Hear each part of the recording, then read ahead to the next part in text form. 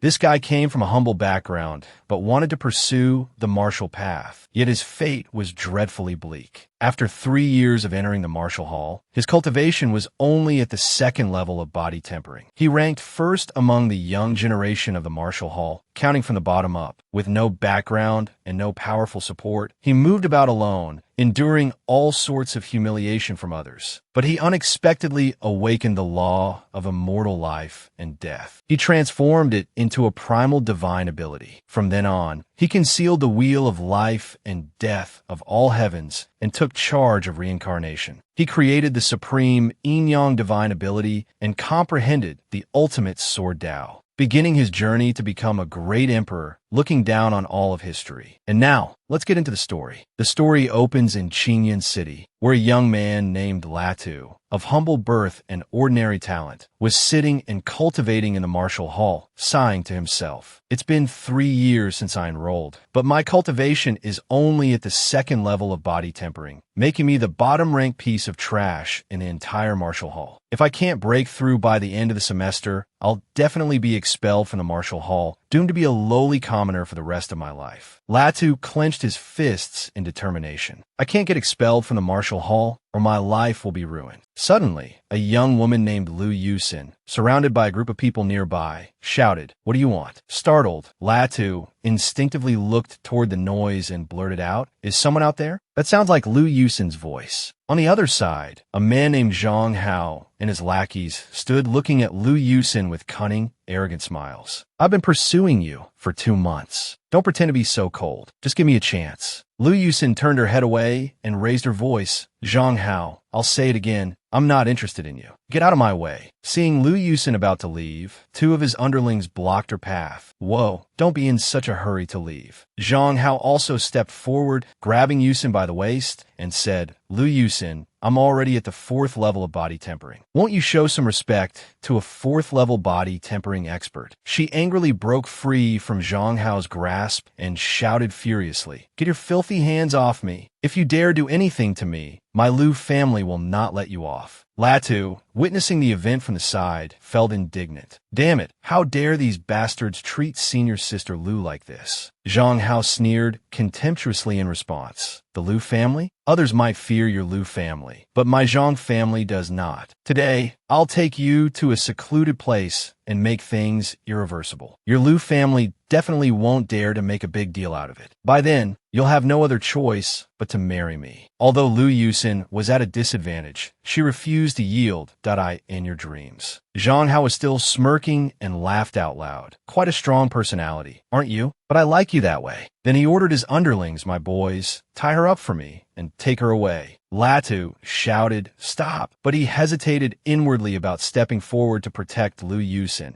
as he was the one with the lowest cultivation in the martial hall. Lu Yusin, as if grasping a lifeline, thought joyfully, "I'm saved. There's someone else here." Zhang Hao turned and saw it was Latu, his tone turning sarcastic. "Dado, I was wondering who it was. Turns out it's our bottom ranker." One of the underlings added, "I heard this guy has a secret crush on Lu Yusin. Does he want to be a hero, saving a damsel in distress?" Lu Yusin's face showed clear disappointment and worry as she looked at Latu. "Why is it Latu? A weakling like him can't possibly help me." Zhang Hao smirked smugly, pointed at Latu, and ordered his lackeys that second-level body tempering piece of trash dares to meddle in other people's business. "Lihai, show him the consequences of meddling." The underling cracked his knuckles, limbering up, and immediately followed Zhang Hao's order, advancing on Latu. "Little trash. Let your grandpa here see how many punches you can take." Then he lunged forward, unleashing a move that sent Latu flying back into the wall, even as he tried to block. Lihai looked at his fist with contempt. "Seriously? You can't even block one punch? And you dare to play the hero, saving a damsel in distress?" Zhang Hao walked over to where Latu lay face down on the ground and said loudly, "A piece of trash like you will be expelled from the martial hall at the end of the semester. You'll spend your whole life as a lowly commoner. What do you have to fight me with?" Latu lifted his head, his face darkening. Then he gathered all his strength to launch a counterattack at Zhang Hao, shouting, let Lu Yusin go. Seeing Latu still stubbornly fighting back, Zhang Hao grew angry. You still dare to fight back? Today, I'll teach you a lesson you won't forget. Quick as a flash, he kicked Latu, sending him flying into the back wall, causing it to crack. He then sneered, "You don't know your own limits." Although Latu was beaten so badly his body trembled uncontrollably, he still angrily slammed his hand against the wall, determined to fight back. Zhang Hao was surprised by his stubbornness, his face darkening with malice. Well, you lowly piece of trash are quite stubborn, aren't you? Today, I want to see just how many moves you can take. Suddenly, a person appeared. It was Elder Wang, who spoke in a loud voice. What are you all doing here? Fighting without permission. You think your cultivation is high enough? If you have time for this nonsense, why don't you scram and go cultivate? Zhang Hao obediently listened, bowing to Elder Wang, but not forgetting to glare at Latu. Consider yourselves lucky. Then he turned and left with his lackeys. Latu snorted in contempt. Elder Wang glanced at him once, then turned and walked away. Lu Yusin looked at Latu, hesitating. She coldly said a word of thanks, then turned and walked out. Only Latu remained in the martial hall, sitting in silent thought. Latu, oh Latu, you've had a secret crush on her for 3 years. The one time you mustered the courage to step forward, this is the result? I'm afraid if Zhang Hao had beaten me to death today, she would have forgotten about it in no time, right? Heartbroken, Latu gritted his teeth. You're truly pathetic. Then he cried out in pain. The jade pendant around Latu's neck suddenly merged into his chest. Latu squeezed his eyes shut. When he opened them again, he found himself in a space surrounded by a multitude of lights. From a distance, Latu saw a large light opposite him shining directly into his chest. Latu screamed in pain as the streams of light continued to surround him. A Bagua symbol appeared, along with a book titled The Life Meridian Chart. Latu clutched his head, gritting his teeth against the pain. A flood of information about the supreme treasure, the life and death pearl, suddenly appeared in his mind. What is the Life Meridian Chart? Did that life and death pearl bring me this information? But what exactly is this supreme treasure, the life and death pearl? Isn't it just an ordinary bead that my father found in the mountains that year? Why are some meridian points quite good? It seems they're the places where Zhang Hao injured me. It seems that by circulating my internal qi to heal the dark spots on the life meridian chart, I can recover from my injuries. Returning to reality, Latu tried circulating the qi he had just learned, feeling the meridians run through his body. Latu clutched his injured body and struggled back to his room. Although he had completely exhausted his internal qi, his injuries were more than halfway healed. If my cultivation weren't so low, I might have been able to recover completely. It's truly miraculous. Latu opened the door and entered his room. According to the information from the pearl, not only can I recover from injuries, but I can also use the life meridian chart to improve the low-level cultivation techniques I've learned. He returned to his seat to cultivate. His yin-yang eyes absorbed energy, forming a bagua bipolar qi of life and death. Latu opened his eyes, overjoyed. Success. This is the bipolar qi of life and death. My destiny has changed now. At the Martial Hall's training ground, while everyone was sparring, Latu strode in confidently, cracking his knuckles and warming up his body. My injuries have fully recovered, and the effects of my cultivation are incredibly clear. I feel like I can break through to the 3rd level of body tempering at any moment. Everywhere Latu went, he was met with contempt from the crowd around the training ground. Didn't Zhang Hao and his men beat him unconscious yesterday? Another person sneered. I heard that kid likes Lu Yusin. He saw Zhang Hao pestering her and rushed out to be a hero, saving a damsel in distress. Just him, a poor kid from a lowly background. He should take a good look at himself, a toad lusting after a swan's flesh. The more they talked, the more sarcastic they became. Lu Yusin is the precious daughter of the Lu family. How could she possibly look at a lowly person like him? He truly doesn't know his place. Latu endured it and continued walking toward the martial arena, thinking to himself, if the cultivation technique can improve martial skills, which is also a way of circulating internal qi, I wonder if it can be enhanced and improved. He let out a breath and unleashed a powerful move.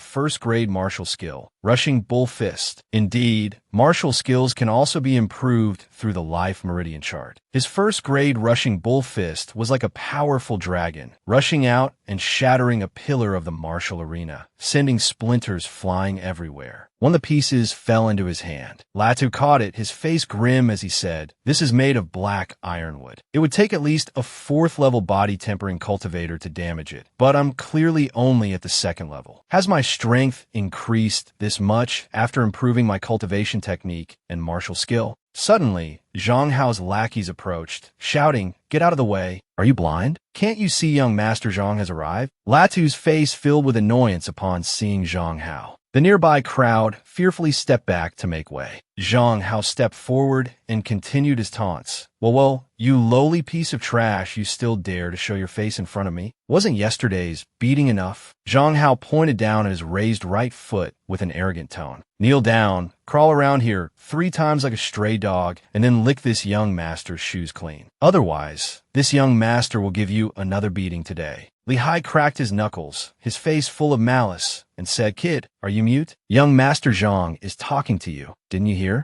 Kneel down obediently." Then Li Hai extended his hand, ordering Latu to comply. But Latu grabbed his wrist and, using his power, broke it, causing him to scream in pain. "You lowly thing." Latu's face was filled with indignation, his voice majestic and powerful. "You bite anyone you see, your mouth full of filth. To call someone like you a dog would be an insult to dogs. Scram!" Latu kicked him, sending Li Hai flying. Zhang Hao and everyone else present were astonished that someone ranked last in the martial hall could possess such power. Zhang Hao shouted angrily, "You dare to strike my man? You're finished today. Even if the heavenly king himself came, it would be useless. Let a piece of trash like you taste my 3rd-grade martial skill, Eagle Claw." Then he unleashed his move, but Latu didn't back down and fought back. "All you can say is trash. Today, I'll let you taste what it's like to be beaten by trash." The 2 moves collided, and Zhang Hao was caught off guard by Latu's strength, which was so much greater than he expected. But he was still stubborn. "You insolent fool. Do you think I'm like that idiot from before?" Seeing him at a disadvantage, but refusing to admit defeat, Latu grew angry that you're the insolent one. Then he showed him the true power of the rushing bull fist. His strength overwhelmed Zhang Hao, injuring his hand and causing him to cry out, clutching it and saying, "My hand." Everyone present was stunned by what they witnessed. What's happening? Zhang Hao was pushed back by Latu. Meanwhile, Latu, still full of fighting spirit, continued to challenge Zhang Hao. Latu stood proudly, feeling triumphant. "The bipolar chi of life and death not only improves my cultivation technique and increases my combat power, but it also creates the bipolar chi of life and death. The life chi can nourish and restore the life meridians, while the death chi can damage and destroy them. In this battle, I'm practically invincible." Zhang Hao, severely injured, trembled and backed away in fear. He couldn't believe Latu's power was so formidable. Latu had no intention of letting him go. He leaped up and delivered a powerful kick to Zhang Hao's chest, breaking 2 of his ribs. Then Zhang Hao was also kicked far away, just like Li Hai, leaving him sprawled on the ground, shocking everyone into a flurry of discussion. "Oh my God, am I seeing things? Is that really Latu? Did he just defeat both Li Hai and Zhang Hao?" It's always been them beating up other people. Although Zhang Hao was beaten so badly he couldn't stand, he still fiercely cursed at Latu. "You little bastard, you dare to hit me? You're finished. You lowly commoner, I'll definitely make you pay a heavy price." Threatening me? It seems I wasn't heavy-handed enough. Latu fearlessly advanced, kicking him again while saying, "Stay down for me." He ground his face into the dirt, knocking him unconscious. He turned and walked away confidently. This Zhang Hao guy is used to being arrogant and domineering because of his family background. He'll definitely seek revenge. However, as long as my strength and cultivation increase quickly, the martial hall will surely value and nurture me. By then, even the Zhang family wouldn't dare to confront the martial hall, because everyone in Yunlong County knows that behind the martial halls in the major cities is the free and unfettered sect. Although the fight was over, the crowd behind was still in shock. How is this possible? Zhang Hao is at the 4th level of body tempering, tempering tendons and forging bones. Latu is only at the 2nd level of body tempering. It seems Latu took down Zhang Hao in just 2 moves. Back in his residence, Latu sat down again, thinking and planning for the future. I only defeated one Zhang Hao. I can't get complacent because of this. If I remember correctly, Zhang Hao has an older brother at the 5th level of body tempering, which is why he's so arrogant and unruly. That guy will definitely seek revenge. But hiding is not a solution. I must find a way to quickly increase my strength. Besides, the annual examination is in 3 months. Latu closed his eyes and began to cultivate the bipolar chi of life and death. Comprehending the bipolar chi of life and death might help me overcome this difficult hurdle. Then he rejoiced as he successfully cultivated to the 4th level of body tempering. Without the life and death pearl, I wouldn't even dare to dream of this cultivation speed. But after reaching the 4th level of body tempering, the speed has slowed down. It seems the effect of the 1st grade cultivation technique is too poor. Even after being improved, it's still limited. To quickly raise my cultivation, I need a higher grade cultivation technique. According to the martial hall's rules, martial apprentices who reach the 4th level of body tempering are eligible to enter the library pavilion to choose 2nd grade martial arts. It seems I have to make a trip. Just as he stepped out the door, Latu met Zhang Hao's older brother, standing outside with his arms crossed, waiting. "Lowly commoner, you finally dare to come out." Latu replied decisively. "Where did this dog come from, barking all over the place?" This enraged him. "You dare to curse me?" Latu pointed at him mockingly. "You must be Zhang Hai, Zhang Hao's older brother, right?" He was defeated by the trash he spoke of and trampled underfoot like a dog. As his older brother, you're naturally a dog too.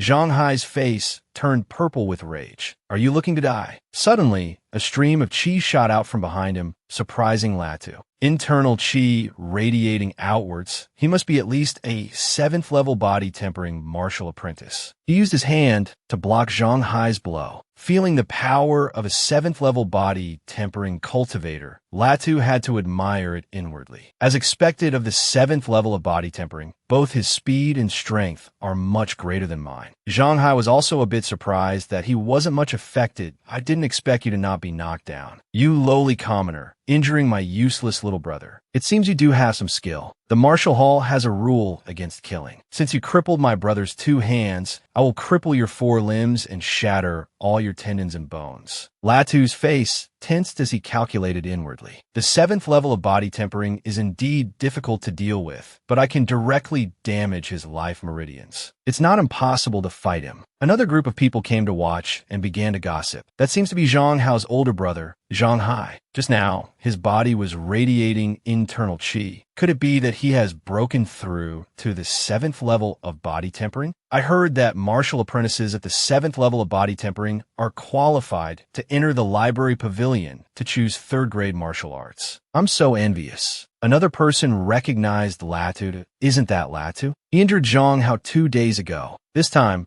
Zhang Hai is taking action personally. Latu is in for some bad luck. He's finished. That's the 7th level body tempering cultivator. Zhang Hai stepped closer to Latu and pointed at him. "Wait until I cripple you." A cripple who can't practice martial arts will surely be expelled. Once you're out of the martial hall, it will be as easy as crushing an ant from my Zhang family to kill a commoner like you with no martial realm. He lunged forward, about to start a proper fight with Latu, but was interrupted by someone's voice. "Stop right there." Zhang Hai froze and turned to look. It was a beautiful young woman exuding a powerful aura, Lu Mengjiao, who was approaching. Everyone present bowed respectfully. Zhang Hai was no exception, bowing and greetings, Teacher Lu. She walked over and criticized Zhang Hai. "That you're Zhang Hai, right? As a 7th level body tempering martial apprentice from the intermediate class, you come to the beginner class to show off your strength and bully the weak. Is this what a martial artist should do?" Zhang Hai hurriedly explained. "Teacher Lu, you've misunderstood. It's because this Latu injured my younger brother. As his older brother, I naturally had to come here to seek justice for him."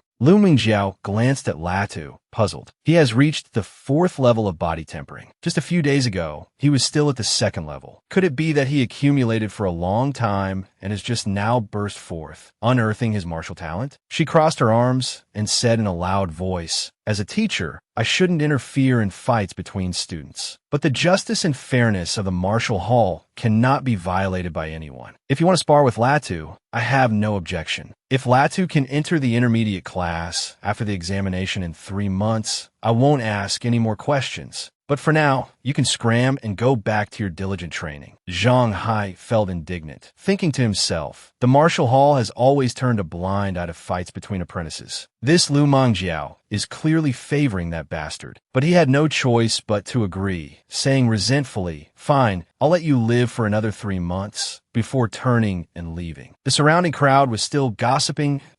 Oh, admirable. This Latu is truly surprising. Even elder Lu has started to pay attention to him. Another person chimed in, admirable? Fine, then you go and pick a fight with Zhang Hao. Zhang Hai is at the 7th level of body tempering. In 3 months, even if Latu reaches the 7th level and enters the intermediate class, he will definitely not be able to win. It's still a dead end. Latu ignored their words and bowed to thank teacher Lu for what just happened. Lu Mengjiao smiled warmly and replied, to be able to accumulate and burst forth at a critical moment shows that you have some potential. Focus on training and strive to pass the examination in 3 months. Then she turned and walked away. Latu watched her go, but his intuition told him something feels off about teacher Lu's life meridians. Then he put a hand to his forehead, deep in thought. A Chi-Si realm martial artist is countless times stronger than a body-tempering realm martial apprentice. I can't help her right now. It's better to quickly choose a cultivation technique and improve my strength. Inside the library pavilion, Latu was examining the books and evaluating them. The variety of martial arts manuals is immense, but they can basically be divided into 3 types: cultivation techniques, martial skills, and movement techniques. These 3 complement each other and are the foundation of a strong martial artist. I must find a cultivation technique that suits me. Latu touched a row of books and analyzed them. 2nd grade cultivation technique, tendon changing and bone forging art. 2nd grade martial skill, dragon tiger fist. 2nd grade movement technique, inch step. The first floor only has 2nd grade martial arts. Higher grade techniques can only be obtained after I enter the intermediate class. Latu looked at the book and spoke his true thoughts, but even a 2nd grade one was something I could only dream of. Suddenly, a voice came from behind. Latu turned around and recognized the familiar person. It was Lu Yusin. Lu Yusin showed concern for Latu. She asked, Latu, are you here to choose a cultivation technique? Latu turned his face away, ignoring her. Seeing this, Lu Yusin pressed forward, saying in surprise, your cultivation has already reached the 4th level of body tempering, but just a few days ago you were still. Latu turned his head back and said to Lu Yusin, Miss Lu, thanks to you, I had a fortunate breakthrough during my fight with Zhang Hao. Hearing this, Lu Yusin raised her hands and waved them, wanted to clear her name, saying that day, thank you. I thought you were fine, so Before Lu Yusin could finish, Latu turned to leave, saying, no need for thanks. I want to go back to cultivate. Farewell. Lu Yusin quickly ran to Latu, not letting him get away. Hey Latu, don't be in a hurry. This year's examination is coming up. Do you have any plans? Latu replied, of course, to break through to the 5th level realm and then enter the intermediate class. Lu Yusin didn't seem to have much faith in Latu's ability. She said in a gentle tone, but Latu, already 16 this year, right? With only 3 months left, isn't that a bit? As if not wanting to continue, Lu Yusin skipped that sentence and said the next. How about this? If you don't pass and have nowhere else to go, you can come to my Lu family. I'll arrange for you to be a guard. What do you think? Latu seemed to mock the idea of being a guard for the Lu family and couldn't help but think if it were the old me, I would definitely consider it carefully. But now, when I was still at the 2nd level realm and stood up for you, I didn't see you care this much. Then he said to Lu Yusin, thank you for your kind offer, Miss Lu. However, you don't need to worry about this matter. I will definitely pass the examination in 3 months. At this moment, from behind Lu Yusin, Su Fei's voice rang out. Did I hear that right? You think you can reach the 5th level of body tempering in 3 months? Lu Yusin, don't you know this guy is a well-known martial arts failure? After so many years of cultivation, he's only at the 2nd level realm, becoming a laughingstock for so many people. He gets a lucky breakthrough, and now he's here spouting nonsense. How ridiculous. Latu heard all of this, but he didn't even know the person in front of him and asked, do I know you? Su Fei's tone was still full of contempt as he replied, of course you don't know me, because you're not qualified to know me. Let me give you a piece of advice. You'd better be aware of your own status. Yusin can't have any involvement with a lowly commoner like you. Lu Yusin couldn't stand it anymore and shouted, Su Fei, stop talking. Latu is someone who helped me. Don't talk like that. Then Lu Yusin said to him, Latu, if you can't pass the examination in 3 months, I can write a letter of recommendation for you. Take the letter to the Lu family, and someone will make arrangements for you. Latu ignored Lu Yuhan's pity-filled letter, turning away from the scripture pavilion and saying as he walked, no need. I have to go back to cultivate. Farewell. Tu Fai watches retreating figure with utter contempt. Given an inch, and he takes a mile. Yuhan, you should pay less attention to this kind of lowlife from now on. If fighting wasn't forbidden in the scripture pavilion, I would have definitely taught him a lesson today. Leaving the scripture pavilion, La Tu thought as he walked, I have the secret technique manuals now. But if I could use medicinal pills and borrow the power of formations like the disciples from prominent families, then in 1 month, I could at least reach the 6th level of the body tempering realm. But both pills and formations require a huge amount of money. Perhaps after I master these 3 techniques, I should think of a way to earn some money. He arrived at the Demon Hunting Guild. As soon as La Tu entered, he realized there were too many experts. 8th and 9th level martial apprentices were a dime a dozen, and there were even Chi Si realm martial artists. In a corner La Tu didn't notice, a group of people were whispering about him, their eyes filled with disgust and contempt. La Tu went to the counter and said to the senior sister there, Hello, I want to register to become a demon hunter. Mocking laughter came from behind him. Hey, this kid isn't mistaken, is he? At most, he's only at the 5th level realm, right? That's even lower than the last guy. Another student from the martial hall? What's with these kids? The senior sister at the guild didn't seem to trust La Tu either and asked him, Little brother, registering as a demon hunter is no joke. You must pass a test before we can grant you the qualification. Hearing this, La Tu said confidently, When does the test start? I want to participate. The senior sister said with a serious face, Little brother, the demon hunter test isn't just about cultivation level, but also actual combat ability. What you'll have to face is a level 1 demon beast, not a wild animal. You should wait until your cultivation is a bit higher before coming back. Zhao Yang came up from behind and said, Oh, this fellow student of mine is so confident. Just let him participate. If he wants to throw his life away, don't stop him. La Tu couldn't help but frown and ask, And who are you? Zhao Yang said haughtily, Remember, my name is Zhao Yang. I heard you've offended young Master Zhang, haven't you? La Tu looked at his strength and thought 7th level realm. It seems he's from the advanced class. Hearing him, La Tu immediately knew why he was being approached as, Oh, you're also one of Zhanghai's lackeys? You really do bite anyone you see. Hearing this, Zhao Yang immediately retorted, You piece of trash are quite arrogant. I heard young Master Zhang was going to teach you a lesson last time, but Teacher Lu stepped in to save you. Otherwise, you would have been crippled long ago. His eyes darkened. This time, there's no one to protect you. If you have the guts, take the demon hunter test with me. What do you say? Do you dare? La Tu looked at Zhao Yang fearlessly and said, All right, what's the wager? Zhao Yang thought to himself, This poor kid from a lowly background has at most cultivated a 2nd-grade martial skill. His cultivation is also lower than mine. There's no way he can win. So he said, Considering a poor kid like you has nothing to bet, how about this? The loser kowtows and apologizes to the winner. How about it? La Tu agreed. All right. Zhao Yang spread his arms and said loudly, Good. Everyone here has heard it. Don't you dare be a coward and back out. The crowd in the guild gathered closer to watch the drama. Hey, students from the martial hall fighting amongst themselves. This is going to be a good show. Right, we all heard it. Neither of you can back out. The senior sister heard their exchange and, having no objections, said to them, All right then, follow me. When they arrived, an old man sitting on a high rock asked, How many? The senior sister stopped and explained, For the demon hunter test, even for the lowest qualification, you must face at least one simulated 1st-rank demon beast. Its strength is comparable to a 5th-level body tempering martial apprentice. But in a real fight, even a 6th-level body tempering martial apprentice with no killing experience is no match for a demon beast. I'll ask one last time, are you sure you want to take the challenge?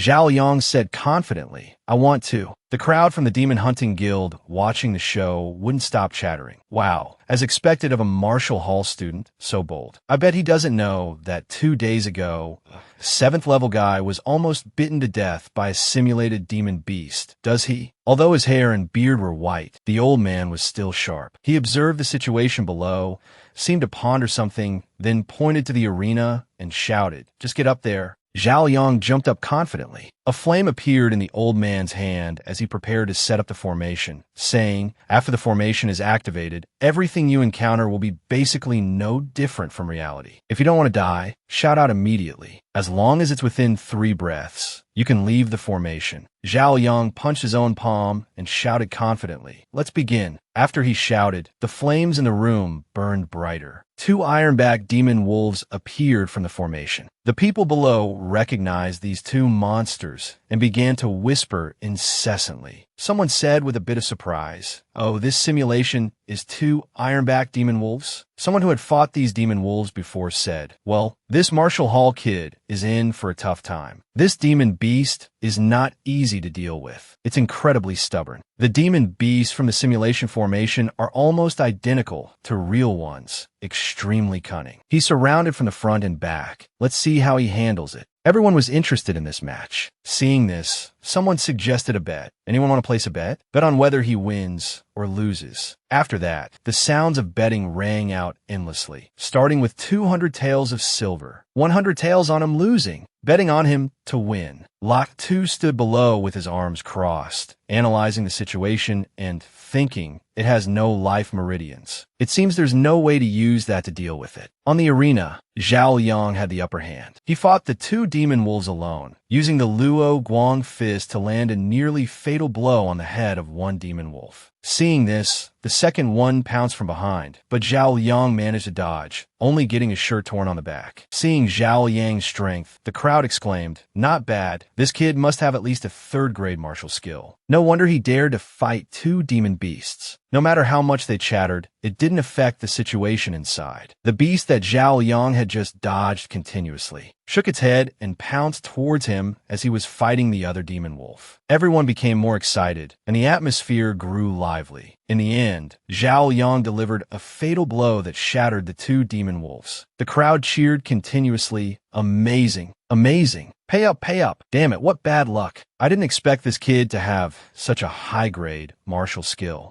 Then came the congratulations from the Demon Slaying Guild staff. "Congratulations on passing the test. I'll get you the Demon Hunter's medal in a moment." Of course, Zhao Yang was very arrogant. He jumped down and gloated at Lot 2. "Trash, it's your turn. Get ready to kowtow and apologize to me." Lot 2 paid no mind to those words and jumped onto the arena. The old man asked him how many he wanted. Lot 2 replied, "I want to challenge 3. Hearing this, the crowd below began to mock him. "Point 3? Did I hear that right? So young, so impulsive. Isn't he only at the 6th level realm? If he can really pass, I, Wang Yun, will twist my own head off and let him kick it like a ball. I bet 500 taels of silver that he'll lose." Zhao Yang said contemptuously, "Even at the 7th level realm, I found it difficult to deal with too. Kid, just wait to kowtow to me." Looking at the 3 ferocious demon wolves growling in front of him, Lot 2 used the fierce tiger stance, rushing forward and knocking back the demon wolves, causing an explosion. This left the crowd below in astonishment. What's this situation? Is it the dragon tiger fist? How can it have such great power? Zhao Yang was endlessly shocked, unable to believe his eyes. How is this possible? That's just the 2nd grade dragon tiger fist. Yet its power is even stronger than my 3rd grade Luo Guang fist. 2 demon wolves flashed past La Tu, pouncing on him relentlessly, showing their anger, but La Tu dodged them all with ease. The onlookers recognized this movement technique. Could that be the inch step? Moreover, it seems he has cultivated it to the point of mastery. The inch step, isn't that a movement technique famous for being difficult to comprehend? He cultivated the ordinary dragon tiger fist to such a formidable level, and now the inch step too. Could this kid be a martial arts genius? He watched the fight and exclaimed in amazement, "That's not all, look. He clearly has the ability to attack again, but he's not making a move. He's using the demon wolves to train his martial skills." La Tu recalled his arduous days of training and sighed to himself, "A level 1 demon beast is only this strong. It seems my desperate training in martial arts this month was not in vain." Latu struck the wolf's chest with one move and said, "Then let's end it here." Then, Latu used the soaring dragon stance towards the demon wolf. "Break for me." The battle was now decided. The people below who had mocked Latu wouldn't stop discussing. What? He actually won. Quick, pay up, huh? Zhao Yang was stunned, unable to believe reality, saying, "Impossible. He's clearly only at the 6th level realm. How is this possible?" The old man on high said, "Test passed." Latu walked down and said to Zhao Yang, "Senior brother Zhao Yang, according to our agreement before the fight, shouldn't you be kowtowing and apologizing now?" Zhao Yang gritted his teeth and replied, "Kid with the surname La, don't push it too far." Latu held out his hand and said, "You were the one who proposed the bet. Are you going to go back on your word? Everyone is watching you." The onlookers who went wherever the wind blew had just been praising Zhao Yang, but now they turned to support Latu, saying continuously, that's right, kowtow, quickly. Don't go back on your word. We've been waiting for you for half a day." Of course, Zhao Yang wouldn't actually kowtow because of this. He felt anxious and annoyed, saying, "When conducting yourself, you should always leave a way out for future interactions. Latu, don't push your luck." Zhao Yang's lackeys also chimed in, "That's right, Tuesday. Since you've already won, why must you push him into a corner? We're all students of the martial hall. We'll definitely see each other again. Do you really want to make Zhao Liang kowtow and apologize? Isn't that going too far?" Latu immediately retorted, "If I were the one who lost, would you have let me go?" As expected, he had hit a nerve, and those students fell silent. Someone who had been speaking loudly just now only dared to whisper this. Latu didn't let Zhao Yang off, saying, "Kneel down and kowtow to me right now." Zhao Yang gritted his teeth and asked him, "Do you really want to be my enemy to the very end?" Latu's lips curled into a sneer. "Why didn't I see you considering this problem earlier? Stop talking and kneel down and kowtow." Unable to bear the humiliation, Zhao Yang rushed forward to attack Latu, shouting, "I'll cripple you." Latu nimbly dodged, then used the soaring dragon stance to punch toward Zhao Yang. Zhao Yang was still in shock. "You can dodge that." Then he met Latu's attack with a punch that had little power. The result was indisputable. Zhao Yang was sent flying far from the arena. Latu grabbed his head and pushed it down, saying, "Kneel for me." Zhao Yang cried out as Latu continued to criticize him. A man must dare to take responsibility for his actions. Then he walked away with his head held high. The people behind him went up to Zhao Yang, constantly chattering around his ears. Zhao Yang lost so completely. The public humiliation was a heavy blow, causing his eyes to flash with hostility. He slammed his fist on the ground and said, "Latu, if I don't get revenge for this, I swear I'm not a man." At Shui Wu Mountain, I never expected there to be a place with such beautiful scenery outside the city. Latu stood on a high branch observing and couldn't help but exclaim, "This is my first time hunting. I hope I can gain something." Suddenly, he felt a killing intent from the bushes and became alert. There's killing intent. Latu didn't care what it was. He just slashed at it and the surrounding trees. "Whatever it is, take a strike from my sword first." With a swish, the head of a spotted venomous snake was cut off. Latu held the snake's head in his hand and assessed it that a black spotted venomous snake. Its poison sac and snake gall are a decent harvest. The life and death pearl can easily help me detect life forms around me. It really saves more than half the effort when hunting. I'll have to work harder in the next few days. And in the subsequent hunts, Latu continuously reaped spoils. He stood on a tall tree, summarizing his 2 days in the forest. "I've earned several taels of silver in these 2 days, and my cultivation has reached the 6th level realm, but still not enough. I have to work harder." Suddenly, a loud noise from a corner of the forest caught Latu's attention. He sensed a formidable demon beast. This commotion seems to be from no ordinary demon beast. Latu was not afraid and leaped across the rocks, quickly arriving at the scene to see an iron-tailed demon tiger, and it was fighting with a group of people. The demon tiger swiped its claws. One of them dodged, but he was still pinned to the ground by its paw. The others cried out in alarm, "A fey." The demon tiger whipped its tail at the remaining people, sending them all flying. Then it approached the man holding 2 axes, who stepped forward and warned, "Big brother, be careful." Latu rushed up and launched a palm strike at the demon tiger. The man with the 2 axes looked at him and said, "Many thanks, little brother. My name is Yuan Daesan, but we have to deal with this demon tiger first. We can talk later." Immediately, the demon tiger charged at the two of them, but they both dodged. Yuan Daesan brought down his two axes using the mountain-splitting axe technique, and La Tu used the fierce tiger stance. Both of them inflicted damage on the demon tiger, momentarily dazing it. At this moment, La Tu's soaring dragon stance rushed forward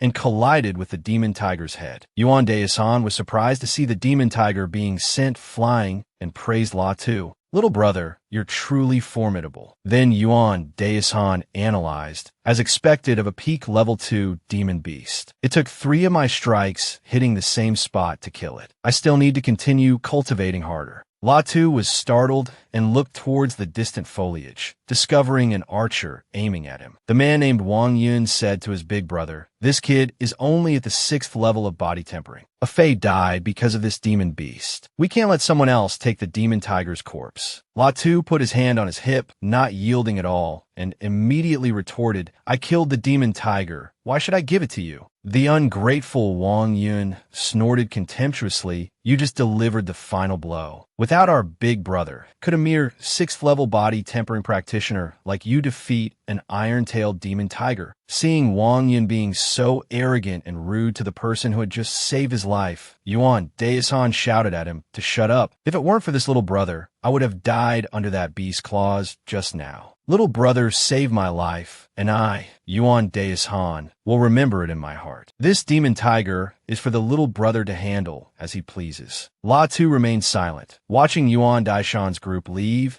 and thinking to himself, "This Yuan Daesan has a good character, unlike the others." Then Yuan Daesan ordered his subordinate, "Let's go." On the way, the man named Wang Yun was reprimanded by his big brother. "Wang Yun, stop that thought of yours right now. That little brother's strength is extraordinary, and his background is likely not small. Besides, he saved my life. We cannot be ungrateful." Although he was displeased, he had to suppress it and say, "Big brother's teaching is right." Night fell, and Yuan Daishan's group sat by a fire. But it seemed someone was missing, so Yuan Daesan asked, "Where are Wang Yun and Zhang Han?" A subordinate replied. Wang Yun said he wanted to go see if there was any prey, and Zhang Han went with him. Yuan Daesan sensed that something bad was about to happen, his face full of worry. "This is bad. Those two bastards must have gone to find that little brother. Something big is going to happen." On La Tu's side, he was carrying the demon tiger's corpse on his back, thinking as he walked, "It's already so dark. It seems I can only find a safe place to spend the night." Suddenly, a streak of light flew towards La Tu as if someone was trying to assassinate him. But luckily he was nimble enough to dodge it, causing it to hit the base of a tree with a loud explosion. La Tu turned to look in the direction the light came from. 2 men were standing in the distance with swords, and he said, "What is the meaning of this, you two?" The man named Wang Yun spoke with an arrogant and conceited tone, "Kid, don't play dumb. You know what we want. Drop the goods and get lost." La Tu's face darkened, but he replied without fear, "And what if I don't?" The man named Wang Yun pointed at himself and said, "Then don't blame us for being impolite." La Tu snorted with contempt. "You want my things? Just based on 2 ungrateful pieces of trash like you? Are you worthy?" Wang Yun lost his patience and pointed his sword at La Tu, annoyed. "Kid, if you don't know what's good for you, then don't blame us for being impolite." At this moment, whether by coincidence or intentionally, Zhao Yang was also there. He stood from a distance and said, "I didn't expect it to be so lively. How about adding me to the mix?" La Tu, oh La Tu, it seems your social connections are really poor. I'm not the only one who wants to deal with you.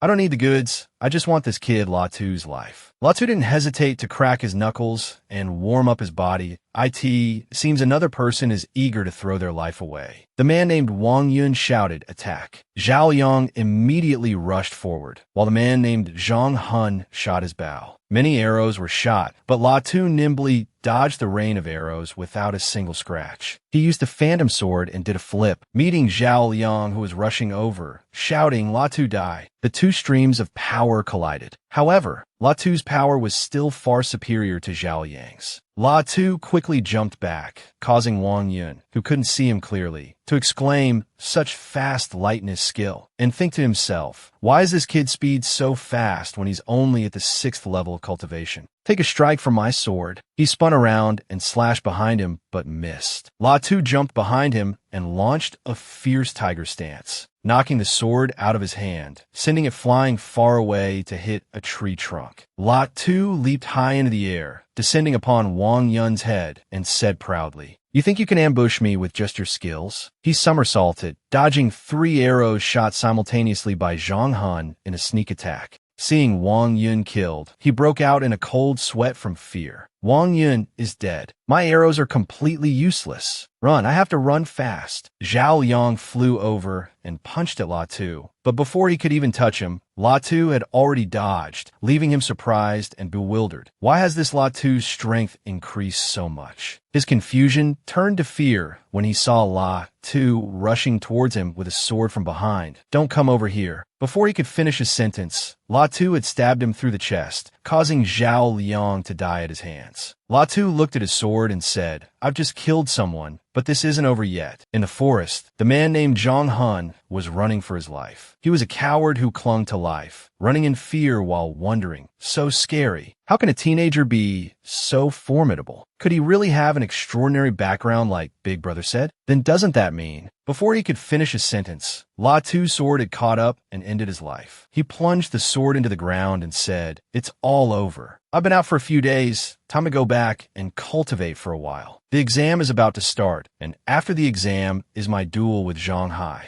At the martial arts arena, all the students of the martial hall were present. Latu stood below the stage, looking up at the crystal ball placed solemnly on the table. Everyone was feeling uneasy, not knowing if they would pass this exam. However, Latu was not worried at all. Recalling the time, he bought a set of formations. "Give me a set of the first-rank spirit gathering formation and a chi nurturing pill." And Latu had cultivated very diligently in the forest. Latu looked at his hand and said, "By relying on the life and death pearl to improve my body, my cultivation speed has increased dramatically, allowing me to break through to the 7th level of body tempering in such a short time." 2 other guys approached Latu and jeered, "Isn't this Latu? He's Latu, all right. He's got some real nerve." The other one also leaned in and whispered, "Zhang Hai is a genius of the intermediate class. I heard he broke through to the 8th level of body tempering during his closed-door cultivation a while ago. If Teacher Liu hadn't protected Latu back then, he would have been crippled by Zhang Hai." Another one said, "I heard Zhang Hai isn't planning to take the exam for the advanced class. It's because he's waiting for Latu to get into the intermediate class. Then he'll avenge his younger brother and teach him a lesson." Latu said nothing and stepped forward. An elder standing above ordered everyone to be silent. Those participating in this year's test stepped forward. Among them were Latu and the man named Zhang Hao. The people behind them all sneered and mocked him. The man named Zhang Hao turned to his older brother and said, "Brother, once Latu passes the exam, he'll be a student of the intermediate class. At that time, when you duel him, the martial hall teachers will have no reason to interfere." Zhang Hao said, full of confidence, "Don't worry. I'm skipping the exam this time to avenge you. I have to teach that kid a lesson." Soon after, the test began. The first person was Yin Tong, who passed the test. In the following turns, many people failed. When it was Latu's turn, the people below continued to badmouth him. "I heard he's a student from the primary class with an ordinary family background. Yet he dared to provoke a descendant of the Zhang family." Latu disappeared without a trace before. He probably got scared and ran away. It'll be a good show to watch when he embarrasses himself in the test in a moment.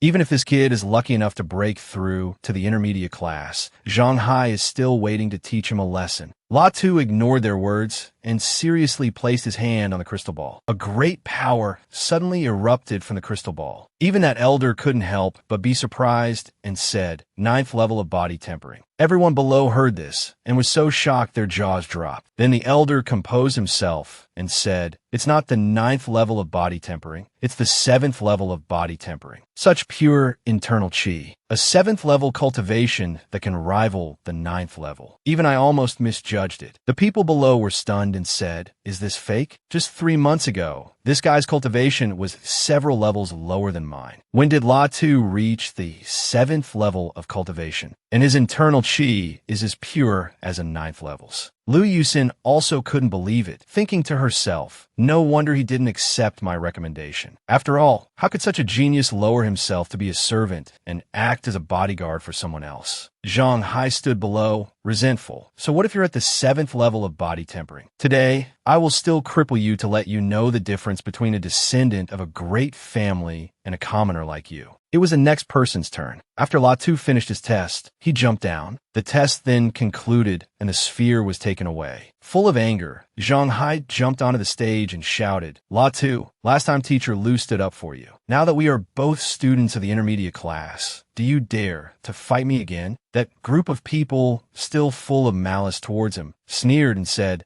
serve him right for drawing so much attention. Just a poor kid from a commoner background. What's the use of having a high cultivation level? Zhang Hao's cultivation is even higher, and he has better martial skills provided by his family. That's right, that's right. Besides, who knows what special tricks La Tu used to raise his cultivation. As before, La Tu ignored their words and leaped onto the stage where Zhang Hao was standing. Zhang Hao, still very arrogant, reminded him, La Tu, don't think you can compare to me just because you have a 7th level body tempering cultivation. I will let you know how vast the gap between us is. Before, I told you to accept your punishment and you refused. Now, even if you kneel and beg for mercy, I won't let you off. From now on, you can live out the rest of your days in bed. La Tu, his face as cold as ice, asked Zhang Hao back. You mean you want to cripple me? Zhang Hao immediately replied, correct. For a lowlife like you, as long as I don't kill you, the martial hall can't do anything to me. La Tu beckoned with his hand, challenging Zhang Hao. All right, if that's the case, then come on. Trash! Don't be so arrogant. Zhang Hai rushed forward, throwing a punch at La Tu, but he dodged it as quick as a flash. The two engaged in a fight. The more Zhang Hai fought, the more ferocious he became, but La Tu dodged all his attacks. Below the stage, everyone's eyes were opened as they marveled. Is La Tu's movement technique that exquisite? Could it be that he has already reached minor mastery? No, Zhang Hai can't even touch him. I'm afraid it's already at major mastery. Ridiculous. He only knows how to dodge and doesn't dare to fight Zhang Hai head-on. Seeing that La Tu only dodged and didn't fight back, the enraged Zhang Hai's face contorted as he struck again. Damn it, you only know how to dodge, you cowardly lowlife. He raised his leg to kick, but this time La Tu didn't dodge. Instead, he directly blocked it with his hand, causing Zhang Hai to rejoice inwardly. This kid isn't dodging anymore. Then he unleashed the mountain's severing palm, striking straight ahead,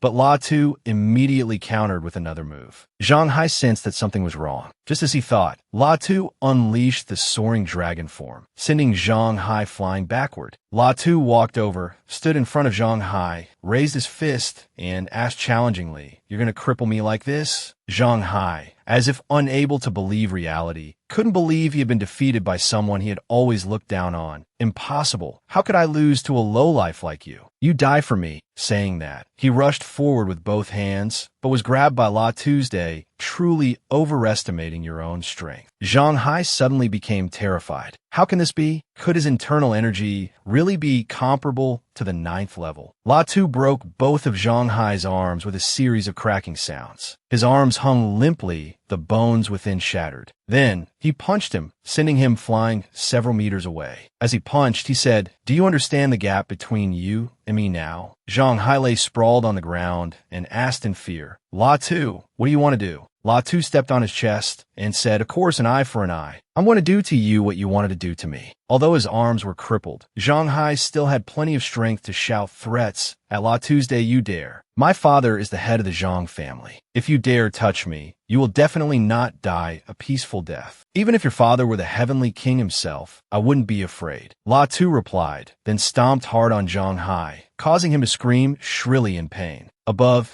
two people stood watching, witnessing everything. The Hall Master asked Elder Zhuang, "You said this Lot 2 has a 7th level body tempering cultivation, but his internal energy is on par with a 9th level." The Elder confirmed to the Hall Master, "Over 3 months ago, Lot 2 was only at the 2nd level of body tempering. A commoner background, but with such a cultivation level. A rare genius. He can be nurtured as a key prospect." The Hall Master gave the order, and the Elder immediately complied. Over at Zhang Hai's home, the father of Zhang Hao and Zhang Hai slammed his hand down in a fit of rage upon learning his son had been beaten, such a vicious heart, to actually sever all of Hai's meridians. "I must avenge my son's grievance." Zhang Hao, kneeling on the ground, said to his father, "Father, you must seek justice for my older brother." His father, furious, kicked him in the chest and yelled, "You worthless thing! Isn't this the result of your arrogant and domineering behavior at the martial hall?" Guards. The scene changes to the 2nd floor of the scripture pavilion. Latu walked while listing the 3rd grade martial arts in his head: mountain splitting and cliff breaking palm, green dragon sword technique, swift wind sword technique, willow moon family technique, Chinquan staff technique. The quantity is much less than the 1st floor. 3rd grade martial arts are truly precious. Every single scroll is incredibly appealing, but what I need most isn't these types of martial skills or sword techniques, but an internal cultivation method. Only an internal cultivation method is the most fundamental foundation. A peak 3rd grade internal cultivation method is even better than the improved muscle tendon changing and bone forging. This is it. Suddenly, an elder walked over and reminded him, "Are you sure you want to choose this cultivation method? Young man, your talent is not bad, but this cultivation method is extremely difficult to practice. In the past 800 years, only 3 people in the martial hall have successfully cultivated it. Don't waste this opportunity to choose a martial art." Latu bowed to thank the elder for his reminder. "However, I have already chosen it. If I'm going to practice something, of course I'll practice the best." The elder had no other choice.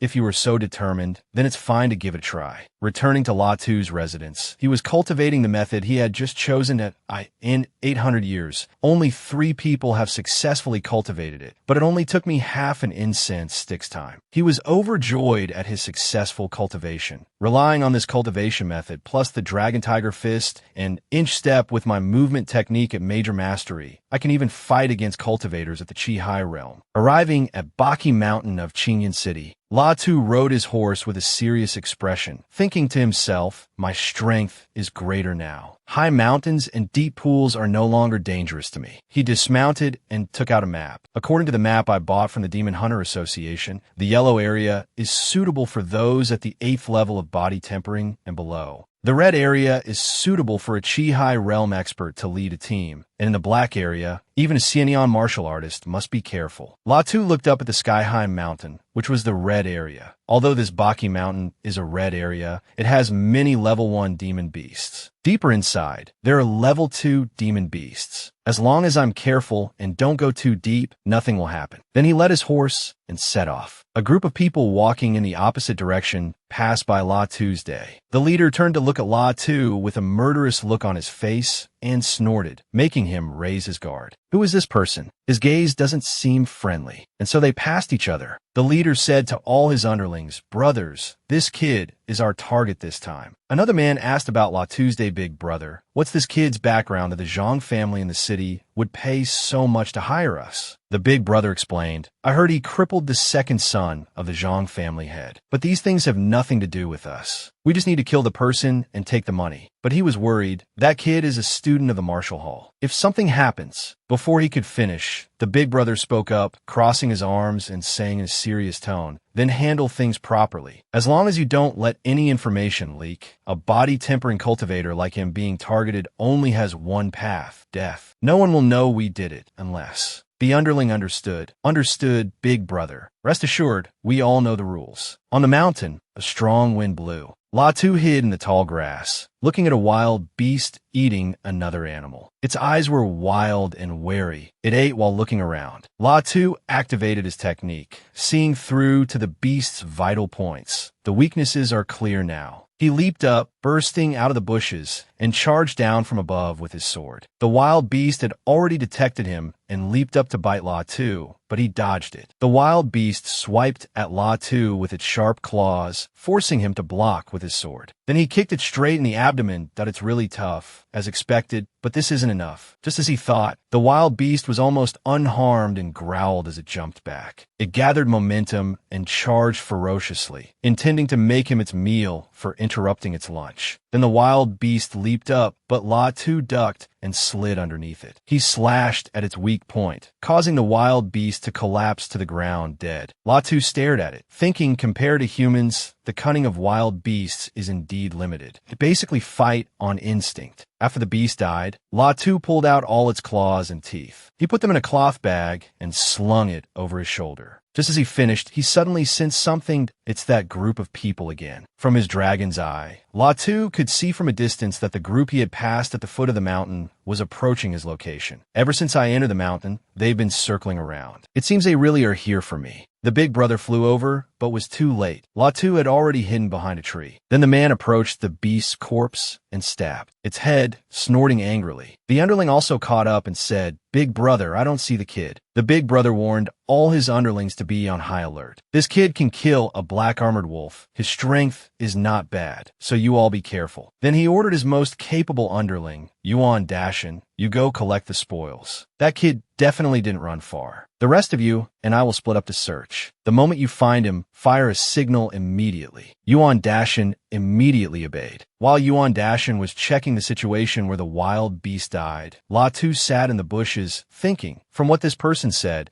it's probably not Yuan Dashin wanting revenge for his brother, but someone hired them to kill me. Someone who has a grudge against me and wants me dead. It must be Zhang Hai and the Zhang family of Qingyan City, right? I'm a student of the martial hall. It seems this group of people are desperados. La Tu continued to look through to see where they were, and he saw that the group was splitting up. It's him. I'll capture him and get the full story. Seizing the opportunity, La Tu rushed out like a gust of wind, but was discovered by Yuan Dashin, who turned with his weapon.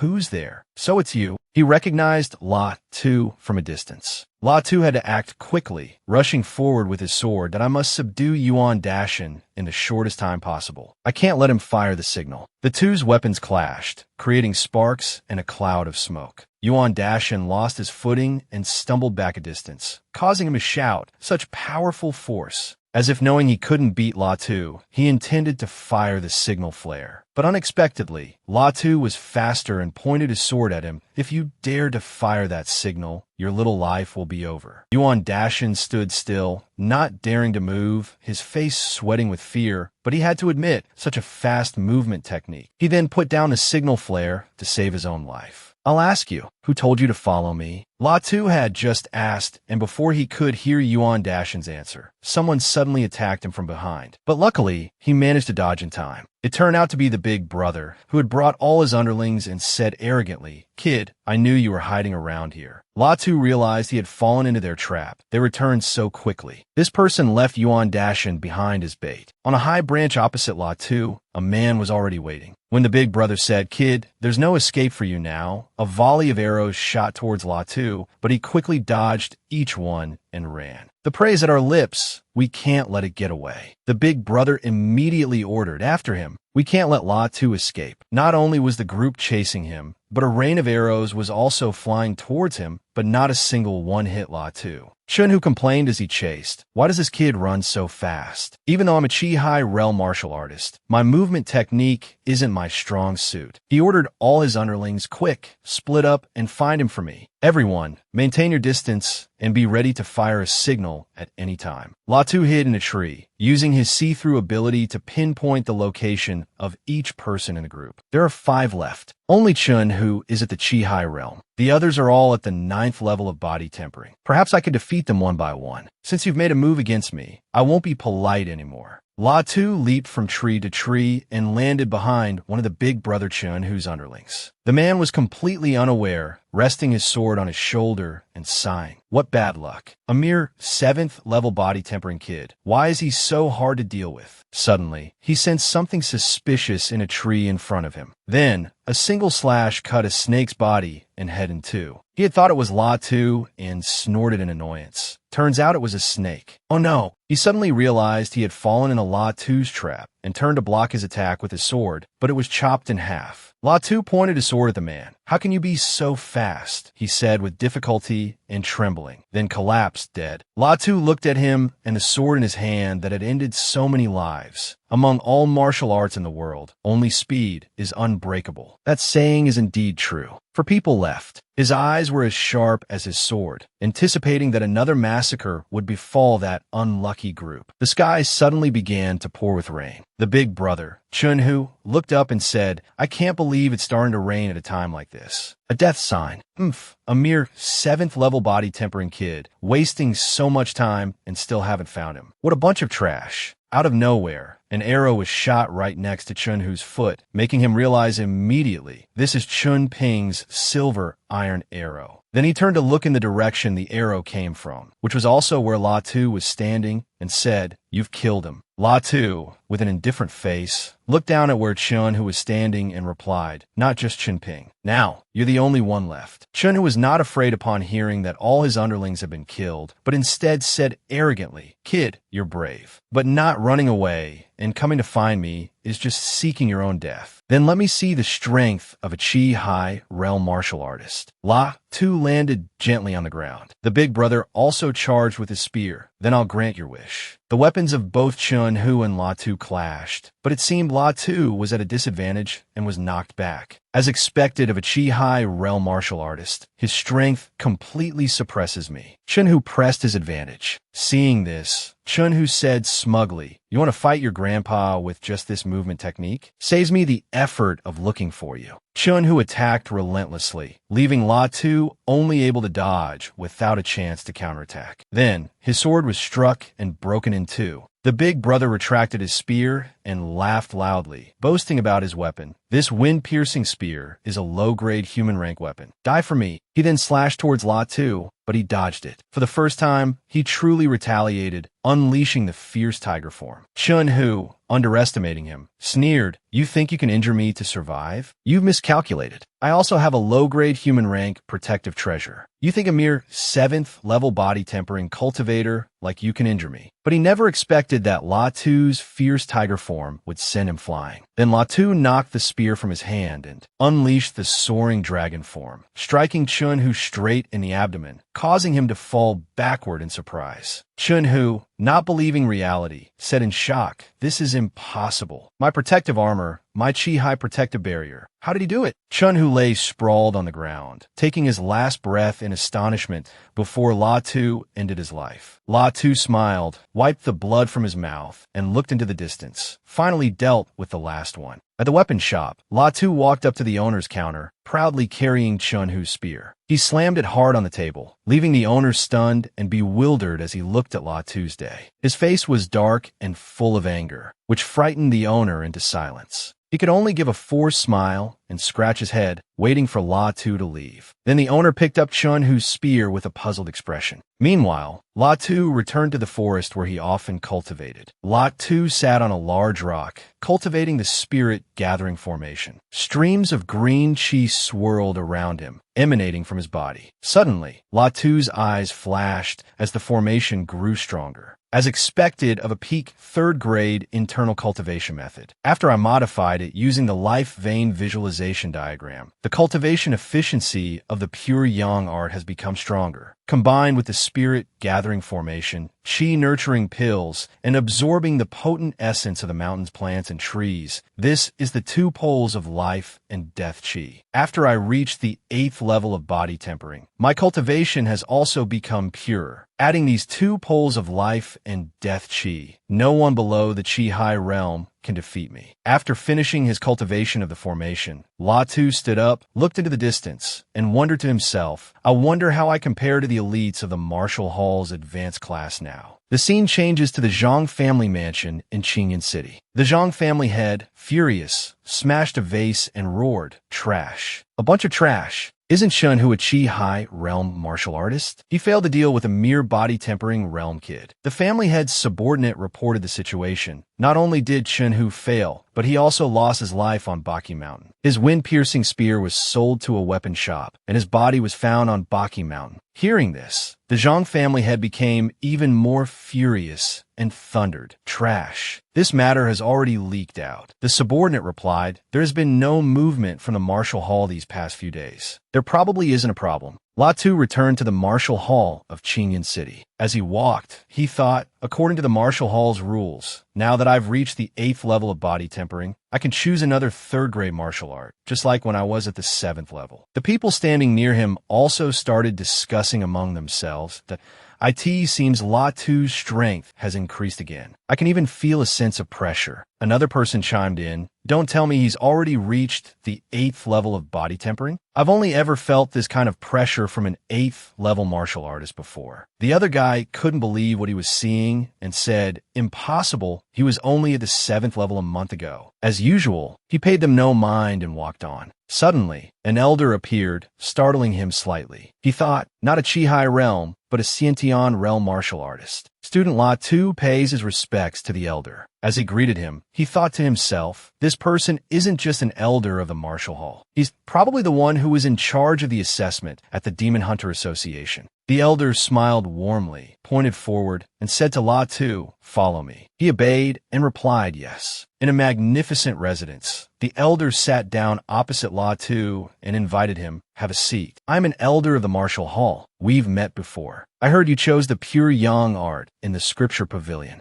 Latu immediately replied, "Yes, elder." The elder smiled kindly and continued, "I see your cultivation has reached the 8th level. To break through once a month is not simply a matter of good talent. It seems you have successfully cultivated the pure yang art." He said nothing and just nodded. Elder Zhuang seemed very pleased, as shown on his face, and said, "Excellent, excellent. To be able to cultivate it within a month. In this Qingyan Martial Hall, no one can compare to you. You could even rank among the top 10 students in Yunlong Prefecture." Then the elder's expression changed, as if he wanted to tactfully ask him, "Are you confident about the martial arts grand tournament in 2 months?" Latu scratched his head, looking a bit hesitant, and said humbly, "I've only just entered the 8th level. I'm afraid I can't compete with the senior brothers from the advanced class." Elder Zhuang tried to persuade him, saying, "With your talent, the Martial Hall will focus on nurturing you. However, if you want better cultivation methods or more resources, you must rely on your own strength to seize them." After the conversation ended, Latu walked away, his mind full of thoughts. The annual martial arts grand tournament is an opportunity to be seized. Within these 2 months, I've chosen the rushing thunder sword technique. However, I must first choose a good sword. Latu went to the weapon shop. He quickly chose a sword he was satisfied with and said, 600 origin chi stones to buy one. Not bad. Now to buy some pills. He continued to the pill shop to choose his items, but then Latu put his hand on his chin, pondering the price. The pills are not bad, but the price. While he was thinking, someone approached and called out, "Shopkeeper, do you have any ice spirit pills?" It turned out to be Lu Mengjiao, the Martial Hall teacher who had saved him once before. The shopkeeper rushed over, his face a bit hesitant, and said to Lu Mengjiao, "3rd-grade pills are only available at the Formation Arts Guild. My small shop at most only has 2nd-grade pills. Please forgive me, miss." Lu Mengjiao's face was full of disappointment. Unable to buy a 3rd-grade pill, she turned to leave. "Forget it. I'll try looking elsewhere." Suddenly, Lu Mengjiao felt a headache wash over her, causing her to lose her balance and sway, about to fall. Not good. Latu stepped forward in time to catch her before she fell. When he touched Lu Mengjiao, he felt that her body was too hot. Lu Mengjiao, uncomfortable, said in a weak voice, "Latu, take me away." As quick as a flash, Latu picked Lu Mengjiao up and leaped outside. "Teacher Lu, where are we going?" Lu Mengjiao replied, "To my residence." Latu obeyed without delay and carried her, running as fast as the wind, surprising everyone around them. Latu's eyes flashed. He could see through every acupoint on Lu Mengjiao's body and thought, the extremely hot aura in her body isn't quite right. Arriving at Lu Mengjiao's small courtyard, she had already been lying on the bed resting for a short while. Then she woke up, looked towards the standing Latu, and said politely, "Latu, thank you." Latu replied, "Miss Luke, no need to be so polite. It's what I should do." "I wonder what happened to Miss Luke just now?" Lu Mengjiao shyly covered her face, thinking, I almost didn't make it through today. The ice spirit pills are all used up. Then she explained to La Tu, I was born with fire yang, sever meridians. Every 7 days, I suffer from searing pain. Since I was young, I've mainly relied on ice attribute medicinal pills to suppress it, but its effect is getting weaker and weaker. I've used up all the pills, and even if I had more, I would only have 2 years left. La Tu clasped his hands and offered to help Luke Mong Jiao. I have a way. Miss Luke, could you let me help you take a look? Luke Mong Jiao recalled when La Tu carried her back and asked him back, you can't cure my illness. I don't need your help. La Tu hurriedly explained, Miss Luke, please don't misunderstand. I have no intention of offending you. Besides, your meridian illness is an incurable disease, right? How did you know? Luke Mong Jiao frowned and asked, then thought back to when La Tu brought her back and took care of her, tucking her in. Although my mind was hazy just now, I could still be certain. He didn't use his internal chi to check my body. So how did he know? La Tu explained, I know a little about medicine. Just now, I noticed a scorching aura emanating from Miss Luke's heart meridian. I think Miss Luke has already sought medicine from some martial Dao grandmasters or great doctors, but to no avail. Why not let me try? However, I need to think it over carefully. Luke Mong Jiao agreed to his request,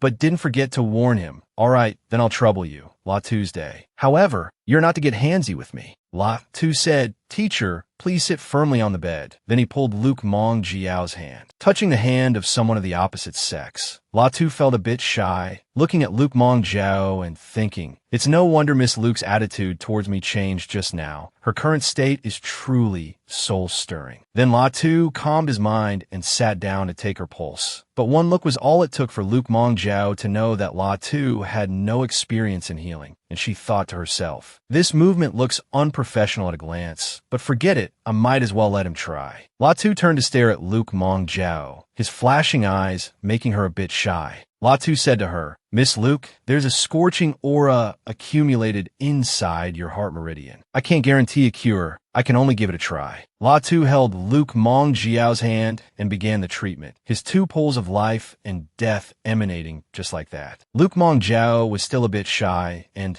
just replied with a waiting for La Tu to treat her. He thought, my 2 poles of life and death are absorbing the scorching aura in Miss Luke's heart meridian. Luke Mong Jiao looked at La Tu treating her, feeling a bit hesitant and worried for him. As long as the flame is completely absorbed, I could be free from the yang, severed meridians. Even a Chi-Si martial artist like me can't withstand it. How can a newcomer at the body tempering stage like him endure it? Should I stop him now? Suddenly, a stream of fire chi escaped, scorching the entire room. Luke Mong Jiao's body suddenly felt tired, her eyes a bit dazed. Then she unconsciously lay on La Tu's lap and fell asleep from exhaustion. After La Tu absorbed the flame power from Luke Mong Jiao, he spoke again. I'm sorry, teacher, I have absorbed a portion of the flame power from your heart meridian, but my cultivation is too low, so I still can't completely resolve it. Luke Mong Jiao's face was sorrowful, a bit disappointed, but La Tu reassured her and continued, but it will be fine after I absorb it a few more times. Hearing this, Luke Mong Jiao regained her spirits and happily asked him back, really? La Tu confirmed with her, it's true, but not today. My cultivation is too low, and just now I couldn't control the flame power that leaked out. Luke Mong Jiao remembered when she was tired and lay on La Tu's lap, which made her blush beet red, and she said, I'll go call someone to repair this room. La Tu, you go rest in the room next door. I'm going out to buy you a cloak. Although your clothes weren't burned by the flame just now, they were still slightly damaged. After that, she went out to buy things. La Tu watched Luke Mong Jiao's departing figure and said, Teacher Luke is not only beautiful, her figure is also beautiful. She's even more beautiful when she smiles. Then he thought again, just now, absorbing Teacher Luke's erupting flame gave me an epiphany, which is the law of the great Tao of life and death. Fire is the source of life and also the source of destruction. Rebirth from fire is life. Burning the sea is death. And then he was joyful again, but I'm already at the 9th level of body tempering. Moreover, I've even awakened the internal chi, the fire attribute true chi of a Chi-Si martial artist. And body tempering has no attributes, Only upon reaching the innate realm can one awaken them. Furthermore, because I just had an epiphany about the great Tao of life and death through this flame, it has also split into the fire of life and the fire of death. Latu controlled the two poles of life and death in his body and continued to calculate and think, my body can't absorb anymore. I must refine the flame power absorbed from Teacher Luke before I can continue to absorb more. The fire yang sever meridians are an incurable disease for Teacher Luke, but for me, it's a great help, even better than taking medicinal pills. When Luke Mong Jiao returned from her shopping, Latu said to her, Teacher Luke, in 7 days, I will come again to help you with your treatment. Hearing Latu keep calling her teacher, Luke Mong Jiao didn't like it and turned to the other side, saying, I'm only 21 years old, not much older than you. Latu blushed and asked her, then should I call you Sister Luke or Sister Mong Jiao? Luke Mong Jiao also felt a bit shy when Latu called her sister, but her tone was cold as she replied, call me whatever you like, just don't call me Teacher Luke. Latu scratched his head and said, I understand. The conversation between Latu and Luke Mong Jiao ended. On the way back, he thought, helping Sister Mong Jiao with her illness allowed me to break through to the 9th level of body tempering. But in these 2 months, I still have to hone my skills to increase my strength, at least to the great completion stage of the rushing Thunder Sword technique. Latu arrived at Baki Mountain and stood before the gate of Baki Village. On another side, in front of the Zhang family's gate, there was a commotion. A subordinate of the Zhang family saw this and shouted loudly, who is so bold as to offend the Qingyun sword clan? It turned out to be Captain Han of the Green Armor Guards. His face darkened, his tone resolute as he said, the head of the Zhang family, Zhang Xiaoxiong, is suspected of murdering a student of the Martial Hall. The Green Armor Guards are on duty. Unrelated personnel, step aside. Zhang Xiaoxiong stepped out and said, Captain Han, without any evidence, what is the meaning of barging into my Zhang family's residence?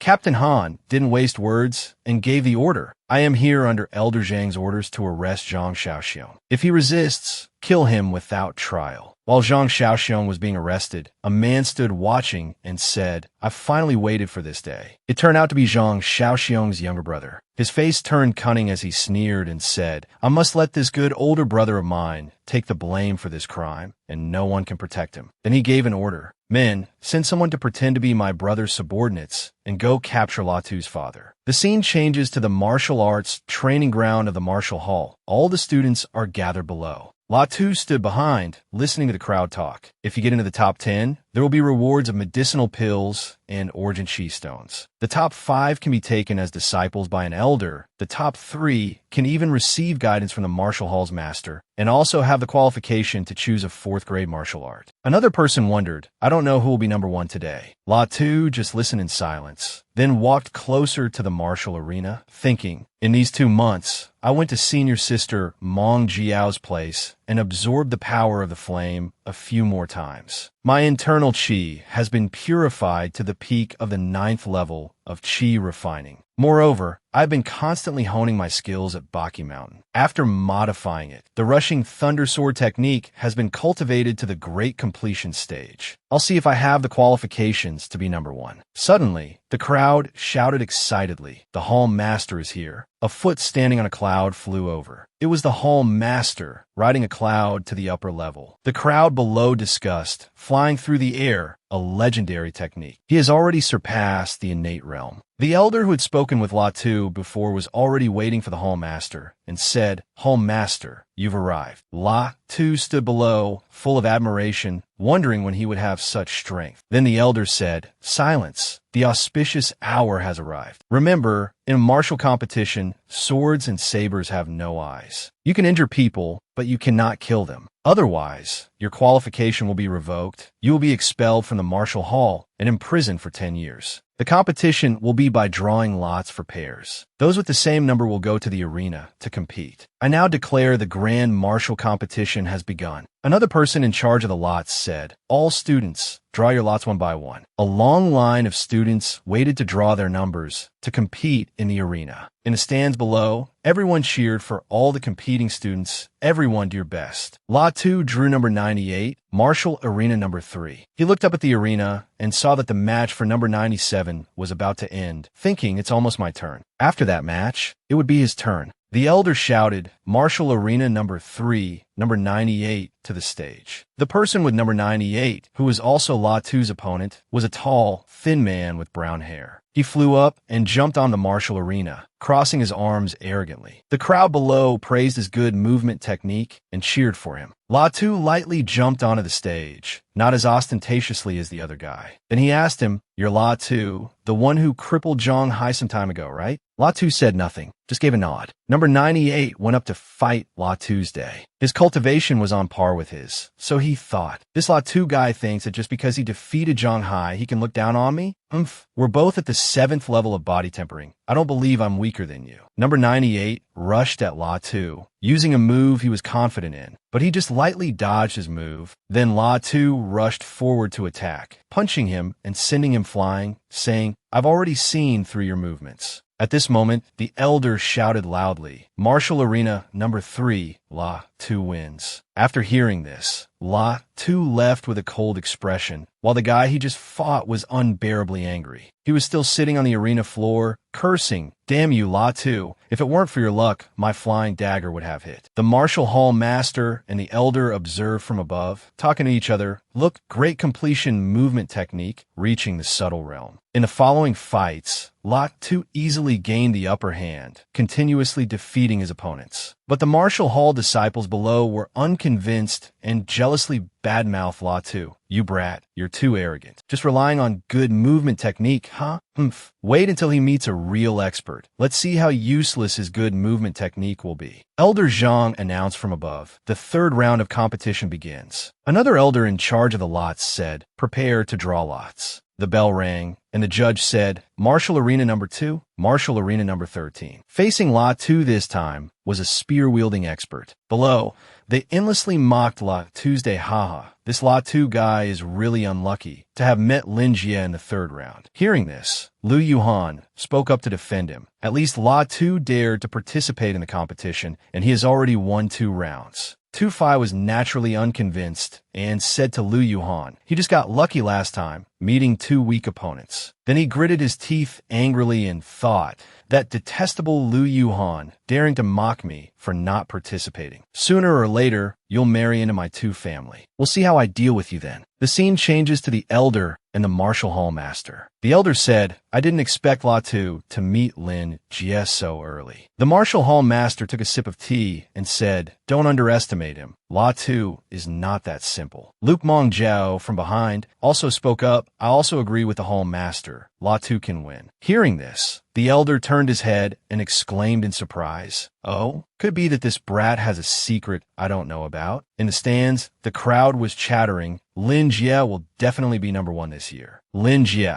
defeat this brat and let him know that our senior class is not comparable to Zhang Hai." Lin Jie stood with his arms crossed and said, "You are not my opponent. If you don't want to suffer, get down on your own." Hearing this, La Tu was not fazed at all and continued to walk forward. Seeing no reaction from him, Lin Jie shouted, "It seems you won't shed a tear until you see the coffin." Then he rushed up to attack first, thinking to himself, does this brat think I'll exhaust all my strength in one punch? Or is his movement technique truly miraculous? It seems La Tu is not simple. Then he unleashed the overlapping shadow fist towards La Tu, forcing him to retreat. Seeing this, the crowd shouted, "Lin Jie is amazing," as expected of a top expert from the senior class. How can this brat La Tu compare? The hall master said, 2nd grade inch step cultivated to great completion. Movement technique reaching the subtle realm. Not bad, not bad. However, Lin Jie's strongest is his perilous spear technique. I wonder how La Tu's rushing thunder sword technique has been cultivated. Below, Lin Jie had already rushed towards La Tu with his spear, striking first, but La Tu countered his attack. He sent him flying, leaving the crowd in utter shock. 9th level of body temper, what? How is that possible? 2 months ago, he was only at the 8th level. Even more terrifying, 5 months ago, he was only at the 2nd level of body tempering. This cultivation speed is a miracle in Qingyan City. The elder also said in surprise, But if it were in Yunlong Prefecture or even the free and unfettered sect, it's not unheard of. Lukmong Jiao and the Hall Master both showed faces of admiration. Amidst everyone's surprise, La Tu reminded the judge, "Teacher, you should announce the result." The judge, still not believing his eyes, shouted, "La Tu wins." La Tu jumped down from the martial arena, thinking to himself, after this grand competition, I will definitely catch the eye of the higher-ups, or I will be specially admitted to the elite class and receive the benefits of martial arts resources. The judge announced, "The written test is about to begin. Contestants, please prepare." As La Tu walked by, he heard a group of people discussing the match, saying, La Tu's strength is stable in the top 5. I wonder how he compares to Zhao Qishuang, who is ranked 4th. I feel Zhao Qishuang is more formidable. La Tu's martial arts grade is not good enough. Another group was also talking about him. La Tu can probably become a Qi realm martial artist at 18. He's qualified to participate in the competition, and if he passes, he can become an outer disciple of the free and unfettered sect. Why don't you say he's even more amazing and will become an inner disciple before 25? Two-Face said to his cousin, "Cousin, I will definitely avenge you. This La Tu guy made me lose face in front of Lu Yuhan before." Two-Face's cousin, who was La Tu's next opponent, said, "His fist and movement techniques are not bad. I just don't know about his sword technique. He still hasn't used the sword on his back in the grand martial competition so far." Two-Face said jealously, "His sword technique is definitely no good. Cousin, go a little harder on him later." That cousin of Two-Face was also extremely confident and said, "All right." Hearing this, Two-Face put on a show of loyalty and said, "Cousin, don't worry. When I become the family head, I will definitely not forget your good deeds." Two-Face's cousin laughed out loud, but inwardly sneered in contempt. "Wait until I become a Qi realm martial artist. Even if I don't become an outer disciple of the free and unfettered sect, I can still join the city armor guards." Was your Two family just relying on a good-for-nothing who depends on his status as a direct descendant, spending money on pills to reach the 7th level? Two-Face also made a powerful entrance onto the martial arena like the red-hair guy before and said, "I heard you cultivate the rushing thunder sword technique. Do you dare to fight me? But under my 7 stars saber technique, you have no chance of entering the final round." Then Two-Face's face twisted into a cunning, contemptuous smile as he continued. But La Tu replied with an ice-cold face, "You want me to draw my sword? Let's see if you have the ability first." Two-Face snorted and got into a fighting stance. He started to make the first move, unleashing the saber drawing technique, which looked powerful, but it didn't affect him at all. La Tu lightly dodged to the side. The crowd below couldn't stop praising La Tuesday good movement technique, as expected of La Tuesday. The movement technique he has shown in this grand competition is too miraculous. Do you think you can escape just like that? Two-Face continued to execute his sword technique, 7 stars, seizing the water, a move he was always proud of, and rushed towards him. He smiled arrogantly, watching to see how he would dodge, and thought to himself, "This is my strongest slash." La Tu, even if you don't die, you'll be severely injured. But he had underestimated him too much. La Tu lowered his body and dodged Two-Face's move with ease, causing him to say in surprise, he dodged it. After that, La Tu unleashed the soaring dragon form. Perhaps he combined it with the flame he had absorbed from Lukmong Jiao's heart meridian. So his soaring dragon form became a valiant fire dragon, rushing forward powerfully and knocking Two-Face off the martial arena. His sword also flew from his hand, spinning in the air.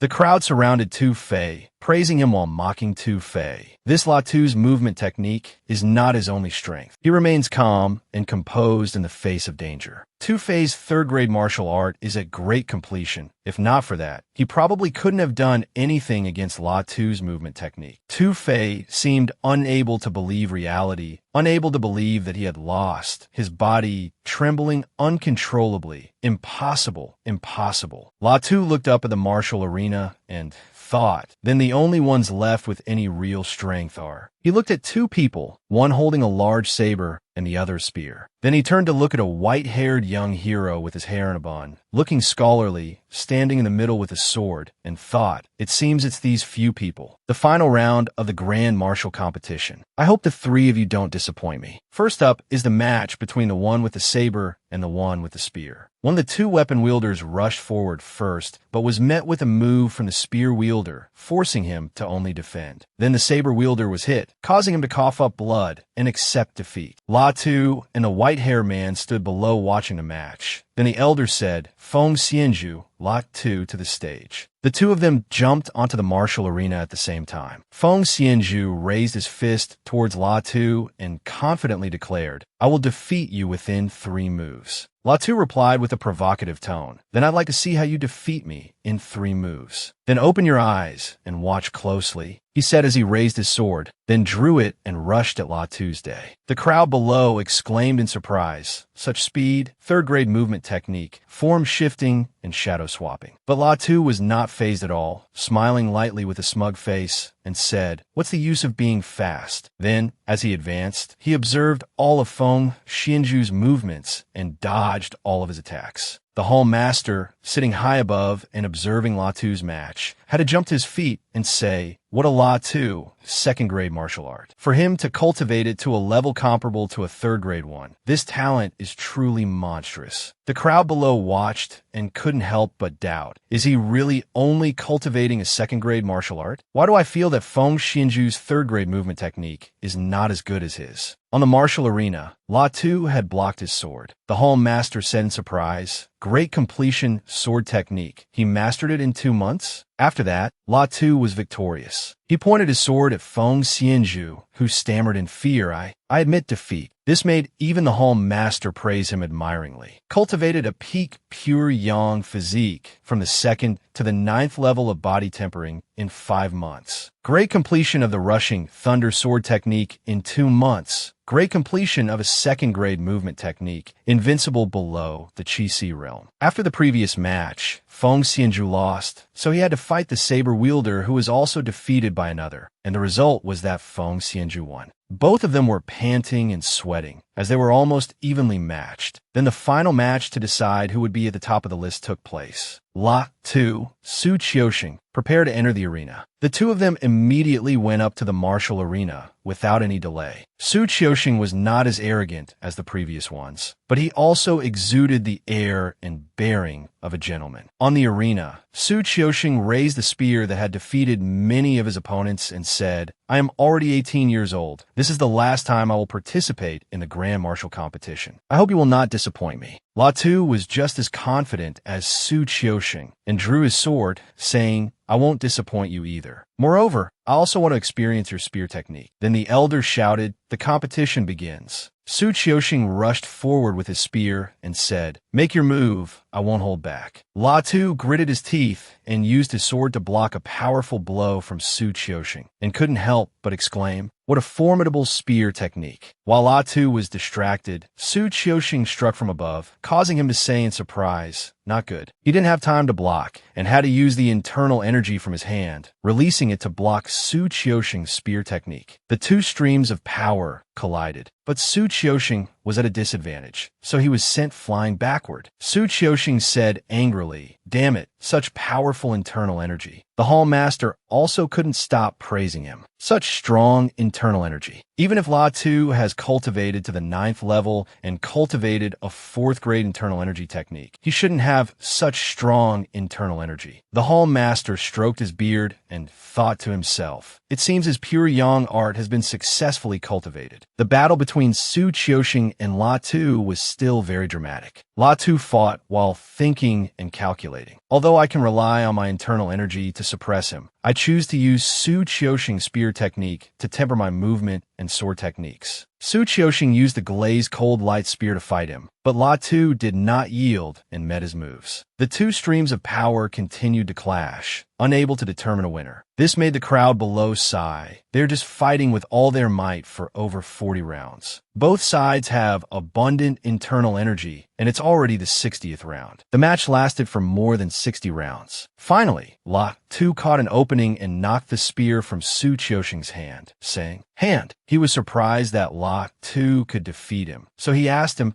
"How can your internal qi be stronger than mine unless you cultivate the pure yang art?" La Tu replied politely, "That's right. Senior Brother Su's spear technique is very strong. I was only able to defeat you by relying on the internal qi of the pure yang art." The onlookers heard this and were surprised, chattering among themselves. What? La Tu cultivates the pure yang art? In 800 years, only 3 people have successfully cultivated that third-grade cultivation technique. The Hall Master stood up and announced the result. La Tu wins this match. The first place in this grand martial competition is La Tu. Everyone present cheered and congratulated him. Long live La Tu. La Tu, well done. You are a role model for us commoners. Luke Mong Jiao stood behind, smiling happily for him and thinking to herself, La Tu has become a prominent figure in all of Qingyun City. It won't be long before he will surely venture beyond Qingyun City to Yunlong Prefecture and even the entire Tianwu Kingdom. The scene changes to La Tu walking deep into the martial hall, following the guidance of the elder to meet the hall master privately. Then he knelt down and greeted. Student La Tu pays his respects to the hall master and the elders. The hall master said to him, La Tu, you won first place in the competition. This is your reward. Bring it up. Immediately, 3 handmaidens, carrying something covered by a red cloth, walked before Luo Xiao. The first handmaiden unveiled a command medallion. The hall master told him this was his reward. With this medallion, you can enter the 3rd floor of the library pavilion. You may cultivate any 4th-grade martial art you wish. He rejoiced, thinking to himself, I can choose freely? Then I can cultivate my internal energy, martial skills, and movement techniques all to the 4th grade. The handmaiden unveiled the second item, a vial of qi pills. The hall master continued, this is your second reward, a 2nd-grade qi condensing pill. After taking it, your cultivation can break through to the peak of the 9th level of body tempering and enter the qi realm. This second item was of great value, causing Luo Xiao to break into a wide, unconcealed smile. He eagerly wanted to take it, thinking this single 2nd-grade pill is worth at least 1,000 low-grade spirit stones. And for an ordinary martial artist to break through to the qi realm, besides accumulation, they must spend half a year to a year continuously assaulting their dantian. With this pill, I can succeed in one go. The hall master gestured for him not to be hasty. There is still a 3rd reward. This is a 2nd-stage spirit gathering formation, which will increase your cultivation efficiency 4-fold. Luo Xiao clasped his hands and thanked the hall master for the rewards. The hall master replied, this is not my doing. You deserve it. There is one more matter. The hall master ordered for the person to be brought up. 2 people brought up the bound head of the Zhang family. The moment he saw him, he became angry and upset. The elder standing below said, he is the head of the Zhang family, Zhang Xiaoxiong, who sent people to hunt you down. He also sent people to capture your relatives, but they were stopped and apprehended by the martial hall. Luo Xiao, filled with indignation, turned to look at Zhang Xiaoxiong and said, you deserve to die. Death would not be enough to atone for your crimes. But the hall master stopped him and reminded him, Luo Xiao, I understand your anger, but there is something I must remind you of. Although Luo Xiao was angry, he remained calm and listened to the hall master's advice. The Zhang family has an ancestor who is an outer sect deacon at the Xiaoyao sect, and with your talent, you will surely enter the Xiaoyao sect, therefore. Although the hall master did not say more, Luo Xiao understood the meaning and continued, therefore, that Zhang family ancestor will surely seek revenge. But even so, if I let Zhang Xiaoxiong go, will he remember my kindness? Won't Zhang Xiaoxiong take action against my family after I leave? Hall master, I have thought it through. I don't care what background he has. I will not forgive anyone who wants to harm my family. His eyes were sharp, filled with hatred as he made his resolute decision. Hearing this, the hall master agreed, then ordered, very well, drag him out. Although Zhang Xiaoxiong was gagged, he still tried to cry out as if he were greatly wronged, but it was to no avail as he was dragged away. The hall master continued, but you must be careful in the future, especially when you join the Xiaoyao sect. Our Qingyun City Martial Hall will no longer be able to protect you.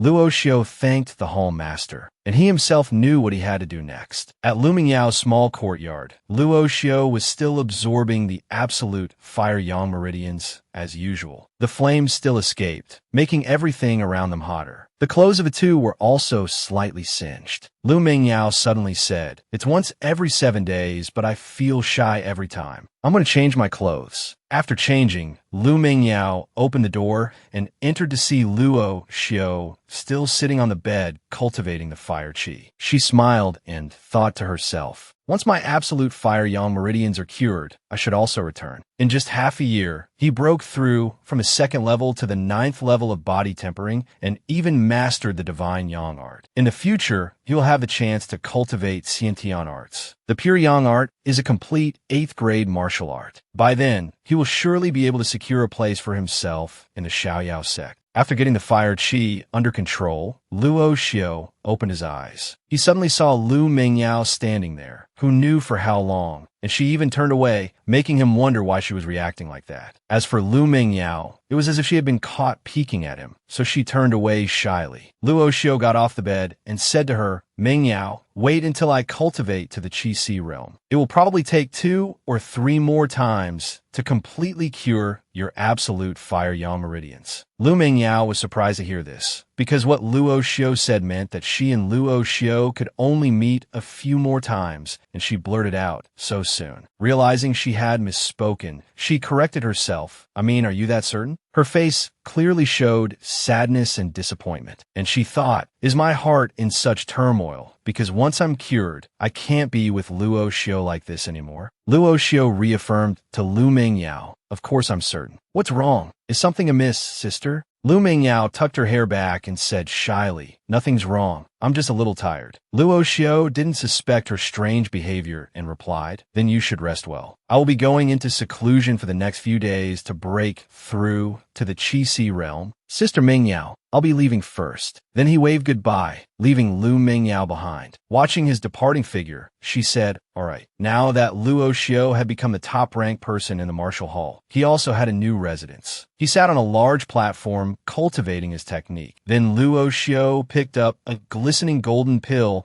and said joyfully, "It's time to break through to the Qi Si realm." He then swallowed the pill he had received earlier. Immediately, the pill took effect, emitting rings of light that surrounded him. Luo Xiao recited the incantation, "Pure Yang unites. 100 meridians communicate. Open for me." Reopening the Dantian, the first step is complete. But what is this? This is the Qi Si realm. He wondered if he had truly reached the Qi Si realm, because his 2 poles of life and death felt a bit different than usual. But then he knew he had succeeded. Luo Xiao clutched his chest and said joyfully, "The life and death pearl is miraculous. From the moment I obtained the life and death pearl until now, it has been a great help, whether in battle or cultivation." Suddenly, there was a loud noise from outside the door. A hand using a Qi technique opened the door and stepped in with great solemnity. Seeing this, Luo Xiao thought, "What is the hall master's attendant doing here?" Then the old man smiled and said to him, "Young Master Luo, the hall master requests your presence at the martial hall for a moment." Luo Xiao stepped down from the bed and asked the hall master's attendant, "Why is the hall master looking for me?" The attendant replied with a wrinkled face and a forced smile, reporting to young master, "The hall master of Xinshu City's martial hall has brought a young female genius for a visit. Several people from Qinyan City have already been defeated by her." "I understand," Luo Xiao said as he rested his chin on his hand, thinking, although we are all geniuses nurtured by the Xiaoyao sect, it's normal for different martial halls to compete with each other. As the top-ranked person in Qinyan City, I do indeed have the duty to face this challenge. At the Qinyan City Martial Arts Arena, a duel was taking place between a student of the Qinyan Martial Hall and the Xinshu Martial Hall. The hall master of Xinshu City saw that his student had the upper hand and had defeated many opponents, so he arrogantly wanted to make a bet with the hall master of Qinyan City. "I heard that your Qinyan City Martial Hall has produced a genius who cultivates the pure yang art. Why don't we make a bet?" The hall master, looking very displeased, said, "What do you want to bet?" He then slyly tried to win back his item from the hall master, replying,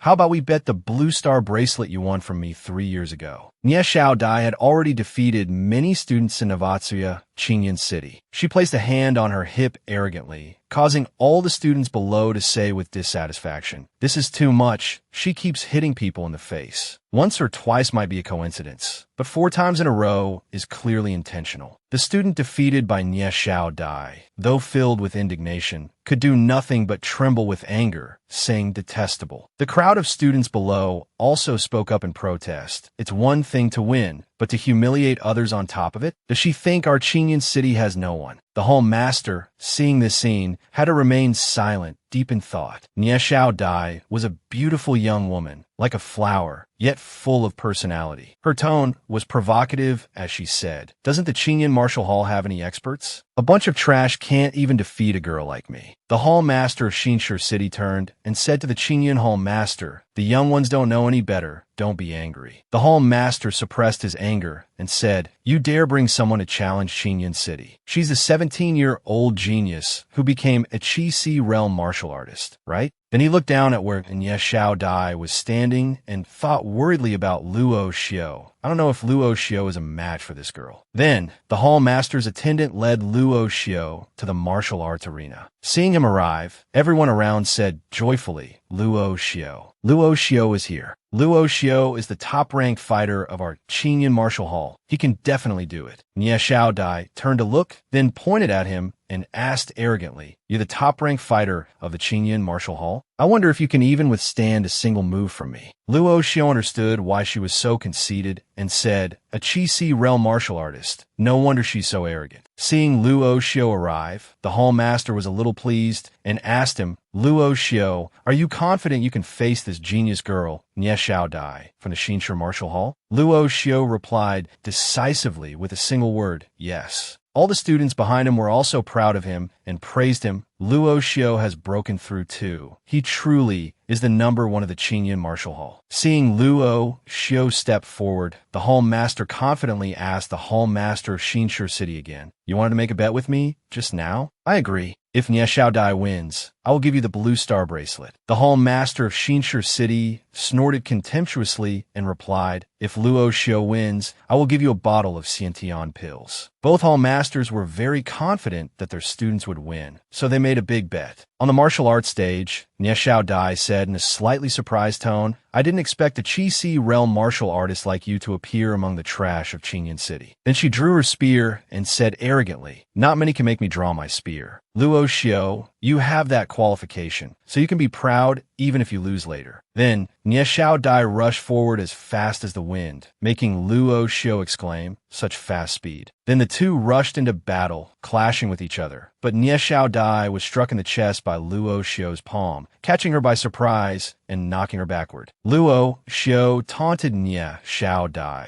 "With just this bit of strength, you dare to cause trouble in Qingyun City? You're not even worthy of me stepping forward." The students of Qingyun City below laughed heartily, cheering for him. "Ha, well said. Isn't she just a Qi realm martial artist? What's so great about that? Luo Xiao is worthy of being the number one of our Qingyun Martial Hall." Nie Xiaodai, feeling humiliated faitors of everyone, became enraged and said, "You dare to look down on me? Take this." Nie Xiaodai once again rushed at Luo Xiao. She used her sword, but he countered with the dragon tiger fist technique, causing everyone below to gasp in surprise. Luo Xiao's body can actually withstand blades and swords. Nie Xiaodai was no exception and thought to herself, "Such powerful true qi." After that, she was hit by a continuous barrage of attacks from Luo Xiao, leaving Nie Xiaodai only able to defend, unable to fight back. The tables had been turned by Luo Xiao. He smugly asked Nie Xiaodai, "Prodigy, are you still not admitting defeat?" She could do nothing but curse, "You bastard." Immediately, Luo Xiao unleashed a palm strike that sent Nie Xiaodai flying off the martial arts stage. The hall master of Qingyun City saw Luo Xiao went so quickly. So he also laughed smugly, glancing over and saying to the Hall Master of Xinshi City,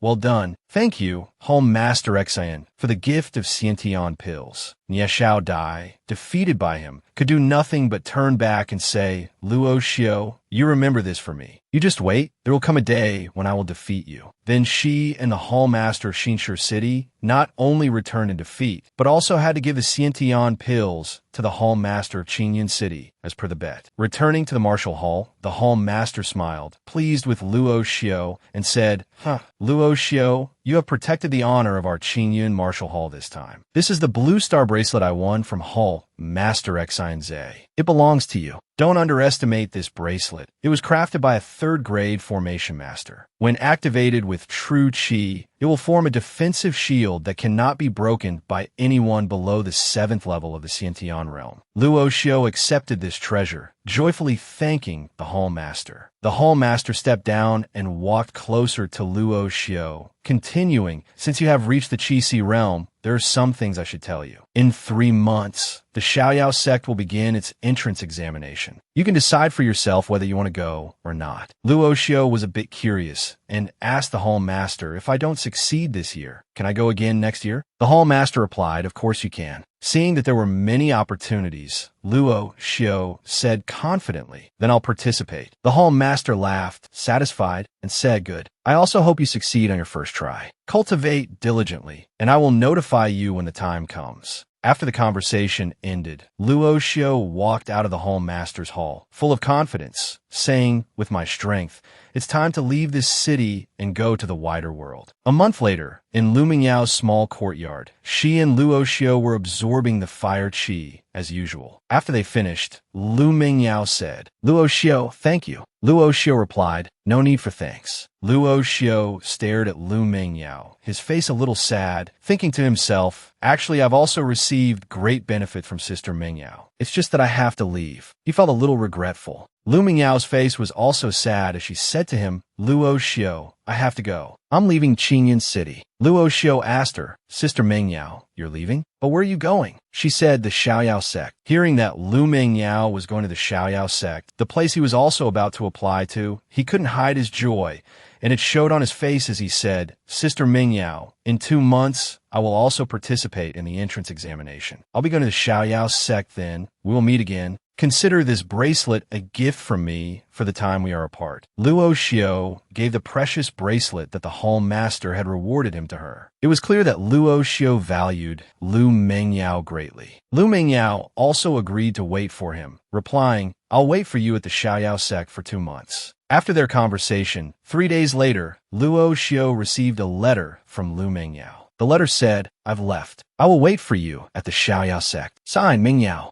Luo Xiao, holding the letter, thought, I'm coming to find you. He rode his horse as fast as the wind, passing through the city of the Xiaoyao sect. On the city wall, 3 people stood watching Luo Xiao rush into the city. The one in the middle said, just a kid at the first level of the Qi realm. Isn't Master making a big deal out of nothing by sending the 3 of us? Be careful. Don't let the martial hall get any dirt on us. Don't worry, senior brother, we understand. Luo Xiao rode his horse to the Baki Mountain forest. As he rode, he thought, I really admire the Hall Master and the others, being able to fly through the air. But with my current strength, I can go deep into Baki Mountain to temper myself. Suddenly, he pulled his horse to a stop, causing it to neigh, because Luo Xiao had sensed someone following him. In his eyes, the image of 3 people stealthily chasing after him flashed. Luo Xiao immediately identified 1 at the 7th level of the Qi realm and 2 at the 5th level. Then he jumped onto a tall nearby tree to observe. The 3 trackers, unaware, continued their pursuit. Then Luo Xiao's voice startled the 3, causing them to stop. Why have you 3 been following me? They immediately stopped and looked up toward the tall tree where Luo Xiao was standing. They immediately drew all their swords. One of them said, I didn't expect you to discover our tracks, but you're about to leave this world, so you don't need to know too much. At the same time, Luo Xiao also drew his sword and said, forget it, I hope you can still be this arrogant later. With that, the two with black and silver hair charged forward. The silver-haired one arrogantly said, give up your useless struggle. Immediately, Luo Xiao used his sword technique to unleash a wave of true qi that hit the two, making them exclaim, such strong, true qi. Is this kid really at the first level of the Qi realm? Luo Xiao continued to use the Golden Thunder 9 swords, causing the silver-haired man's sword to break in half. The black-haired man clutched his neck, his face contorted as if he was struggling to breathe. Then the two fell under Luo Xiao's sword technique. Only the last one with purple hair remained, but he showed no fear at the death of his two brothers. Perhaps he was the strongest of the three, as he said confidently, stinking brat, I didn't expect you, who just entered the first level of the Qi realm, to have such strength. But today, you will definitely be staying here. He began to execute his sword technique. Streams of blue light enveloped him. Then he leaped up and rushed towards Luo Xiao. He didn't stand still either, but executed his internal energy to fight back. He thought, this person's cultivation is at the 7th level of the Qi realm. His true Qi is condensed. The martial arts he cultivates are at least 5th grade, and he has reached major completion. Who on earth sent such an expert? In a moment of distraction, the purple-haired man's sword struck, but luckily Luo Xiao managed to block it in time. Seeing that Luo Xiao seemed to be at a disadvantage, the purple-haired man said confidently, brat, you won't live past today. He then unleashed the Heavenly Wolf Moon Sword technique, a powerful blue wolf charging at Luo Xiao. At the same time, he also used the startling Thunder 9 swords. 9 swords, as if cloned, rushed towards the purple-haired man. Then a loud explosion erupted. In a thick smoke, Luo Xiao suddenly dropped his sword. The purple-haired man mocked him, saying, you've actually grasped elemental true qi, but your cultivation is too low. You still fell into my hands. Then he unleashed the tiger dragon fist. The purple-haired man also struck out with a mountain-splitting fist. The two streams of power clashed, but the purple-haired man was at a disadvantage and had his hand burned by Luo Xiao. He couldn't believe it. His face darkened as he looked at his injured hand and said, impossible. I clearly pushed you back, so why am I the one who's injured? Luo Xiao used his sword to knock the purple-haired man's sword from his hand, then pointed the tip at him and asked, who sent you? The purple-haired man, who was so arrogant before, was now just as cowardly. Fearing death, he tried to bargain with Luo Xiao, saying, if I tell you, will you spare me? As long as you promise not to kill me, I'll tell you.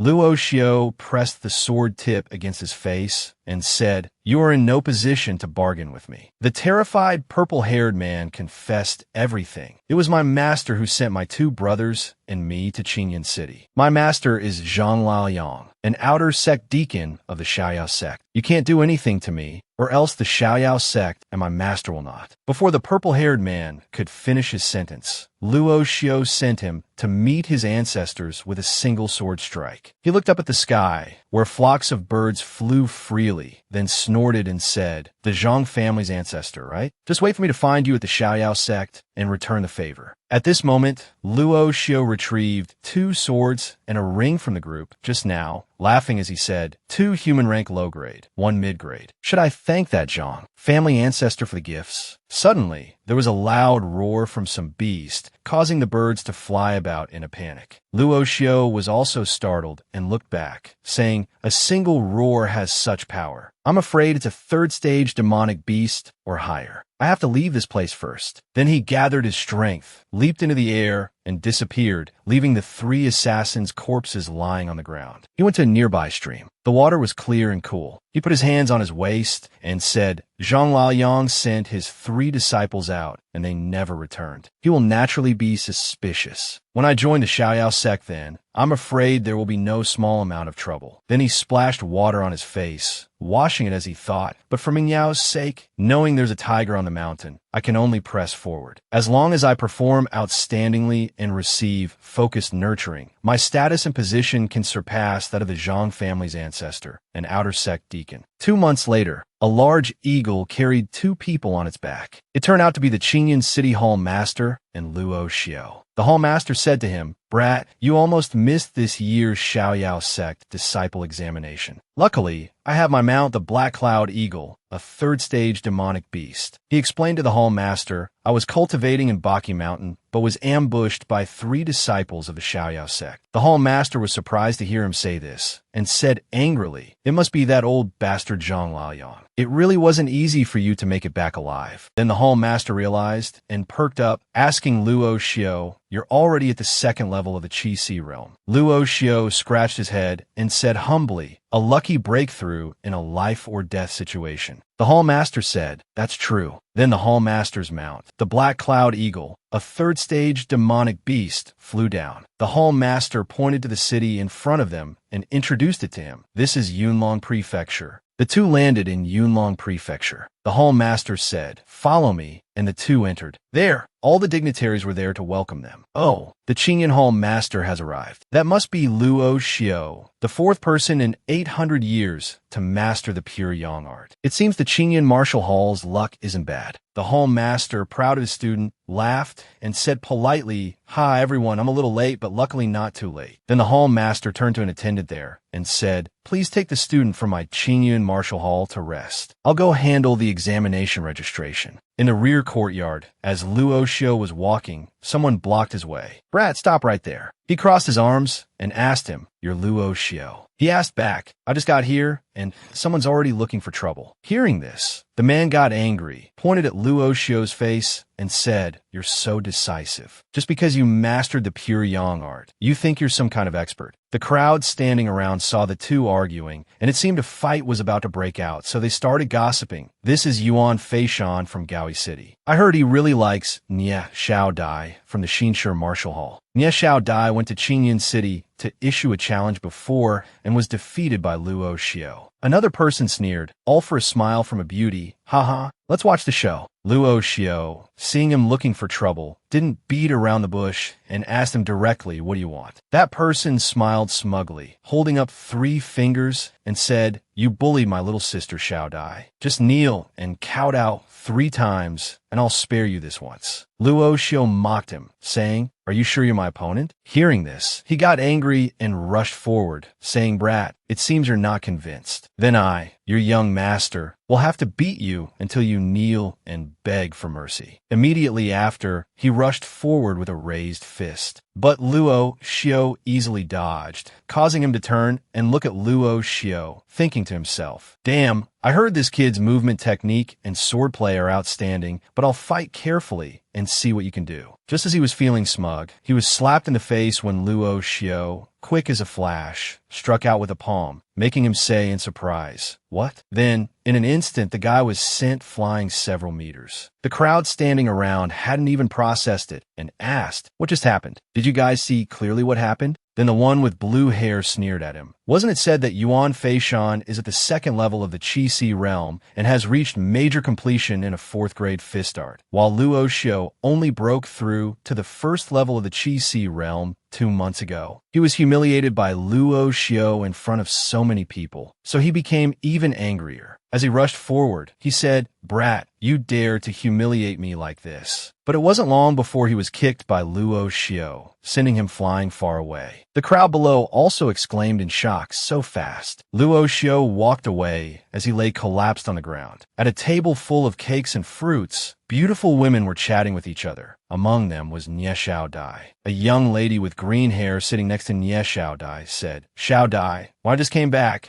Someone told me that Yuan Feishan stood up for you and got beaten up by Luo Xiao." She arrogantly picked up a piece of cake and said, "It's not like I told Yuan Feishan to go provoke Luo Xiao. I wanted to defeat him myself." The green-haired young lady next to her said admiringly, "Nie Xiao Dai, you truly are a femme fatale, but your strength and Yuan Feishan's are about the same. You can't beat Luo Xiao either, can you?" Nie Xiao Dai, angered by the reminder of her defeat, snorted and said, "I will definitely defeat him." The scene changes to the backyard where Luo Xiao was temporarily resting. He sat cultivating, the 2 poles of life and death circling around him, cultivating while thinking. Ever since breaking through to the 1st level of Qi Hai, the life and death pearl gave me the life and death state diagram. As long as I thoroughly comprehend the first step, I can further perfect the life and death seal. He looked happily at the two poles of life and death in his hands. After a night, at dawn, the bell of Yunlong County was rung to wake everyone up. All the assessment candidates were present in the courtyard. Someone announced that the entrance assessment was about to begin, and the Marshall Hall students, along with the 18 Hall masters, headed to the assessment location. At the martial arts field of the Xiao Yao sect, everyone present was buzzing with discussion. The Xiao Yao sect accepts 3 people each year, but so many people come every year. That's right. I heard there are many experts today. Aside from those from the martial halls, there are also other geniuses. The Wang family of Yu Mountain has a 16-year-old genius who is already at the 2nd level of Qi Hai. I just don't know how the martial hall students are. Then the large door opened, and a person stepped out from inside and introduced himself. I am the outer sect deacon, Zhang Lan Liang, in charge of the entrance assessment. Then he jumped up and said, "Now everyone line up in order and enter the assessment." One by one, the participating students entered as instructed. When Luo Xiao heard him introduce his name, he was surprised and thought, Zhang Lan Liang is the ancestor of the Zhang family who sent 3 disciples to Qinyan City. One by one, people placed their hands on the scoring tablet. 17 years old, 2nd level of Qi Hai, 6 points. Su Ping, 2nd level of Qi Hai, 16 years old, 9 points. When it was Luo Xiao's turn, he placed his hand on it and was scored as 3rd level of Qi Hai, 18 years old, 9 points. When the crowd saw that Luo Xiao was at the 3rd level, they were surprised and started discussing among themselves. Why is there a 3rd level of Qi Hai? That's not right. This kid's true Qi fluctuation is clearly at the 2nd level. Why does it show the 3rd level? Is the stone tablet wrong? Seeing the crowd's commotion, Zhang Lan Liang also picked up his registration form and said, Qinyan Martial Hall, Luo Xiao. Hearing this name, he felt a pang of guilt and thought to himself, Luo Xiao is here. Doesn't that mean my 3 disciples have failed? Then he glanced towards the hall master who was standing there, snorted, and thought, the Qinyan hall master is here too. Immediately after, he took this opportunity to falsely accuse Luo Xiao and announced, 2nd level of Qi Hai, but used a trick to activate the 3rd level of Qi Hai. So young and not following the righteous path. Your assessment qualification is revoked. Everyone who heard this was stunned and bewildered. The crowd standing around also gossiped. What? Assessment qualification revoked? I told you this kid used a trick. The hall master stood up to demand justice for Luo Xiao, pointing his finger at him and saying, Zhang Lan Liang, don't go too far. Relying on his position as the outer sect deacon, he suppressed the hall master, saying, I am the outer sect deacon and also the chief examiner of the Qinyan assessment. Does the hall master want to question my decision? The two argued more and more loudly. Seeing Zhang Lan Liang's arrogance, the hall master flew into a rage and pointed straight at his face, saying, On what grounds do you revoke Luo Xiao's assessment qualification? He replied, I've already said he used despicable means and deserves to have his assessment qualification revoked. The hall master scornfully cursed at him and retorted, Bullshit. Luo Xiao has mastered the pure yang art. His true qi is purer and more concentrated than others at the same realm. It's normal for such things to happen. When the crowd heard that Luo Xiao had successfully cultivated the pure yang art, they were surprised. What, this kid has cultivated the pure yang art? Isn't that the one famous for being difficult to cultivate? Zhang Lan Liang continued to make things difficult for the hall master and Luo Xiao, saying, Qinyan hall master, you say he has mastered the pure yang art, but that's just your one-sided claim. I want to personally inspect him. The surrounding crowd and the students participating in today's assessment were even more surprised and gossiped further. What? Isn't this going too far? For a martial artist to have their meridians inspected, isn't that like handing your life over to someone else? He snorted, his face dark and cunning. Then he began to channel his power, and streams of purple qi surrounded Luo Xiao. He said, I'd like to see if you've really mastered the pure yang art. Luo Xiao couldn't move and could only say, You old scoundrel, you're using your public office for a private vendetta. Suddenly, Lu Mengyao approached with 2 young maids behind her, shouting loudly, Stop! I can testify that Luo Xiao has indeed mastered the pure yang art. Everyone present, upon seeing Lu Mengyao, bowed and said, Young miss. Even Zhang Lan Liang was no exception. Seeing this scene, Luo Xiao thought to himself, what exactly is Meng Yao's status in the Xiao Yao sect? Lu Mengyao walked closer to Zhang Lan Liang and said, "Deacon Zhang, I'm testifying for Luo Xiao. You have no objections, right?" Seeing his enemy being saved, he said unwillingly,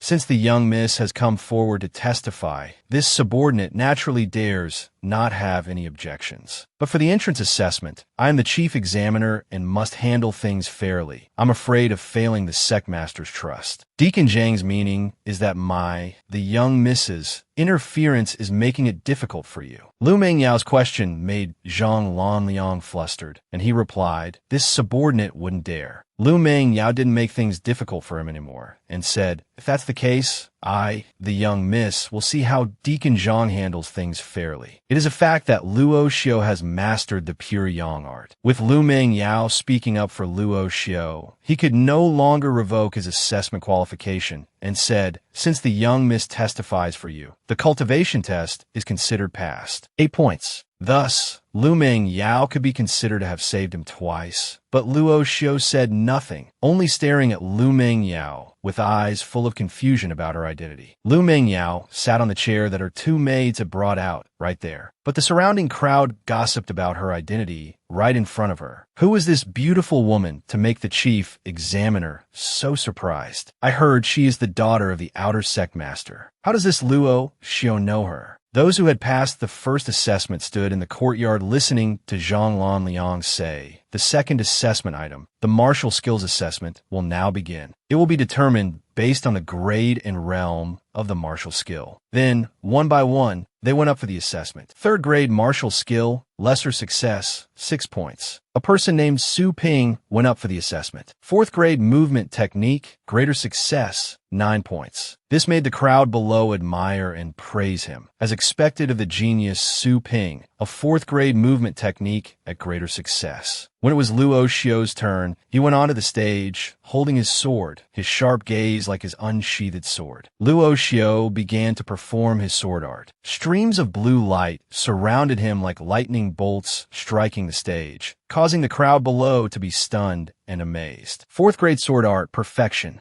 Lu Mengyao, watching from below, was satisfied and couldn't hide her joy, smiling and thinking to herself, "This guy is truly beyond expectations." Zhang Lanliang, who already disliked him, now hated him even more upon seeing his power, angrily thinking to himself, "This kid's threat to me is growing." Suddenly, a person flew down from above, laughing loudly and saying, "Haha, a good seed, having mastered the pure yang art and also a fourth grade martial art at perfection." It turned out that person was the sect master. Everyone present paid their respects to the sect master. Lu Mengyao also stood up to greet her father. The sect master landed on the ground and said as he walked, "No need for formalities, stand up. The rest of the entrance assessment will be personally presided over by me." Seeing her father step forward, Lu Mengyao was secretly overjoyed and thought, "This is the Luo Xiao I told you about, father. I know about his grudge with Zhang Lanliang, and I also know he is your life-saving benefactor in the sect. I will definitely protect him completely." With the sect master present, he could do nothing and had to accept it without being able to argue further. Luo Xiao, fourth grade martial art, perfection, 10 points. But his heart was full of bitterness as he thought, "The master of the outer sect has such a noble status. What kind of luck does this kid have?" On the second day, the sect master announced the rules of the assessment. Today is the second day of the assessment. You will enter the will testing formation. The longer you last, the higher your score. Then, one by one, the participating students entered the formation. A guy standing outside gossiped, "I heard this is an inscription array carved by 13 fourth-tier array masters of the Xiaoyao sect. Its value is incredibly expensive." Suddenly, the formation erupted in a great fire, but it was just the opening act, so it didn't harm anyone yet. The second round was a rain of arrows flying down. The surrounding crowd screamed loudly, while Luo Xiao just stood with his arms crossed, thinking to himself, "The illusion is so realistic." Then he was a little surprised by the next round. He was standing in a large pot of hot water. The other students were screaming, thinking they were being cooked, but Luo Xiao remained resolute, standing with his arms crossed and enduring it. The sect master, standing outside, was also somewhat impressed by Luo Xiao and said to his daughter, Meng Yao, this Luo shows talent, and we're not bad. To be able to withstand the 9-layered illusionary realm, I wonder if this kid can hold on until the end. Hearing this, Lu Meng Yao was confident that Luo Shio would pass and said, Father, just wait and see. The final illusion was a massive explosion. Everyone around was knocked to the ground by its force, but Luo Shio still held his will firm, sitting cross-legged with his eyes closed. The sect master seemed satisfied and thought, to be able to withstand the final impact on the will, a second level of Qi Hai comparable to a Xiantian will, he will surely achieve great things when he matures. My foolish daughter doesn't even know how to hide a little, but for this kid to be worthy of my daughter, he still needs to be a bit more outstanding. Before the illusionary realm formation ended, almost all the participating students had stepped out. Some clutched their chests, others had to be helped out, but only Luo Shio remained in this formation. His body trembled violently, but he still tried to hold on, refusing to submit. After the formation ended, everyone stood in a line to hear the assessment deacon announce. The score for this illusionary realm formation assessment. For this assessment, passing one layer of the illusionary realm will earn 1 point. Luo Shio, 10 points. Zhang Liang's face darkened. Although he disliked that Luo Shio had performed excellently, he still had to announce it in anger. Rest for 2 hours. The next assessment will be the final one, combat. The winner can take all the accumulated points of the loser. After the break at the competition arena, Luo Shio fought against a dark-skinned man with long, reddish-brown hair. But he was not afraid of Luo Shio at all, and instead laughed confidently. I didn't expect my luck to be so good to meet you first. Then the two of them rushed forward to fight. In the stands, 2 people were watching and discussing with each other. He is Zheng Cohen from Gao, East City, at the 2nd level of Qi Hai. He also has a 4th grade body refining martial art and has defeated a 3rd level Qi Hai before. Luo Shio might just lose to him. The purple-haired man had just finished speaking when he ate his words as Zheng Cohen was defeated by Luo Shio with a single palm strike. Everyone watching had their faces darken and said, the 4th grade martial art Zheng Cohen cultivates is the bronze thorn bone, with extremely strong defense. Yet he couldn't even block one of Luo Shio's punches. It's not that Zheng Cohen is weak, but that Luo Shio is too strong. His fist and movement techniques are both so formidable. So how strong is his best sword art? Lu Meng Yao stood below, looking at Luo Shio with a face full of pride. The sect master also turned and said, Meng Yao, your judgment is not wrong. She blushed shyly, covering her mouth with her hand, and said, Father. Before she could finish her sentence, the sect master continued, No one understands you better than your father. How could I not see through your thoughts? But to be worthy of my daughter, he must enter the inner sect. After his match, Luo Shio jumped down and walked closer to where Lu Meng Yao was standing. He stared at her and thought to himself, Sister Meng Yao once said she would wait for me at the Xiao Yao sect. Now I am here. Lu Meng Yao also felt shy as Luo Shio stared at her. Zhang Liang announced the rules for the 2nd round. The 2nd round of combat begins. The person with the highest score can choose someone to challenge first. If successful, they can replace the opponent's ranking. The final 3 can become official outer sect disciples of the Xiao Yao sect. 2 other guys arrogantly jumped up first, vying to choose an opponent to fight. I choose to challenge Su Ping. I want to challenge Wang Qian.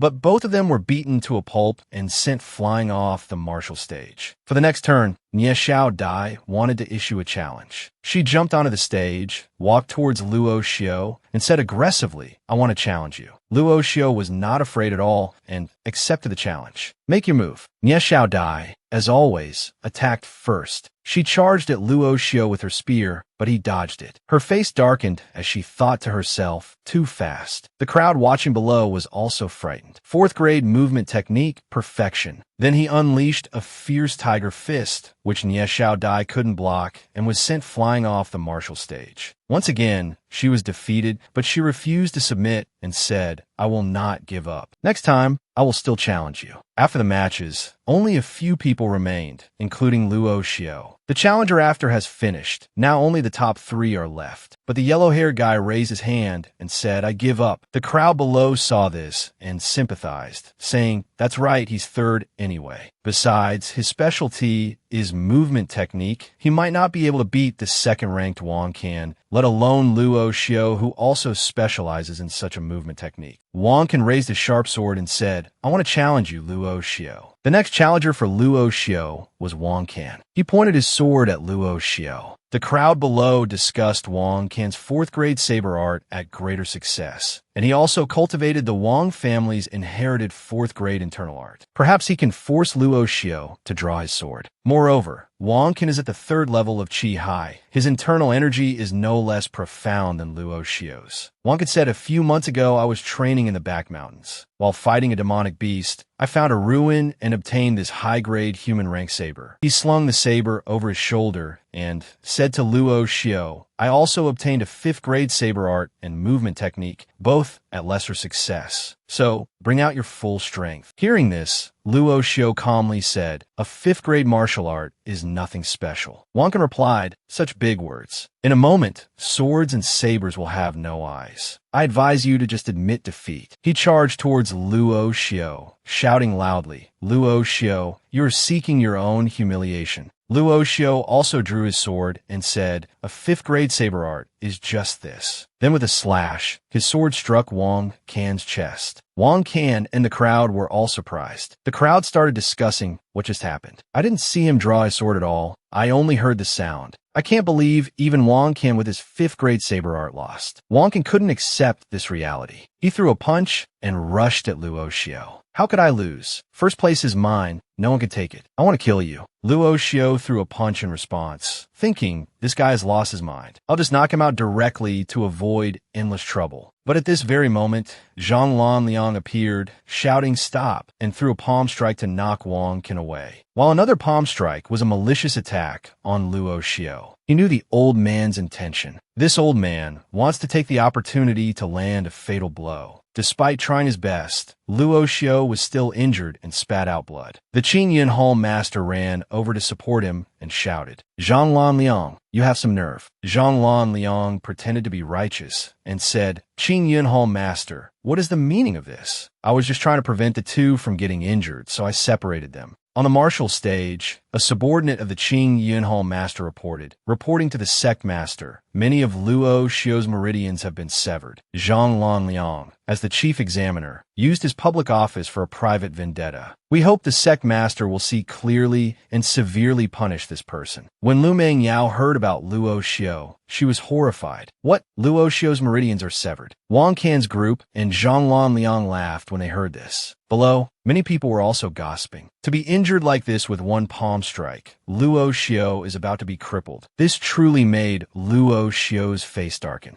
Zhang Lanliang continued to justify himself. "Sect master, the injuries on Luo Xiao were not caused by my hand, but were sustained when he and Wang Can were fighting." He pointed at Luo Xiao, who was clutching his chest with blood still at the corner of his mouth, and said, "For a second-level Qi Hai, like him, to defeat a third-level Qi Hai, Wang Can with a fifth-grade martial art, he must have used a self-harming forbidden technique." Hearing this, the Hall master didn't hesitate to curse him. "You dog." Zhang Lanliang continued, "It's understandable for a young person to be eager to win and want to become famous, but on what grounds do you blame it on me?" His words truly provoked the sect master. He waved his hand and called, "Men, black-robed guardians, arrest Zhang Lanliang." No matter what, Zhang Lanliang refused to admit his guilt, repeatedly saying, "Sect master, I have been wronged." He was forced to bow his head by the sect master's subordinates to listen to the sect master's questioning. "Do you take me, the sect master, for a blind man? Or do you feel that my ninth-level spirit refining cultivation is fake? Imprison him in the water prison. After investigation, severely cripple his cultivation and lock his peepa bone." Luo Xiao, lying on the bed recovering, thought that old scoundrel is so vicious to actually use a sneak attack, severing 21 of my meridians. If it were an ordinary martial artist who couldn't find heavenly treasures, they would really be crippled. Just then, Lu Mengyao entered the room. As soon as she pushed the door open and saw Luo Xiao, she immediately said, "Luo Xiao, you're awake. After Zhang Lanliang was taken away, you were in a coma for almost a day." The sect master also walked in. "Oh, Luo Xiao is awake." Luo Xiao and Lu Mengyao reacted one after another, calling out, "Sect master, father." The sect master said to Luo Xiao, "The assessment is over. You are first place. You are now an outer sect disciple of the Xiaoyao sect." The sect master held out his hand, and a jade bottle appeared. This is a water restoration pill, a 4th grade medicinal pill. It can reconnect severed meridians. Once your injuries have healed, I will send someone to expel the cold, internal energy that Zhonglan Liang left in your body. Luo Xiu replied, "Thank you, sect master." The sect master looked at the young man on the bed and said, "You don't need to thank me. You cured Meng Yao's fire yang, severed meridians. As her father, it is only right that I help you." Then he turned to Lu Meng Yao and said, "All right, Meng Yao, you come back with me first." Watching the sect master and Lu Meng Yao walk out, Luo Xiu thought to himself, "Sect master Lu seems to not want me and Meng Yao to have private contact. Do you think a single 4th grade pill is enough to repay the favor? But I never thought of asking for anything in the first place." 3 days later, Lu Meng Yao brought a person and said, "Luo Xiu, your wounds have healed,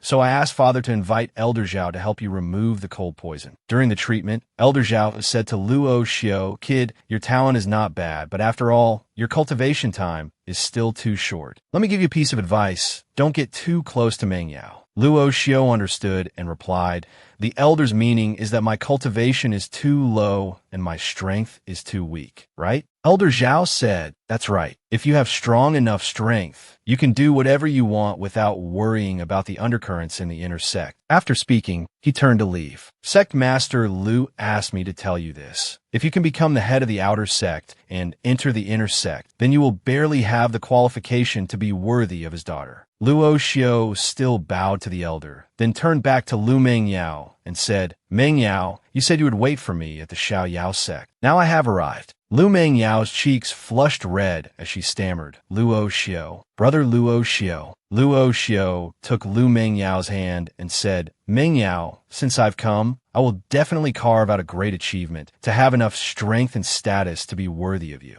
Zhonglan Liang and 4 other guards walked past the 2 of them arrogantly. Lu Meng Yao turned to look at Luo Xiu, her face full of sorrow, and said, "Luo Xiu, I'm sorry. It's not that my father doesn't want to punish Zhonglan Liang, but we don't know when Zhonglan Liang got acquainted with someone from the inner sect." Luo Xiu sympathized and smiled gently, saying, "I don't mean to blame the sect master. An inner sect elder is personally protecting him. That's why he can continue to serve in the outer sect without having his cultivation crippled." Returning home, Luo Xiu cultivated while thinking, "Zhonglan Liang has tried to harm me many times without success. He will definitely not give up, but he actually has an inner sect elder as a strong backer. The status of an inner sect elder is naturally higher than that of an outer sect master." He opened his eyes and looked happily at his hand. 3rd level of Qi High Realm. After finishing his cultivation, Luo Xiu went to practice martial arts, not noticing Lu Meng Yao walking in, and just thought, "I've been using Qi refining pills these past few days. The effect is quite good." Next, Luo Xiu will practice 5th grade martial arts. Then Lu Meng Yao called out. Luo Xiu saw Lu Meng Yao arrive and stared at her with an infatuated gaze, making her blush and say, "Have you looked enough?" Luo Xiu then laughed with great amusement and said, "I could look for a lifetime and it wouldn't be enough." Lu Meng Yao, already shy, became even shyer from Luo Xiu's teasing and said, "Is a glib tongue all you have? Later, I'll go with you to choose your martial arts reward." The people standing around, seeing the 2 being so affectionate, were green with envy and mocked him. "I don't know what this country bumpkin has that young Miss Meng Yao fancies. A toad wanting to eat swan meat." Lu Meng Yao led Luo Xiu to the Xiao Yao Pavilion, introducing it as they walked. The Xiao Yao Pavilion has a total of 2 floors. The first floor is for 5th grade. The other 2 floors are for 6th and 7th grade, which can only be obtained by becoming a core disciple of the inner sect. Then the 2 entered, and Lu Meng Yao continued, "For now, you can only choose from this first floor. If in the future you have the fortune to obtain other martial arts inheritances that you can't use, you can bring them back to be stored in the Xiao Yao Pavilion, and you will also receive a certain reward." After touring the inside, the 2 went outside together. Meng Yao said, "Since you have obtained the Aurora Sword Art and the 10 Directions Remnant Shadow Movement Technique, just continue to cultivate them. I will wait for you."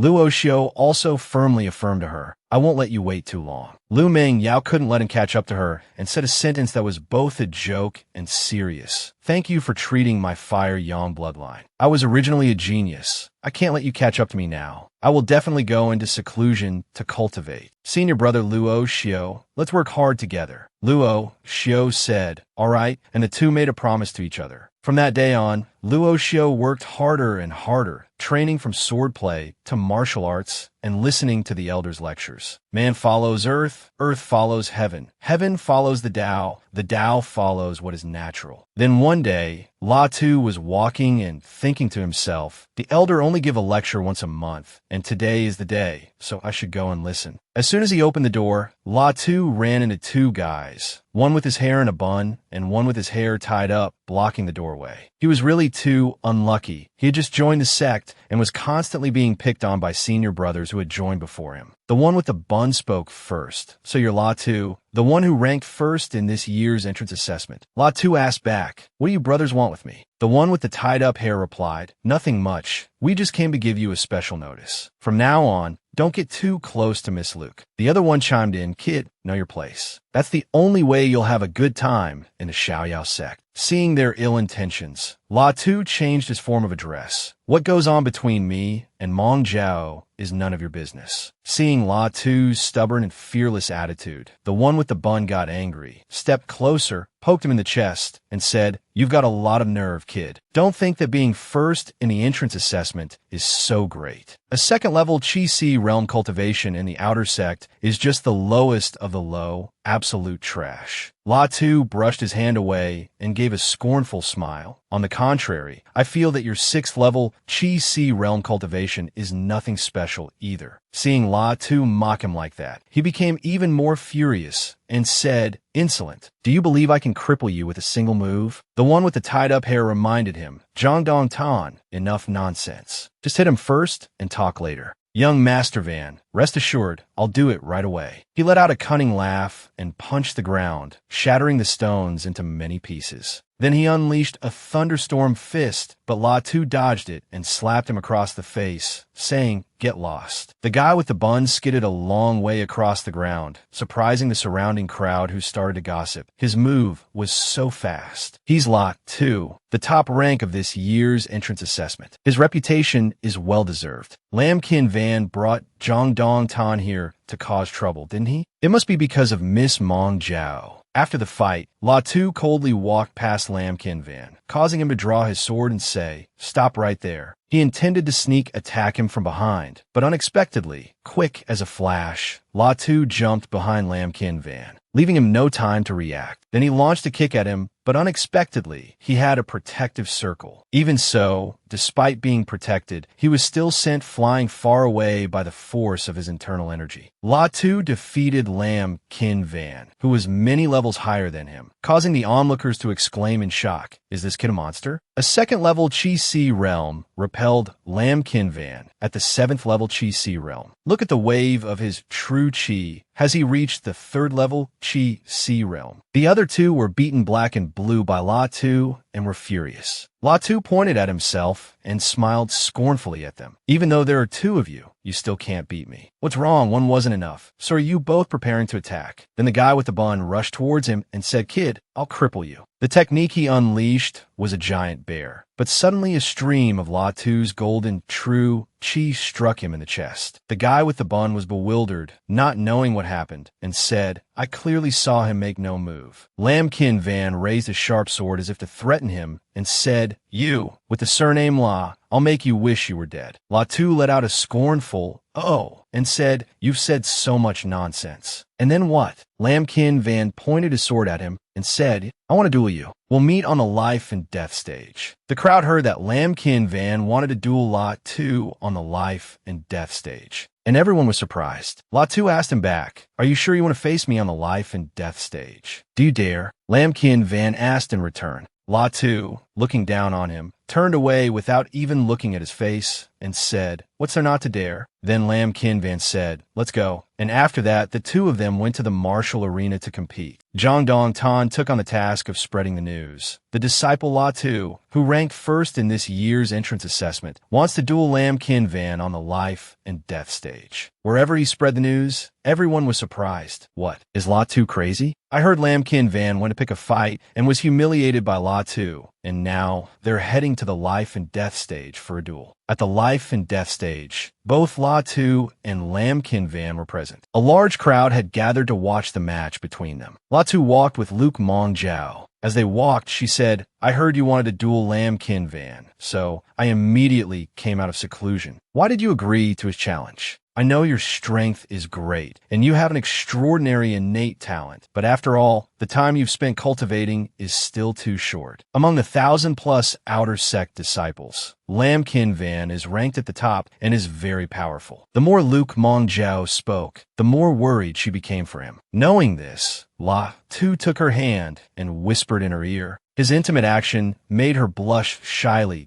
"Don't worry, I know my own limits. Do you know why Truong La Luong wanted to act personally during the assessment? He once sent his 7th level Chi Si realm disciple to Green Cloud City to ambush me, and I kept him there, unable to leave." Hearing La Tu's story, Luke Mong Jiao was surprised and asked him back, "You're saying you can defeat a 7th level Chi Si realm master and 2 5th level Chi Si realm masters? Why would I lie to you? Otherwise, I wouldn't be foolish enough to duel him." La Tu's face was full of confidence, like a child showing off his achievements, which made Luke Mong Jiao find him adorable and smile. Then he held Luke Mong Jiao's hand, his eyes full of infatuation, and said, "To be with you, I still have a long way to go." Luke Mong Jiao, shyly not daring to look directly into La Tu's eyes, said, "Is that so? When it's time to enter the arena, don't you get scared." La Tu replied, "You're kidding. If I were scared, would I have come to the Xiaoyao sect?" Mong Jiao, seeing his sweet words and intimate gestures, said, "Stop being so handsy." But in her heart, she was delighted. From a distance, Lam Kinvan saw the two of them holding hands and was filled with jealousy, but he could do nothing but curse silently. "La2, I'll make you wish you were dead. Just now, Steward Truong came and gave me 2 treasures, telling me I must finish off La Tuesday." He snorted smugly, thinking that with Truong La Luong's help, he would surely win. He looked at his hand and continued, "No matter how monstrous this kid is, I will not lose." On a high balcony, Truong La Luong sat on a chair, leisurely sipping tea, and said, "Young people are so impetuous and naive, unable to withstand provocation." Then he put down the teacup, his face cunning and calculating. "Kid,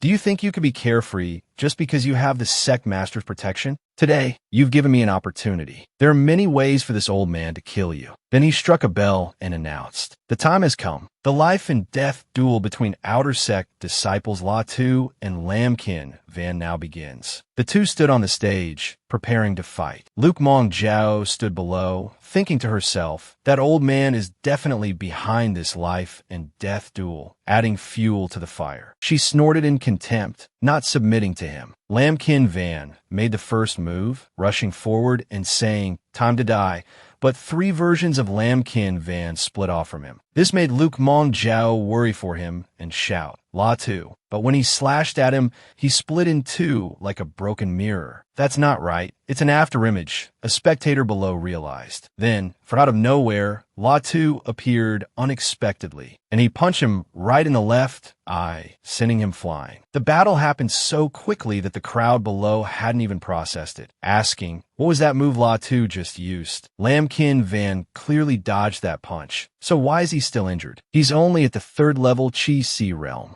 Lam Kinvan clutched his bleeding face, thinking bitterly and angrily. For a moment there, I felt like I was about to die. No matter what, I have to use the treasure Steward Truong gave me. Unable to beat La Tu, he decided to play dirty, using the treasure to leap high into the air and say, "La Tu, you will definitely die here today." The treasure emitted multiple beams of light, striking continuously towards him. but his speed was like a flash of lightning, and he dodged them all. La Tu ran to the edge of the martial stage, then turned back and used the 10 directions afterimage technique. The crowd below was dazzled by the sight of so many La Tus. Are those afterimages or clones? Why are there so many? After the treasure had destroyed all of his afterimages, another beam of light struck towards the Real La Tuesday. Suddenly, his eyes flashed. He used the flash sword, enlarging his sword to block the treasure's attack. The two swords clashed, creating a huge explosion that made La Tu collapse to his knees, coughing up blood. La Tu had to use his sword to support his entire body. Seeing La Tu defeated and spitting blood by the treasure, he burst into a triumphant laugh and said, "Haha, it doesn't matter, La Tuesday. Even if you blocked my magic treasure, you are now exhausted and destined to be defeated by my hand." Luke Mong Jiao, worried for him, shouted at him, "Lam Kin Van, if you dare touch La Tu, I will not spare you." Truong La Luong stepped forward to block Luke Mong Jiao and said, "Don't worry, with my protection, the girl from the Luke family can't do anything to you. But if you don't act," Truong La Luong subtly prompted Lam Kin Van to kill him. He immediately raised his sword, intending to finish him with one blow. Luke Mong Jiao leaped onto the stage, shouting, "Lam Kin Van," but was blocked by Truong La Luong, who struck her back down, preventing her from getting on the stage. Not only that, but he also pretended to be a responsible person, saying, "Miss Luke, I am in charge of this life and death duel with impartiality. No one is allowed to interfere." Luke Mong Jiao exposed his facade. "Truong La Luong, don't think I don't know what you're doing behind the scenes. Get out of my way." He continued to put on an act, saying, "As the outer sect steward, it is my duty to protect the rules. I hope Miss Luke will not make a mistake." Luke Mong Jiao raised her sword and angrily shouted, "You," but her hand was stopped by another. It was the sect master. The sect master said, "Joe, don't be reckless." Seeing her father arrive was like a drowning person clutching a straw. She said, "Father, father, please save La Tu quickly." But the sect master turned away sharply and said seriously, as the outer sect master, "I cannot break the rules." It seemed Luke Mong Jiao could not protect La Tu this time. Lam Kin Van raised his sword high, his face filled with satisfaction as he was about to succeed in his scheme. He gave a sinister smile and said, "La Tu, it's over." Luke Mong Jiao squeezed her eyes shut, not wanting to see the man she loved killed in front of her. But La Tu was not so easily killed. He drew his sword and finished him off before he could kill him. Lam Kin Van clutched his throat and died in astonishment. Just when he thought he was the certain victor, he fell to the ground. La Tu stepped down without saying a word, making Luke Mong Jiao worriedly call out, "La Tuesday." Then she supported him on their way back. Although Truong La Luong was bitter that his plot had failed, he still had to declare according to the rules. Looking towards Lam Kin Van, he said, "The winner is La Tuesday." On the way back,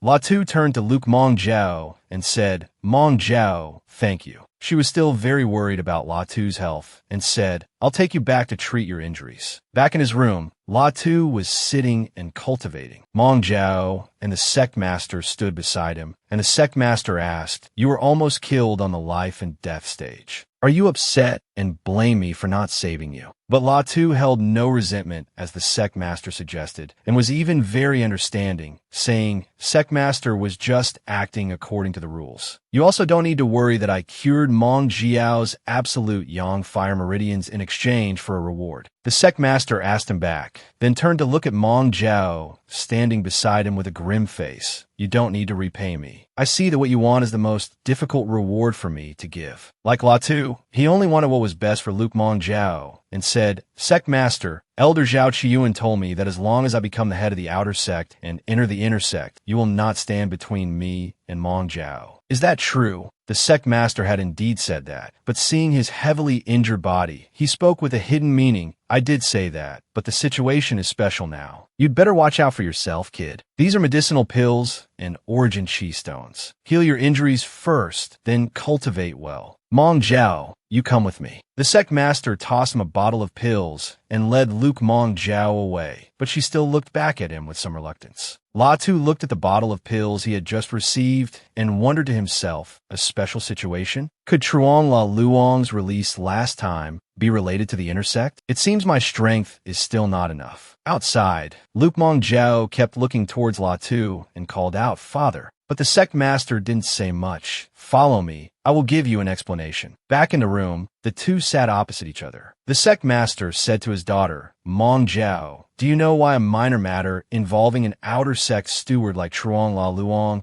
was worthy of an inner sect elder intervening, leaving me unable to deal with him? Luke Mong Jiao was confused upon hearing her father's words. I don't understand what you mean. The sect master continued. The Grand Master returned from the Nine Phoenix Mountain Range heavily injured. He doesn't have much time left. Luke Mong Jiao stood up, understanding her father's meaning, and said, the Grand Master is severely injured and about to die. Then those inner sect elders must be. The next events are hard to predict. The sect master continued to explain to her, our Xiaoyao sect is able to rule Yunlong County thanks to the Grand Master's suppressive martial cultivation. The news is currently sealed. You must not reveal it. As for the struggle between the inner sect elders, the situation has now changed. Among the inner sect elders, besides your father, Kong Qingyu and another elder, Di Sigu, are the leaders. It goes without saying who he supports, and Truong La Luong is on Elder Di Sigu's side. Hearing her father's explanation, Luke Mong Jiao understood the issue and oh wonder Truong La Luong was released. But father, what does this have to do with La Tu and me?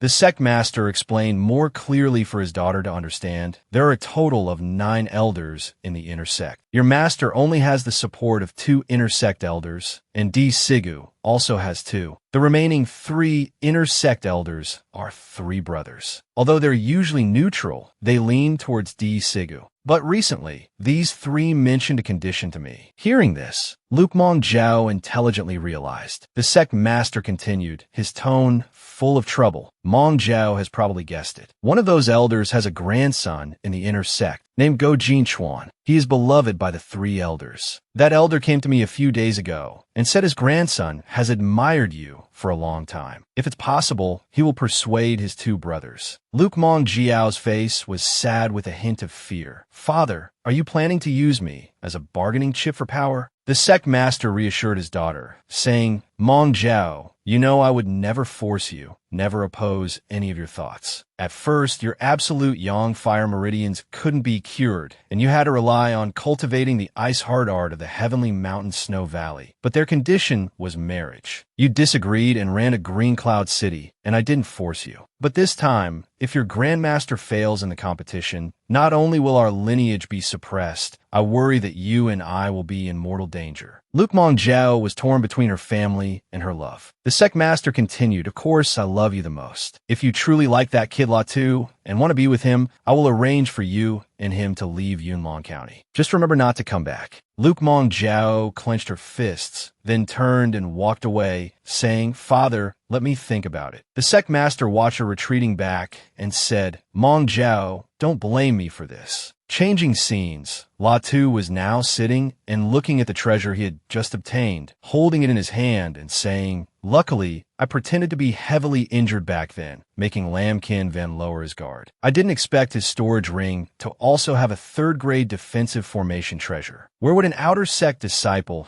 get the resources and power to have these treasures? It must be that old thing, Truong La Luong, pulling strings from behind. It was the Truong family who dealt with me before, too. That old man's methods are just as insidious and vicious. He snorted in contempt. The Truong family are all the same. Then he walked to the window of his room and said, just you wait and see. He looked out at the starry sky, but his heart was full of pensive thoughts. For Truong La Luong to be this arrogant, something must have happened in the Xiaoyao sect, especially the inner sect. Only then would an outer sect steward like him dare to oppose the outer sect master without being punished. Relying on talent alone is not enough to earn others' respect. The most important thing is still strength. The next morning, La Tu continued to cultivate diligently, as usual. Suddenly, someone came looking for him from outside. Young Master La, someone has sent you a gift. Please open the gate. The delivery person handed him something wrapped in red cloth and said, Young Master La, this was sent from outside for me to deliver to you. He opened it, and inside was a glowing golden hairpin. Seeing it, he was startled and shouted, Who would you bring this? Seeing his fierce reaction, the person sent to deliver the item was a bit flustered and answered fearfully, reporting to young Master Law. This humble one doesn't know either. The other party was a middle-aged man, about 40 years old. Then the person left, leaving him alone, staring at the hairpin and thinking, could something have happened to my sister? Did someone make a move against my family? I wonder how Hall Master Chinyan is doing. He promised to protect my family before. He walked towards a manor, saying, I must go see Hall Master Chinyan quickly. But then he stopped, putting a hand on his chin and thought,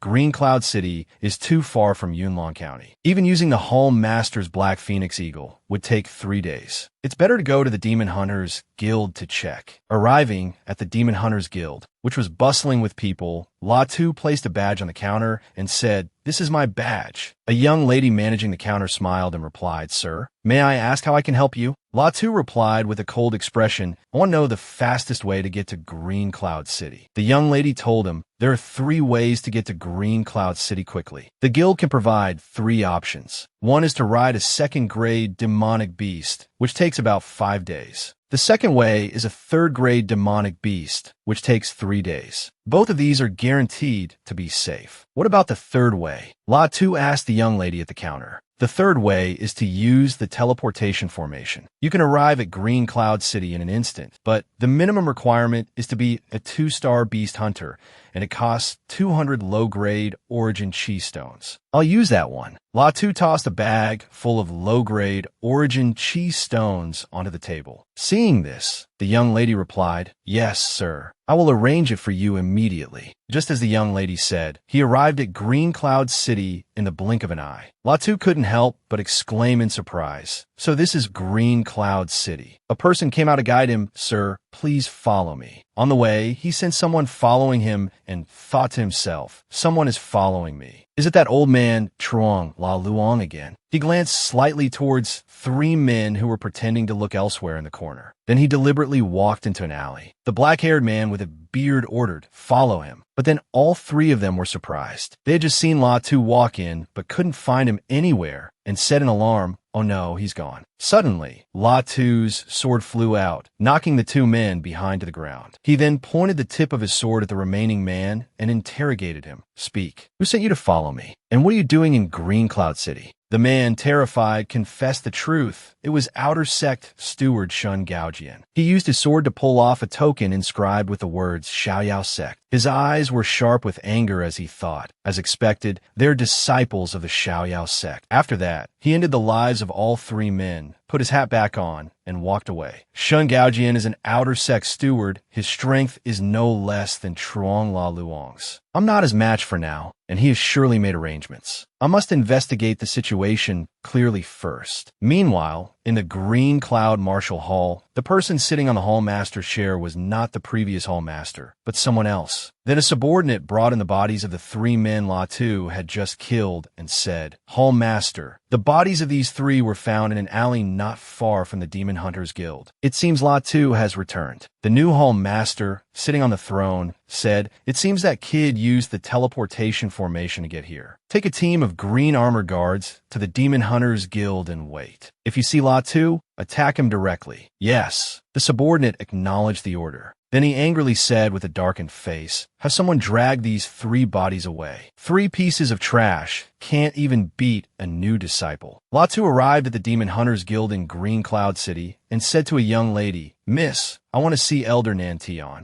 The young lady asked back, Sir, may I ask what your relationship is with Elder Zhuang? I will pass on the message for you. Just say it's the junior, Latu's day. Hearing the name Latu, the young lady immediately recognized it and said, Elder Zhuang once instructed that if Latu comes, he should be brought directly to see him. Please come with me. Elder Zhuang is in the rear garden. As he followed the young lady, just as he stepped out the door, he overheard another group of people talking. There's a team of green armored guards outside. What are people from the Martial Hall doing at the Demon Hunters Guild? I heard something happened to the Green Cloud Hall recently. Anyway, fighting is not allowed in the Demon Hunters Guild, let alone the green armored guards. Even a Martial Hall master wouldn't dare to be insolent here. On the way, After hearing those people talk, he understood the situation and thought as he walked, it seems Shun Gaojian already knows I'm here. But it looks like the Demon Hunters Guild has a strong backing. I thought the green armor guards would directly rush into the Demon Hunters Guild to search. After arriving, the young lady said to him, "Sir, this is the place. Please go in." La Tu walked in, took off his hat, and held it to his chest, showing respect as he greeted the two people sitting inside. "Greetings, Hall Master and Elder Zhuang." The two seemed to know La Tu would come, so they showed no surprise. The elder spoke first. "La Tu, you've come as expected. The Hall Master and I have been waiting for you." Then the Hall Master informed him, "You're in big trouble. 3 days ago, Shun Gaojian brought a letter from the Outer Sect Master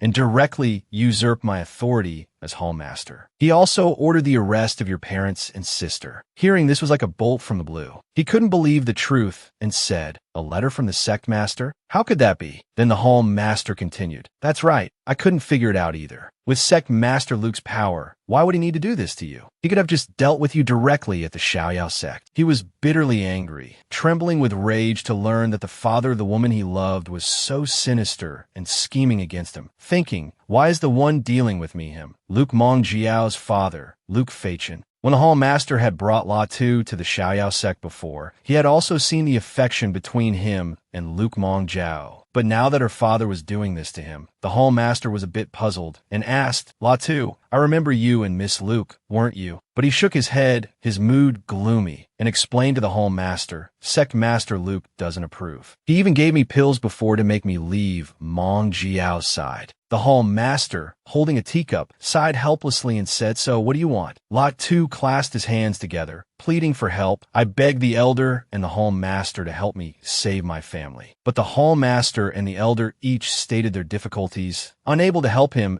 "I am a member of the Xiaoyao sect. I cannot help you deal with the Xiaoyao sect. Although I am an Elder of the Martial Hall, with my cultivation level, it would be useless for me to act." Seeing that the two people he trusted most could not help him, La Tu felt no resentment or anger, but instead thanked them. "Thank you, Hall Master, for helping take care of my family before, and thank you for not directly capturing me and taking me back to the Martial Hall." The Elder turned to him, smiled, and said, "Kid, although I can't help you, I know someone who can." Hearing this, La Tu was overjoyed as if he had grasped a lifeline and immediately asked for assistance. "Please, Elder Zhuang, show me the way." The Elder began to speak. The Hall Master cannot act due to his position in the Martial Hall, but there are such people in the Demon Hunting Guild. There are many experts within the Demon Hunting Guild. As long as you have the money, it's possible. Then the Elder seemed to hesitate, not continuing. La Tu immediately asked for guidance. "Please, Elder Zhuang, tell me what I must do to invite an expert from the Demon Hunting Guild to help." The Elder replied, "I will report your matter and see if any Grandmaster is willing to accept it. As long as the reward is reasonable, you can receive their help." La Tu bowed gratefully. "Then I'll have to trouble you, Elder Zhuang." The Elder replied politely, "It's no trouble at all." After the message was sent, a sword flew back from a distance to where La Tu and the Hall Master were standing.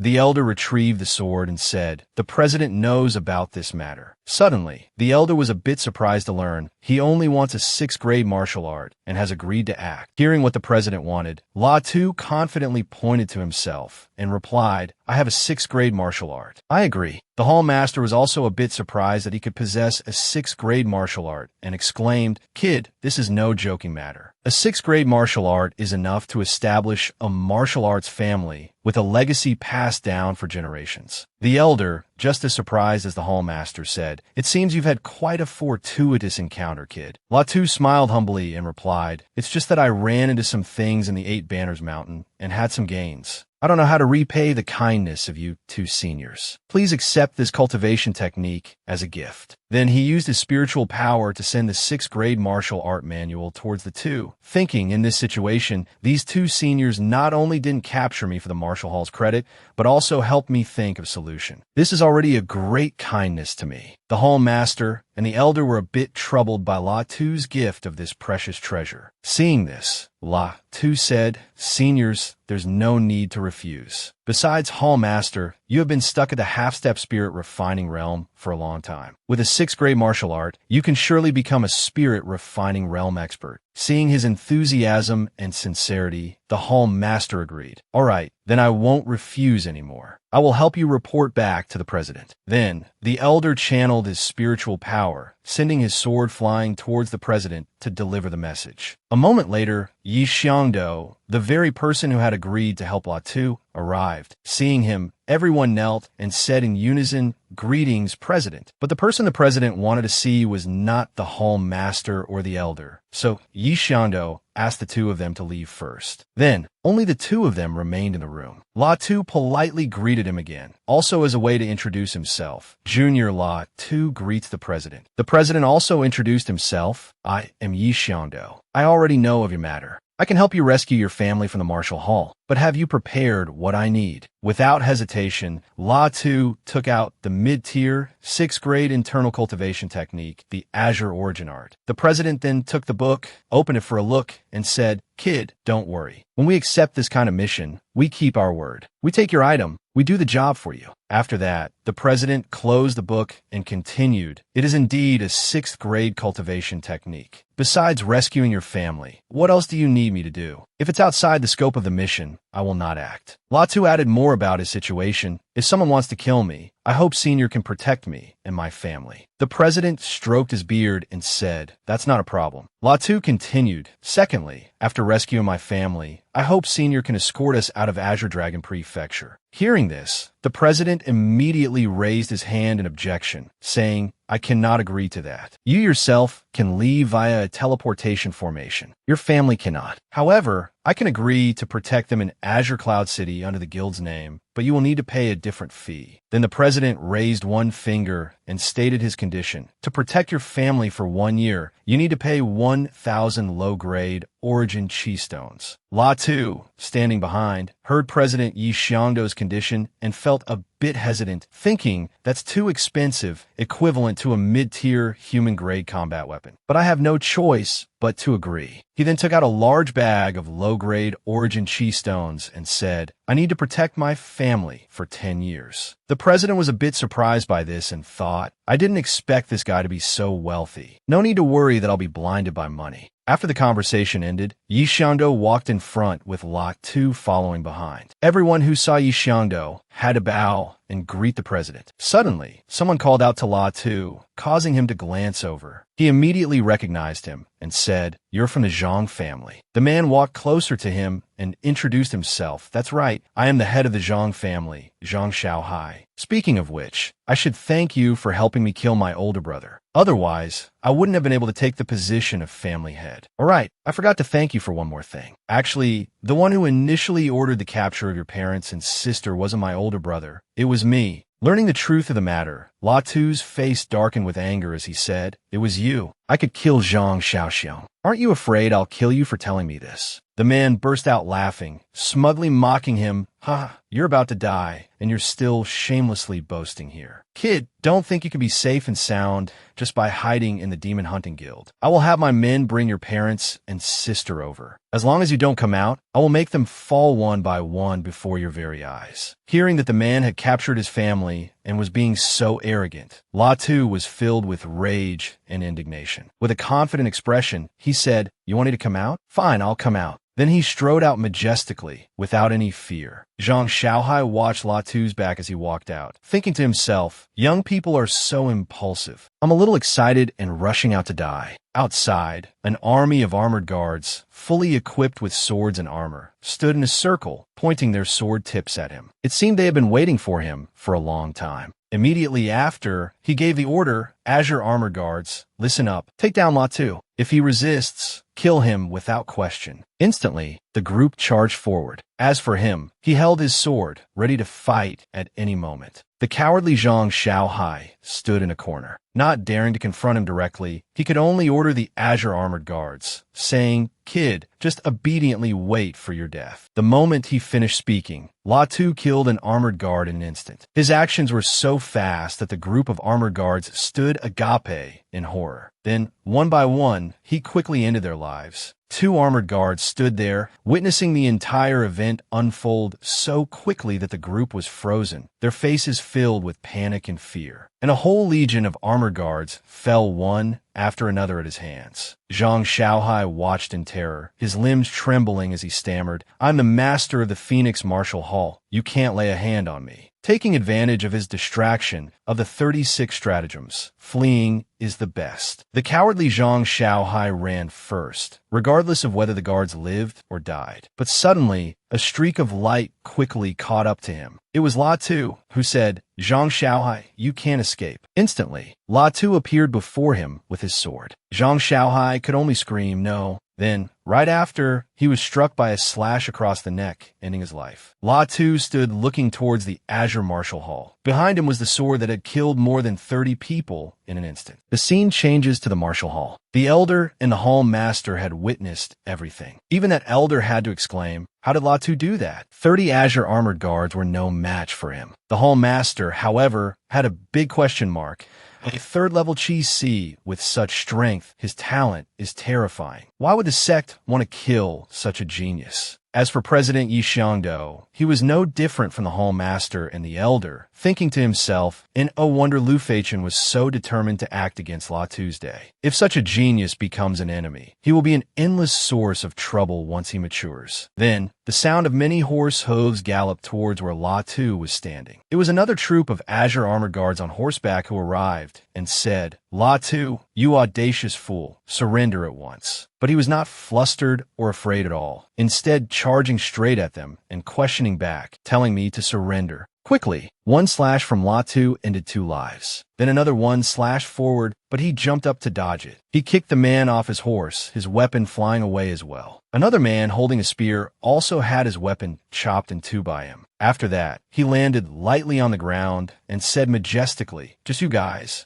The president, standing there, couldn't help but admire and praise him. Well done. Even a 7th-level Chi C couldn't fight back against you. However, he wasn't proud of his achievement, but said with some difficulty, "I didn't even want to make a move. After all, the Azure armored guards helped me before, but I don't want to die either." Immediately after, the leader of the Azure armored guards, with a large blade resting on his shoulder, stood before him and shouted majestically. In a powerful tone, he said, "La Tu, stop. See who they are. If you don't want them to die, surrender immediately." That group of people dragged out his family to force him into a corner. At this point, he had no choice but to ask President Yi Xiangdo for help. "Senior, I hope you will act to save my family. As for the Azure armored guards, I will handle them myself." The president replied and then leaped up. With just one move, he sent that group of people flying in all directions and rescued La Tu's parents and sister, safe and unharmed. The leader of the Azure armored guards turned around and shouted, "Who dares to interfere with the Azure armored guards' business?" Immediately after, another Azure armored guard shouted in a panicked tone, "Leader, that kid is charging over here." Seeing this, the leader of the Azure armored guards ordered, "Everyone, get him." But he rushed forward as fast as lightning before they could do anything, saying, "You forced me to do this." Then, one by one, they died under his sword. The remaining survivors of the Azure armored guards could only watch, unable to do anything. His sword was dripping with their fresh blood. Behind him, bodies lay strewn across the ground. His parents, afraid something would happen to him, called out "Little Tu" with tears in their eyes. His parents and sister ran to him, and the La family was reunited. He reassured his family, saying, "Sister, it's okay now. Mom, Dad, don't worry." As for President Yi Xiangdo, he looked towards the injured leader of the Azure armored guards. He had been severely wounded by La Tu and had to use his blade to support his body. Then he turned to look at La Tu and said, "Let's go. I'll take you away from here." Suddenly, the city gate opened, and out walked the man who had previously ordered La Tu's assassination,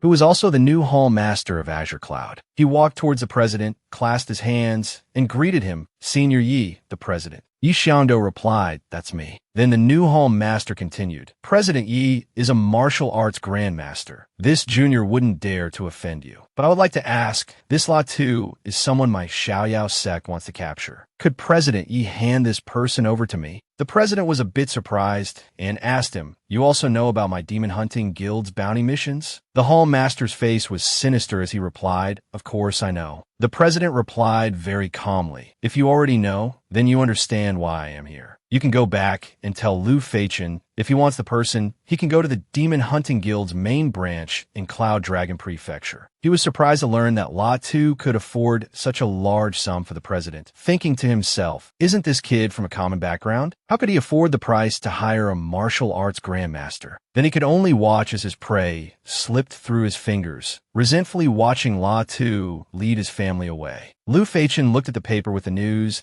and flew into a rage, cursing, damn it, that kid actually survived. And he even saved his family. That La Tu, he was actually able to hire a grandmaster expert. Then he ordered his subordinate, you may leave first. Lu Feichen, in a fit of rage, used fire to burn the report, saying, no wonder this kid could rise so quickly. From his second level of body tempering to the third level of Qi Si in half a year, he must have obtained an extraordinary fortuitous encounter. If I had known earlier, I would have acted directly in Cloud Dragon Prefecture. But the Demon Hunting Guild can't protect La Tu forever. Unless he leaves Cloud Dragon Prefecture, I absolutely cannot let him live. Then he slumped down and called out, men. Two subordinates immediately appeared, knelt down, and said, your orders, sect master. He placed a hand on his face, his expression full of schemes as he thought, Jiaoer, don't blame me. As long as master obtains the position of sect master, I will have a chance to break through to the martial king realm. The scene changes to the Demon Hunting Guild. President Yi Xiangdo introduced to La Tu. Inside is the president of the Cloud Dragon Prefecture branch of the Demon Hunting Guild. Hearing this, he also thought to himself, the Tianwu Kingdom has 8 provinces and 13 prefectures. 1 branch per prefecture. To be in charge of a prefecture, the strength of the branch president must be very powerful. Then Yi Xiangdo pushed the door open and entered. Inside, a man with blonde hair and a green robe was sitting on a chair reading a book. The two entered and greeted the branch president. The branch president was also very friendly, looking at him with a smile and saying, so you're the young man old you mentioned,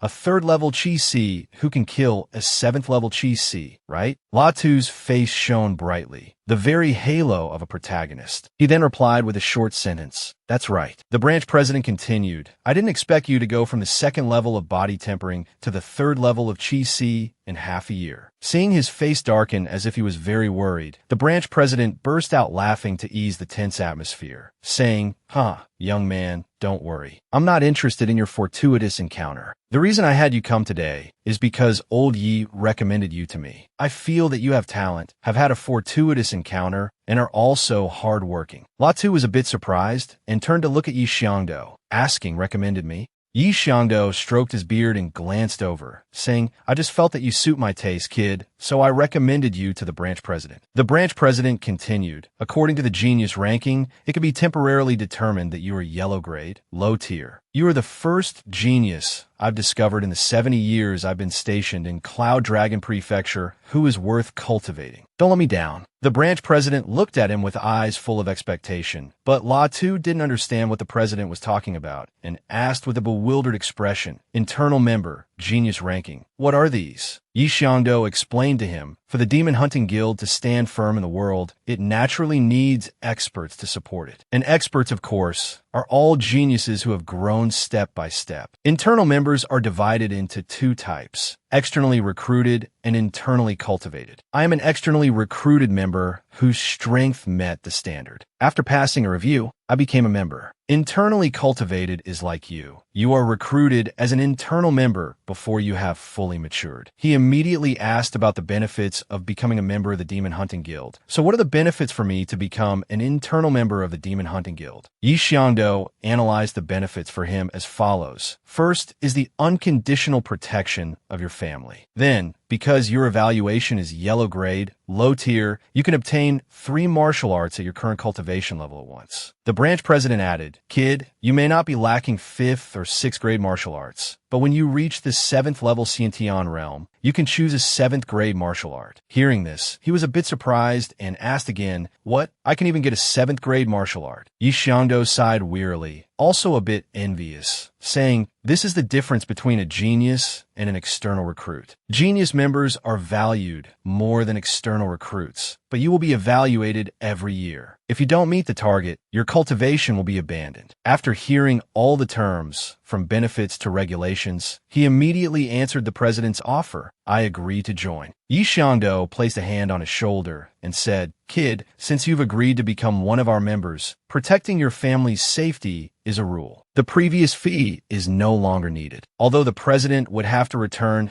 that large sum of money, he was not sad or upset, but very happy to return it. He refused to take the money back, saying, Senior Yi, my joining the Demon Hunting Guild is something that happened after I issued the mission. Things can't be calculated like that. Just forget about returning it. Both presidents seemed very satisfied with their newly recruited talent. Although they didn't say it, it was clearly shown on their faces. Then the branch president stood up and introduced himself to him. In that case, I will introduce myself. One Tianhong, branch president of Cloud Dragon Prefecture. He also said respectfully, La Tu greets the president. Then all three of them burst out laughing. Then President Wen Tianhong asked him seriously, La Tu, you're probably also curious why Lu Feichen wants to act against you, right? He said nothing, looking down at the ground with a sorrowful expression, thinking, although Sect Master Lu made me and Meng Jiao keep our distance before, he just didn't agree to us being together, but it shouldn't have reached the point of suddenly attacking me. Then President Wen Tianhong continued, some time ago, the sect master of the Xiaoyao sect returned severely injured from the Nine Directions mountain range. By my calculations, I'm afraid he won't last more than half a month before his life and Dao perish. Hearing this news, La Tu and President Yi Xiangdo both turned to look at each other. The branch president held up two fingers and said, when the old sect master dies, there will naturally be a struggle for the new sect master's position. Among them, the ones with the loudest voices are Disciple Gu and Kong Qingyu. Lu Feichen is the prized disciple of the later generation. Hearing this, La Tu still didn't understand this dispute. But what does this have to do with me? The branch president explained to him, the three inter-sect elders of the Xiaoyao sect are sworn siblings. Among them, Go Hongyi has a nephew who is pursuing Lu Feichen's daughter. Now do you understand? Now that you understand the whole story, don't risk seeking out Lu Feichen anymore. This is your private matter. The guild cannot directly interfere. We can only provide intelligence. But he was still very stubborn and continued to ask, then can I issue a bounty mission to hire a martial king expert from the Association for Protection? President Yi Xiangdo had been paying attention to him ever since he spent money to buy 10 years of safety for his family. It made him wonder constantly, what is this kid's fortuitous encounter? It actually made him so wealthy. Then Yi Xiangdo threw him a scroll and said, whatever, here's the price list, see for yourself. La Tu took the scroll and looked up at the mountain, thinking to himself, I have to meet Meng Jiao. Lu Feichen's eyes were full of resentment. In his hand was a letter. As he was reading that letter, a figure appeared at the door. It was Kong Qingyu, Lu Feichen's master. Seeing his master arrive, disciple greets master. Kong Qingyu told Lu Feichen that if President Wen was showing up, it would be fine for them to go meet him later. Lu Feichen replied in a furious tone. After reading the letter just now, I just replied to President Wen's letter, I just didn't expect it. I underestimated that kid La Tuesday. That kid was actually able to invite President Wen. But that Kong Qingyu was not flustered at all when he heard his disciple say this, and calmly replied that let's see first. Wait for President Sheng Huafeng of the Formation Guild to arrive. Then we will go and meet this La Tu you speak of. The scene changes to La Tu standing before Sheng Huafeng.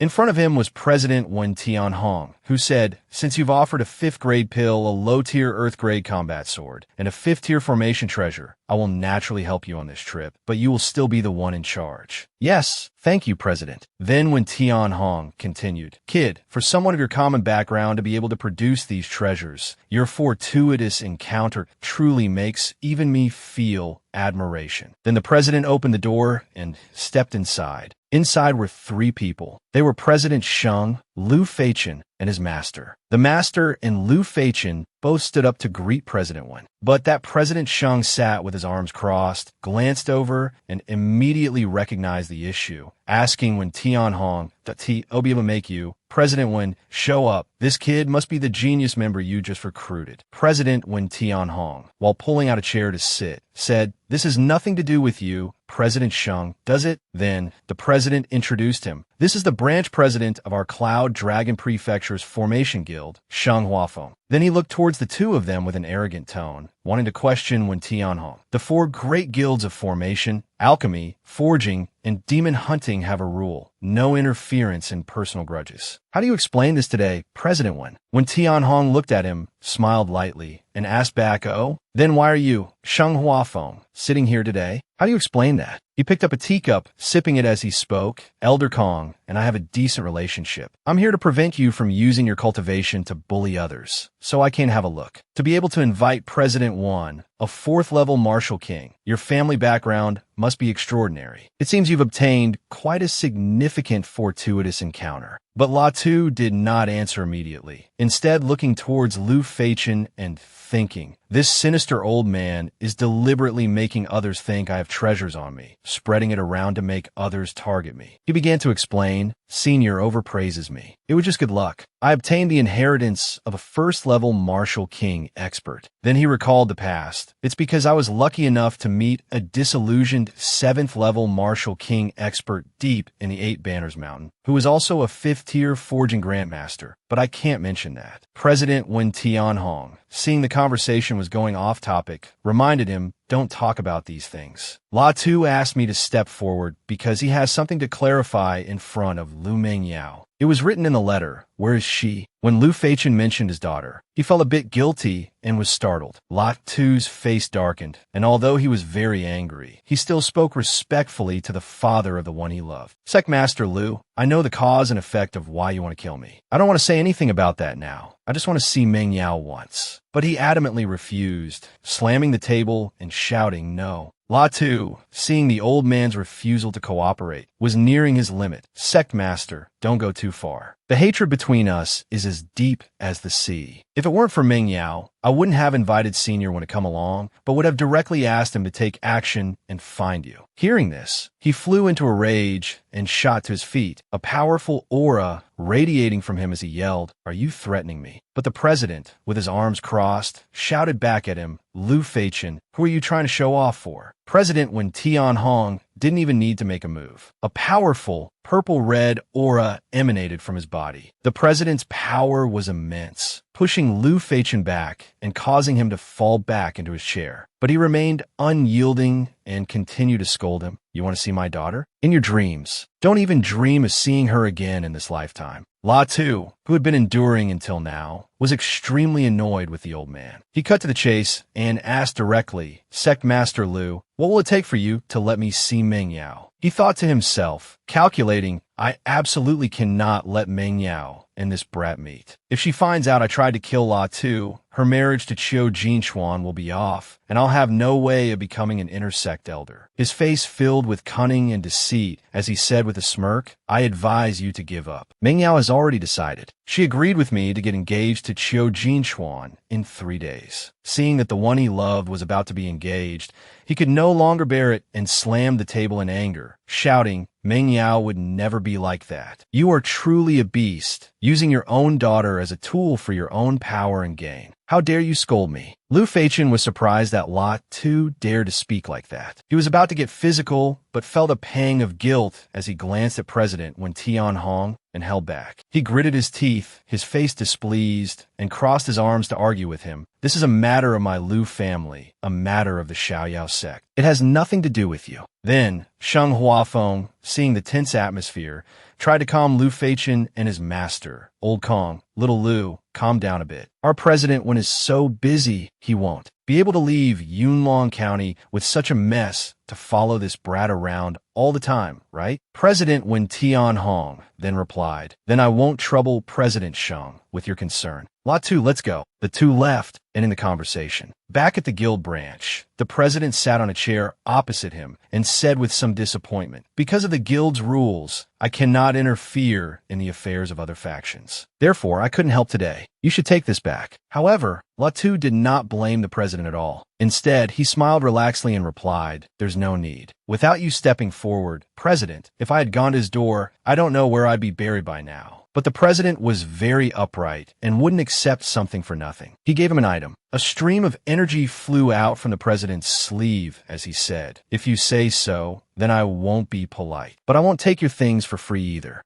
This is a third-grade, shape-shifting bone transformation pill. You can use it to change your appearance for 10 hours. You can sneak into the Xiaoyao outer sect. A small blue bottle of bone pills flew into his hand. Latu looked at the bottle of bone pills and said, "Thank you, Lord President." Latu transformed his appearance into that of a handsome, scholarly-looking young master. He walked into a forest, the place where Lu Feichen was holding Lu Mengyao captive. Then Latu stopped in front of a dense thicket of trees and thought, "Found it. Mengyao's courtyard is here." As expected, Lu Feichen has arranged many guard around Mengyao. He used his heavenly eye to see through everything, examining the situation both outside and inside the place where Lu Mengyao was being held captive. Looking inside, Latu saw Lu Mengyao sitting listlessly, staring at a point in front of the stone table and chairs. He thought to himself, these people all seem to be skilled. Lu Feichen has really gone to great lengths to guard against people coming to find Mengyao. But luckily, there are no Xiantian martial artists, so there's still a chance. He then flew to the door of the place where Lu Mengyao was being held, where a guard stopped him and shouted, "Who's there?" The sect master has ordered that anyone approaching this place must have their identity confirmed. Latu glanced over and saw two other guards. Hearing what the main guard said, he thought to himself, Lu Feichen even took precautions against me changing my appearance. He then smiled and said, "I'm just here to pay a visit to Miss Lu." But the other man was still very wary of him and said, "Is that so? Then you'll come with me." Latu placed a hand on his transformed face, which darkened as he thought, "This third-grade disguise pill will be seen through by a Xiantian martial artist. I absolutely cannot let myself be taken away." Seeing that he could no longer hide, Latu drew his sword and ended the man's life. The two guards over there also noticed and, drawing their swords, rushed towards him, shouting, "How audacious! Daring to strike within the Xiaoyao sect. Seize him!" He kicked open the locked door with one blow. Although he had changed his appearance, Lu Mengyao still recognized him and called out, "La Tuesday." But her joy was short-lived as she remembered that there were still many guards inside. She shouted, "Not good. Latu, run. This is a trap my father set for you." Guards jumped out from all four directions, all holding swords and surrounding him, but that couldn't trouble him. Latu only unleashed a few moves, and their screams rang out. Then Latu stood amidst the guards. Every single one of them had been beaten black and blue by him. He coughed a few times and said, "You can't stop me." Latu ran to Lu Mengyao's side, took her hand, and said, "Mengyao, come with me. Your father." But before he could finish, Lu Mengyao continued, speaking through apologetic tears, "Latu, I've heard about what my father did to you. I'm sorry, I didn't know my father would do such a thing." But Latu didn't blame her at all, saying, "This has nothing to do with you. Besides, I've already made proper arrangement for my parents and older sister. Mengyao, hurry and leave the Xiaoyao sect with me. Your father wants to marry you to Qiu Jinchuan." But Lu Mengyao refused to go with him, pulling her hand back and saying, "I can't leave. Latu, you should go. In a moment, my father will know what happened here. My father secretly placed a restriction on me, but I've discovered that no matter where I run, he can find me." As the two were talking, a voice suddenly shouted, "Someone has dared to break into the Xiaoyao outer sect. Go protect the young miss. A fellow disciple has been slaughtered. Go catch the culprit." This startled the two of them, and Lu Mengyao shouted, "Latu, go quickly." The situation was urgent, so he had to leave first, unable to take her with him. Before leaving, he didn't forget to say, "Mengyao, wait for me. I will definitely find a way to get you out." He leaped through the door, causing the guards who were about to rush in to turn and shout, "The culprit is here." Lu Mengyao ran after Latu to the door and said worriedly, "Latu, you must be safe." Latu fled, and behind him was a group of people sent by Lu Feichen to ambush him, chasing after him that we can't let this madman escape. Latu dashed towards the gate, thinking as he ran, as long as I get out of the Xiaoyao sect, I'll be safe. Quickly get to the Demon Hunting Guild in Yunlong County, and the Xiaoyao outer sect won't dare to do anything to me. At the gate of the Xiaoyao sect, a man holding a sword had been standing there, blocking him at the entrance and saying, "Audacious little thief, do you think you can come and go for my Xiaoyao sect as you please?" Then he slashed at him, but as quick as lightning, Latu dodged and ran forward. The attack created a loud explosion, and although its power was immense, it couldn't even touch a single hair on his head. Just as he was about to escape, Latu suddenly looked up at the sky and shouted, "Zhang Leiliang." From behind, Zhang Leiliang swooped down toward him, saying, Latu, you little brat, today you've fallen into my hands. Did you think I wouldn't recognize you just because you used a shape-shifting bone transformation pill? Ridiculous. Today, you will remain here. He immediately made a move, striking a palm towards him.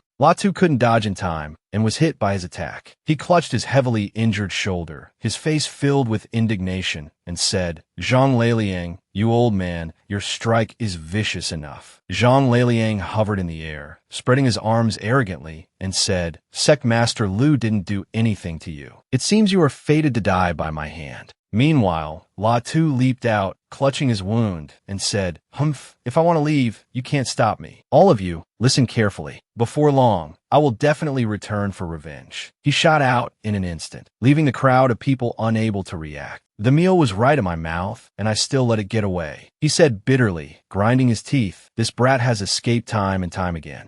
Let's see how long you can run." The scene changes to where Lu Mengyao is being held captive. Lu Feichen stood behind Lu Mengyao, who was at the door gazing in the direction Latu had escaped. He hesitated and stammered, "Yaoer, father." She was very afraid of her father, so she didn't want to say much and replied coldly, "I already know what happened before. Father, you don't need to explain anymore. I will follow your arrangements. There's no need to say anything else." Then Lu Mengyao turned and went back to her room. Seeing his daughter leave, Lu Feichen raised his hand to signal. Immediately, for men in black, their faces covered, said in unison, "Sect Master." He ordered them, "Relay my command to the 18 Azure Feathers of Yunlong City to keep a close watch on the Demon Hunting Guild. Report immediately if Latu is found." The men obeyed the order and immediately leaped away, leaving him alone. Lu Feichen's sinister face darkened as he schemed to himself that, "I'm sorry, Mengyao. Wait until I become an elder, become the sect master, and I will make it up to you." Latu successfully escaped to a cultivation room in the Demon Hunting Guild. He handed a bag to a pink-haired girl and said, "These are origin energy stones and an identity token. I need a cultivation room." He frowned, still thinking about his own abilities as he walked. "My cultivation level is not enough. I need the strength to protect the people important to me." In the room where Latu was cultivating and recovering, President Wen Tianhong walked in and asked with concern, "Latu, how is your recovery here? Are your injuries any better?" Latu immediately stepped down, cupped his hands, and bowed, saying, "Thank you for your assistance, President. Without your shape-shifting bone transformation pill, I wouldn't have been able to infiltrate the outer sect. I probably would have been captured the moment I showed my face." The president encouraged and comforted him, saying, "Everyone has their own path. This world, in the end, values strength. Your future path is still long. The most important thing for you right now is to have enough strength, at least reaching the Xiantian Martial Master realm. Otherwise, you will remain as weak as you were today. Keep it up, young man." The president patted his shoulder, then turned to leave, raising a hand to bid him farewell. Latu bowed with cupped hands and said, "Yes, thank you for your guidance, President." After the president left, Latu clenched his trembling fists, tormenting himself with the thought, "Mengyao, I'm sorry. I will break through quickly and come back to save you from there." Aptitude doesn't represent everything.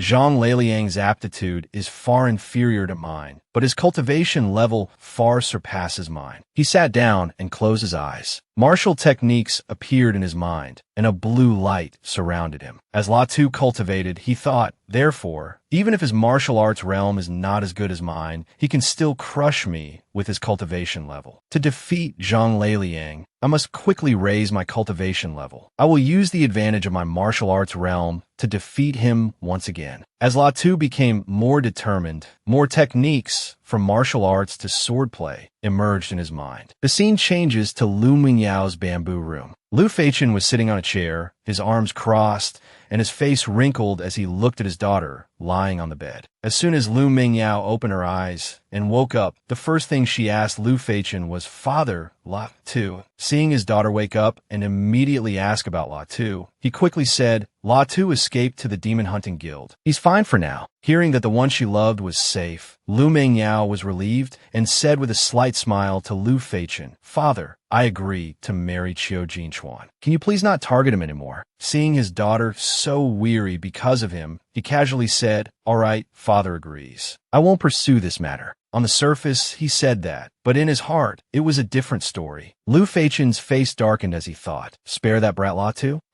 Now that he completely holds a grudge against me, how can I let him off so easily? That damned demon hunting guild. After a month in the demon hunting guild's cultivation room, vials of pills floated in the air and opened on their own. Latu was cultivating the vials of pills circling around him. As he circulated his energy, he thought, I'm now at the 7th level of the Qi realm. Relying on my martial arts realm and life and death Qi, I might be able to fight Zhang Leiliang. Latu walked to the window, opened it, and looked up at the sky, thinking, now I can go to the Xiaoyao sect to check. I must find a chance to get Meng Yao out. Suddenly, President Wen Tianhong appeared and walked over to where Latu was standing, calling his name. Seeing the president here, he asked in confusion, President Wen, are you waiting for me to come out of seclusion? Could it be that something has happened? The president, with a grave expression, informed him of the situation. I just received the news as well. Last night, there was a sudden turn of events in the Xiaoyao intersect. The Xiaoyao sect master suddenly passed away. Before Lu Feichen could even marry his daughter to Qiu Jinchuan, the struggle for the sect master position erupted. Kong Qingyu was defeated, and Lu Feichen was seriously injured. Lu Mengyao is trapped in the outer sect. There are rumors that Qiu Jinchuan will forcibly marry Lu Mengyao soon. Hearing this, Latu was filled with alarm and said loudly, what? I was only in seclusion for a month. How could the situation change so quickly? Thank you for the information, President Wen. I must go save Meng Yao. If I cause any major trouble recently, President Wen, just expel me from the Demon Hunting Guild. Then Latu took his leave. I'll be going first. Latu was willing to give up the place that offered him absolute safety for the one he loved. He rushed like a gust of wind and landed in Yunlong City. Latu was alarmed when he saw the scene before him and thought in surprise, what happened to the outer sect? A horrifying scene of the outer sect lay in ruins. He stood watching for a moment and said, I hope I'm not too late. He then snuck into the place where the father and daughter, Lu Feichen and Lu Mengyao, were hiding. The two guards outside didn't even notice him. He landed in the courtyard, rushed to the main door, and hastily threw it open, calling out Mengyao. She was startled when she saw someone break in, but hearing the familiar voice call her name, she sat up joyfully. She recognized him and turned to say, Latu, I didn't expect you to come so quickly. Latu walked to the bed where Lu Feichen was lying and said, your father.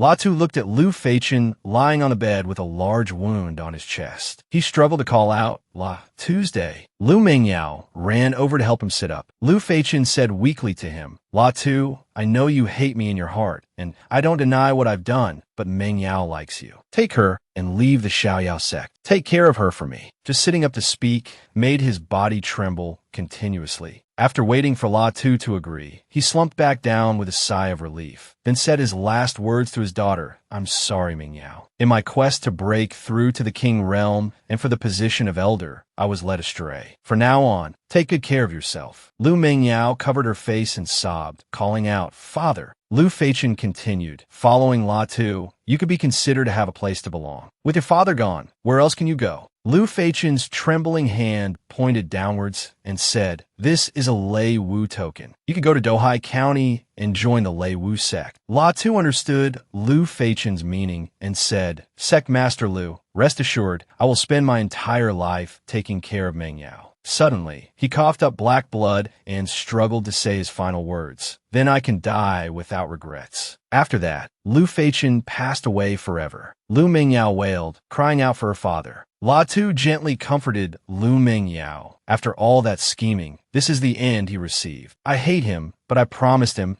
and this has nothing to do with Mengyao. I will take good care of her. Mengyao, your father is gone. Before he left, he hoped you would live well. Let's leave the Xiaoyao outer sect quickly. Lu Mengyao, lying in Latu's arms, sobbed and said, I want to bury my father on the mountain north of the city. When I was little, my father often took me there to play. Latu immediately agreed. All right, I'll take you there. Just as the two of them stepped out the door, someone who had been standing outside blocked their way and said, the two of you wish to leave the Xiaoyao sect. Seeing him, Lu Mengyao frowned in annoyance and said, Qiu Jinchuan. The man said roguishly, Mengyao, Although we didn't get to have our engagement, Uncle Lu told my grandfather that he wanted to marry you to me. How can I let you leave just like that? I have to take care of you for a lifetime. Xiao Jinchuan said smugly. Initially, it was just a precaution, but I didn't expect you, little brat, to actually deliver yourself to my doorstep. The heavens are truly helping me. His subordinate also chimed in. Young master, should we inform the others in the outer sect and Elder Qiu to have them send some more experts here? Xiao Jinchuan immediately showed his displeasure. These two are only at the 5th and 9th levels of the Qi realm. I, the young master, am a Xiantian martial artist and can easily deal with them. Or are you doubting my strength? The subordinate immediately bowed his head and admitted his mistake. This subordinate wouldn't dare. Young master, with your first level Xiantian cultivation, taking down these two is as easy as flipping your hand. Xiao Jinchuan waved his hand and said, without Lu Feichen, Lu Mingyao, you are just a lowly servant. He continued to insult Lu Mingyao. When I was pursuing you before, you acted all high and mighty. Now, you are destined to be my woman. Why get tired of playing with you? I'll reward you to these subordinates of mine. Hearing this, the subordinates took turns expressing their gratitude to Xiao Jinchuan. Thank you, young master. Lu Mingyao was furious and cursed him. Xiao Jinchuan, you beast. Who knows how many female disciples in the outer and inner sects have been victimized by you?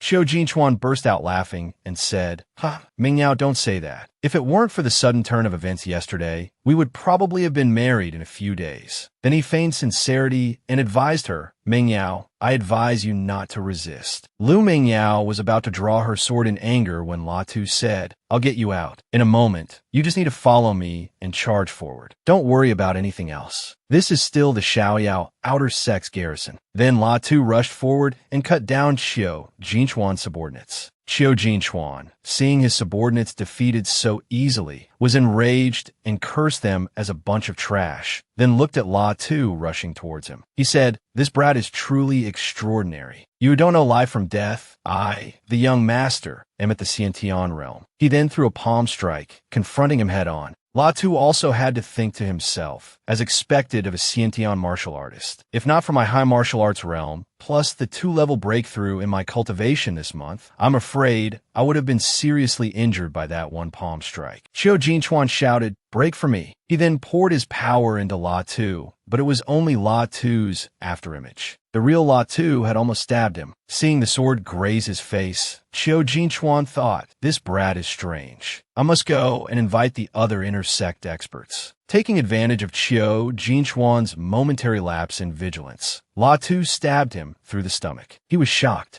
How was this possible? He actually has a tribute power. Then he fell down. Lu Mingyao asked him in surprise, La Tu, Xiao Jinchuan was a first-level Xiantian martial artist. How did you kill him? La Tu answered without hiding anything. After you returned to the Xiaoyao sect, I cultivated in the deep mountains of Qingyun City and had a fortuitous encounter. La Tu thought to himself, I also didn't expect that condensing qi into flames would have such great power. Lu Mingyao took La Tu's hand and reminded him, never mind that. La Tu, let's go quickly. Xiao Jinchuan is Elder Qiu's favorite grandson. He will surely have an induction to his death. We must leave the Xiaoyao sect quickly, leave Yunlong County. La Tu sheathed his sword and said, that's right, we can't stay in Yunlong County for long. He then turned to Lu Mingyao and said, Mingyao, I'm afraid we won't have time to bury your father. Lu Mingyao said somberly, I know. When I break through in my cultivation later, I will personally bury my father. At the sect gate, La Tu held Lu Mingyao back and said, we can't go to the demon hunting guild. The Xiaoyao sect will definitely go there to block us. We'll cross the Guanlei mountain range and go to Dohai County. Lu Mingyao agreed, all right. When Elder Qiu sensed Xiao Jinchuan's death, he rushed over, shouting, grandson. The old man said angrily, someone, find Lu Mingyao's whereabouts for me. Someone came from behind and said, Elder, Lu Mingyao couldn't have broken out alone. I'm afraid that Brat La Tu is also with her. The white-haired old man said, he is a genius member of the Demon Hunting Guild. I will lead people to the guild to block them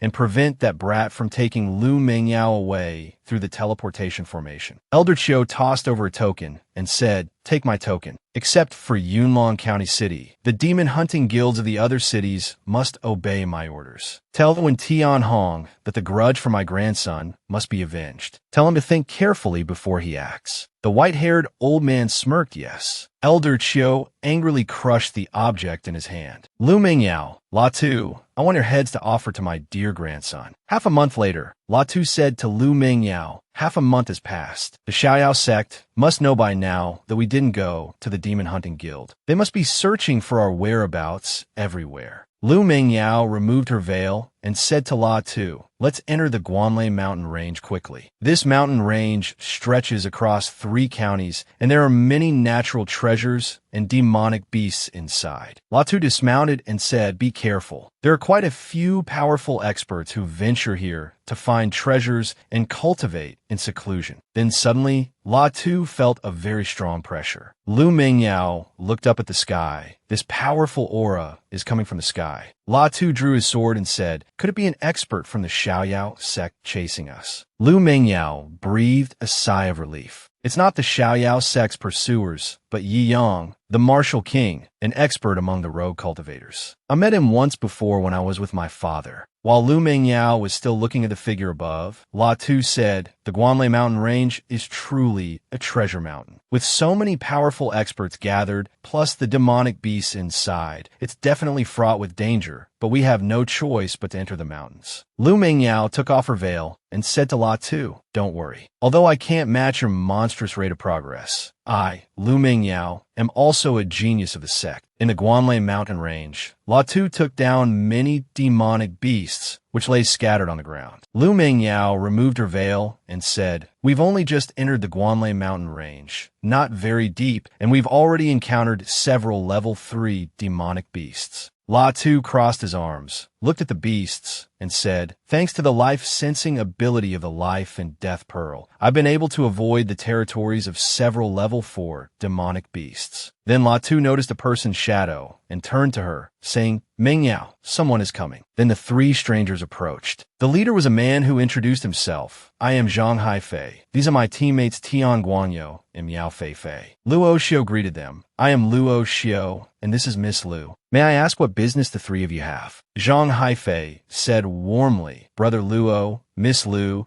the 3 of us have come to bother you so suddenly because we actually want to invite you 2 to form a team with us. I wonder what you 2 think. We have discovered a Huiyang tree, but next to it is a level 3 demonic beast, a Qingyi demon serpent, which is comparable to a level 4 demonic beast. Hearing this, Luo Xiu thought about the Huiyang tree and the Qingyi demon serpent. The Huiyang tree can be used to refine pills to break through to the Xiantian realm, which would be useful for both me and Meng Yao. However, not to mention whether the Huiyang tree even exists. Even if it does, I'm afraid it won't be easy to obtain. When the time comes, these 3 will surely make a move. Seeing Luo Xiu still thinking, Zhang Haifei raised his hand and said, Brother Luo, what are you thinking? You must know that the Huiyang tree is very precious. I dare not risk this information being leaked. Luo Xiu frowned and replied, fine, we agree to form a team. Zhang Haifei laughed joyfully in response. Haha, good. With you 2 joining, our chances of obtaining the Huiyang tree will be much greater. When we succeed, I will definitely not treat you 2 unfairly. Then he immediately turned and said, we can't delay. Let's set off now to deal with that demon serpent. Lu Mingyao knew there was some danger and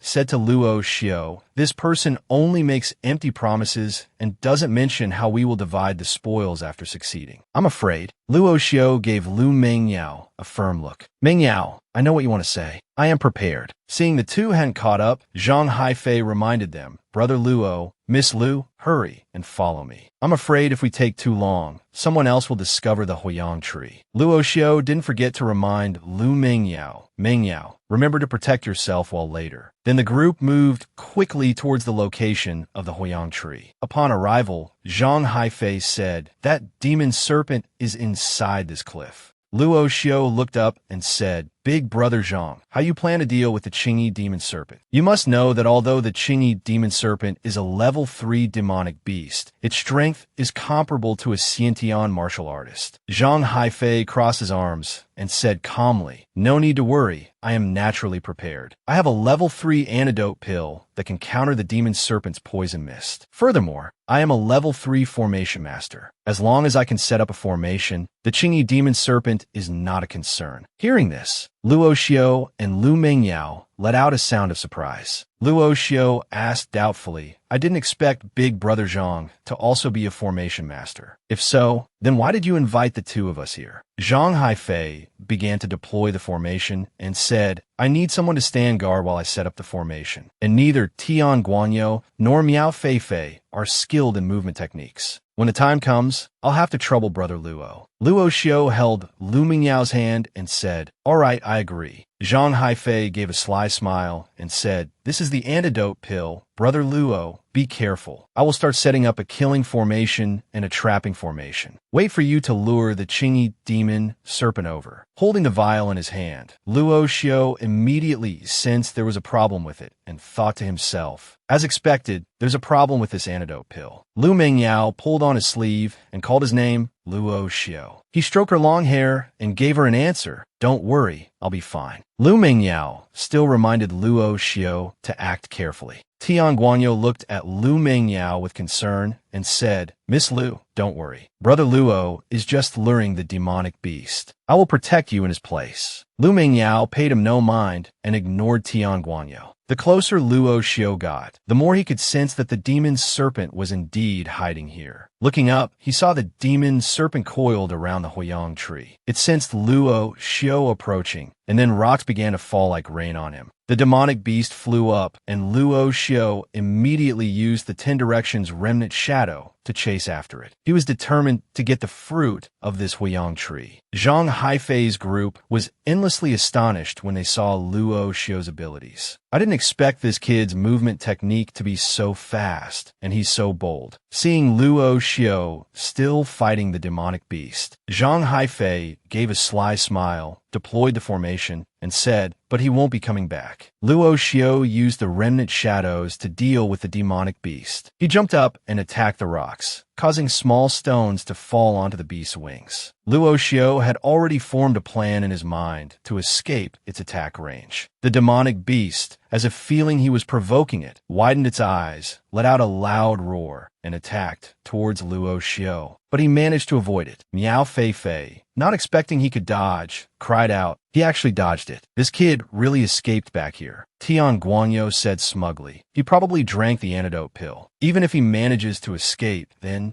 Zhang Haifei continued, All right, get ready. The demon serpent is coming. Then he shouted, Set up the formation. Then the three of them deployed the formation. Lu Mingyao also contributed, attacking the demon serpent and trapping it in the formation. Zhang Haifei shouted, Success! But Luo Xiao is still inside. Lu Mingyao, as if sensing something was wrong, pointed her sword at Zhang Haifei and ordered him, Let Luo Xiao out now. At this point, Zhang Haifei had achieved his goal and no longer needed to hide anything. He revealed his true nature and said, Shut up. Your little boyfriend has swallowed the antidote pill. Even if he escapes the demon serpent's mouth, he won't survive. Then he acted like a rogue and said, How about you come with me? I'll cherish you. Lu Mingyao paid no attention to his nonsense and just said coldly, I trust Luo Xiao, then charged forward. Seeing Lu Mingyao's stubborn refusal to submit, Zhang Haifei cursed her. You ungrateful bitch. Then he drew his sword to fight Lu Mingyao, but he didn't know that Lu Mingyao was also a genius of her sect. Zhang Haifei said in surprise, Damn it, I didn't expect this bitch to be so strong. She doesn't look that old either. Seeing Zhang Haifei dawdling and not focusing on the main task, Tian Guanyo urged him, Hurry up and help me hold the formation. I'm going to activate the killing formation or we won't be able to hold on for long. Sweat was pouring down his body as he tried to deploy the formation to attack the demon serpent. When he saw the demon serpent fall, Tian Guanyo also collapsed to the ground, panting and saying, Success! But it only held for a moment before the demon serpent got back up. He cried out in shock, What? Then he became cowardly, his hands and feet trembling with fear of death as he cried for help. Oh no, the demon serpent has escaped the formation. You too, hurry and help me. Looking at the still hissing demon serpent, Tian Guanyo and Miao Feifei were endlessly shocked. How can this be? Tian Guanyo swallowed a spirit pill and said, That kid Luo Xiao isn't dead after all. Could it be that he didn't use that antidote pill? The demon serpent attacked towards Tian Guanyu and Miao Fei, knocking them down. Tian Guanyu cursed. Damn it. Helpless, he could only pull out an object and say, I can only use this to hold it temporarily. Then he threw it towards the demon serpent and shouted, Fei, follow me. The demon serpent was enveloped by a net that sprang from the object, unable to escape. Seeing this, Zhang Haifei shouted, Big brother Zhang, Fei. But he didn't notice that he was still in a battle with Lu Mingyao. Taking advantage of his opening, Lu Mingyao slashed him across the back, and he fell. At this moment, Lu Mingyao was filled with anxiety, praying, Brother Luo, you must survive. Luo Xiao was using his sword to slash at the demon serpent's scales, making it roar. But it didn't affect it much. Seeing this, Luo Xiao couldn't help but exclaim, such hard scales. Luo Xiao knelt on one knee and said, a normal sword wound poses no threat to it at all. Let me see what trick those people put in the pill. Then he used the 10 directions body method to surround the demon serpent. Luo Xiao quickly discovered that its belly was its weak point. Then he delivered a fatal slash through its belly. When struck at its weak point, the demon serpent let out a loud scream that echoed through the sky. He watched it slowly die, coiled in a corner, and had to sigh. Oof, what a vicious poison. Even a level 3 demonic beast could only resist for a moment before dying. Those three are so ruthless. After the battle with the demon serpent ended, Lu Mingyao walked over to him and asked worriedly, Luo Xiao, are you okay? Seeing Lu Mingyao, his expression brightened considerably as he replied, Don't worry, I'm fine. Where are they? Lu Mingyao looked towards Zhang Haifei, who was lying motionless on the ground, and said, I kept one of them here with me. The other two abandoned their companion and fled as soon as the Qingyi demon serpent went berserk. Luo Xiao felt the situation was serious. He looked at the 2 Weiyang fruits in his hand and said, We can't let the news get out, otherwise it will be difficult for us to be safe in the Guanlei mountain range in the future. Besides, I haven't gotten my revenge on them yet. Meanwhile, as Miao Fei and Tian Guanyu were escaping, Miao Fei asked worriedly, Brother Tian, Xiao Fei is still behind us. Should we go back or just leave him? Tian Guanyu gritted his teeth, his hands clenched into fists, and replied angrily, Go back. That kid is at the 5th level of the Qi High Realm. If he's not dead, he's lucky, but he picked the Huiyang fruit. We'll go back and take it. After the recent battle, he was also injured quite a bit, so now he was circulating his energy to heal. Golden streams of Qi surrounded Luo Xiao in a circle. Lu Mingyao stood beside him, comforting and reassuring him. Luo Xiao, focus on healing. After finishing his healing, he stood up and said, I've recovered fairly well. It's time to go settle the score with them. No need to look, we're here. Just as he mentioned the two, they appeared from behind a tree as if they had been waiting. Miao Fei pointed at Luo Xiao and Lu Mingyao and said, Brother Tian, they killed Xiao Fei. Hand over the Huiyang fruit, and you have to kneel and kowtow beside Xiao Fei's body. Tian Guanyu also pointed to the 2 of them, using the excuse that Luo Xiao and Lu Mingyao had killed their companion to try and rob him. Luo Xiao was not worried or scared at all. He confidently placed a hand on his chest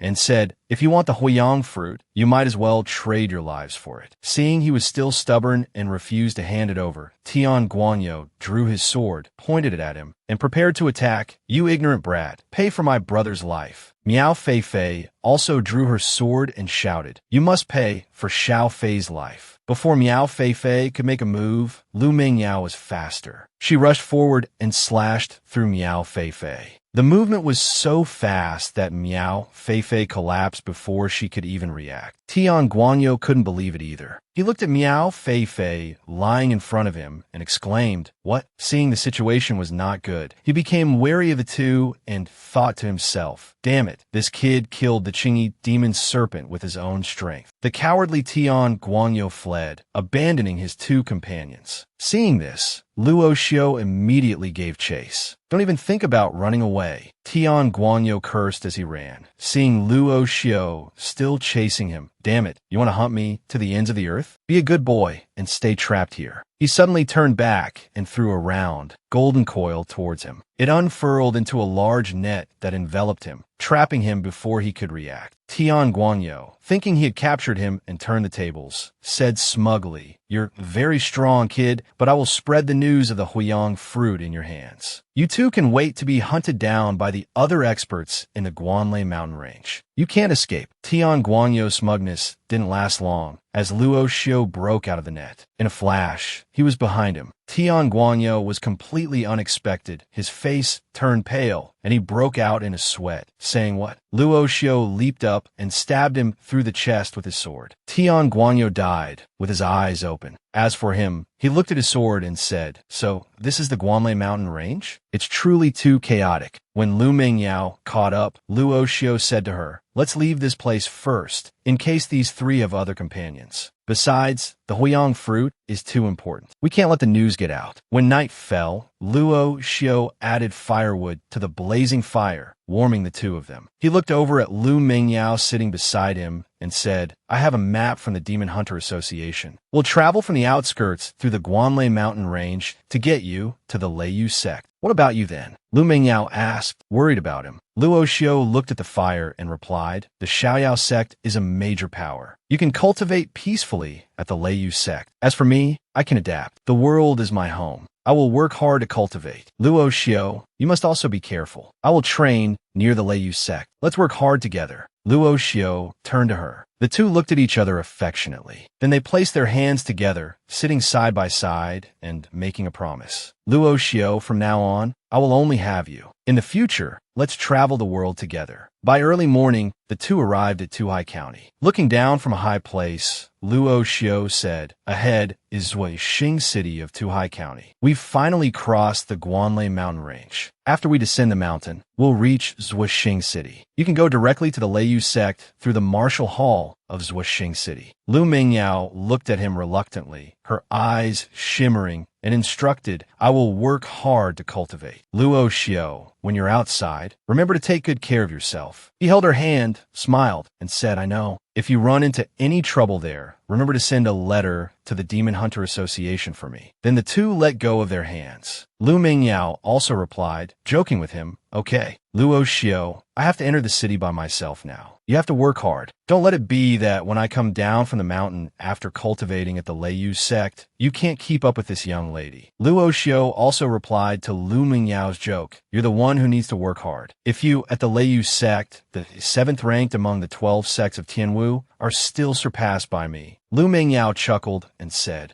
"Who isn't a genius?" Then she leaped down the mountain of Tuihai County. Luo Xiu watched her figure fly down and thought to himself, "Mingyao has entered a powerful sect like the Leiyu sect. I must also work hard to cultivate." Sometime later, Luo Xiu was killing a large bear. He leaped high into the air, slashed at it, and said, "In 1 month, I've captured over 100 level 3 demonic beasts. Even when encountering the most powerful existences, I would get injured. And there were countless near-death experiences, but he landed on the ground and moved forward. As the bear crashed to the ground, he continued, but through constant training in perilous situations, plus the cultivation resources exchanged from demonic beast materials, my cultivation has finally broken through to the Xiantian realm." He looked at his sword joyfully, then opened the Origin Law and said, "Reaching the Xiantian realm, I even received a gift. The Origin Law, Xiantian transformation, far surpasses 9th grade martial arts. It can allow me to instantly erupt with 2 to 5 times my own strength. Who in the same realm can be my opponent now? And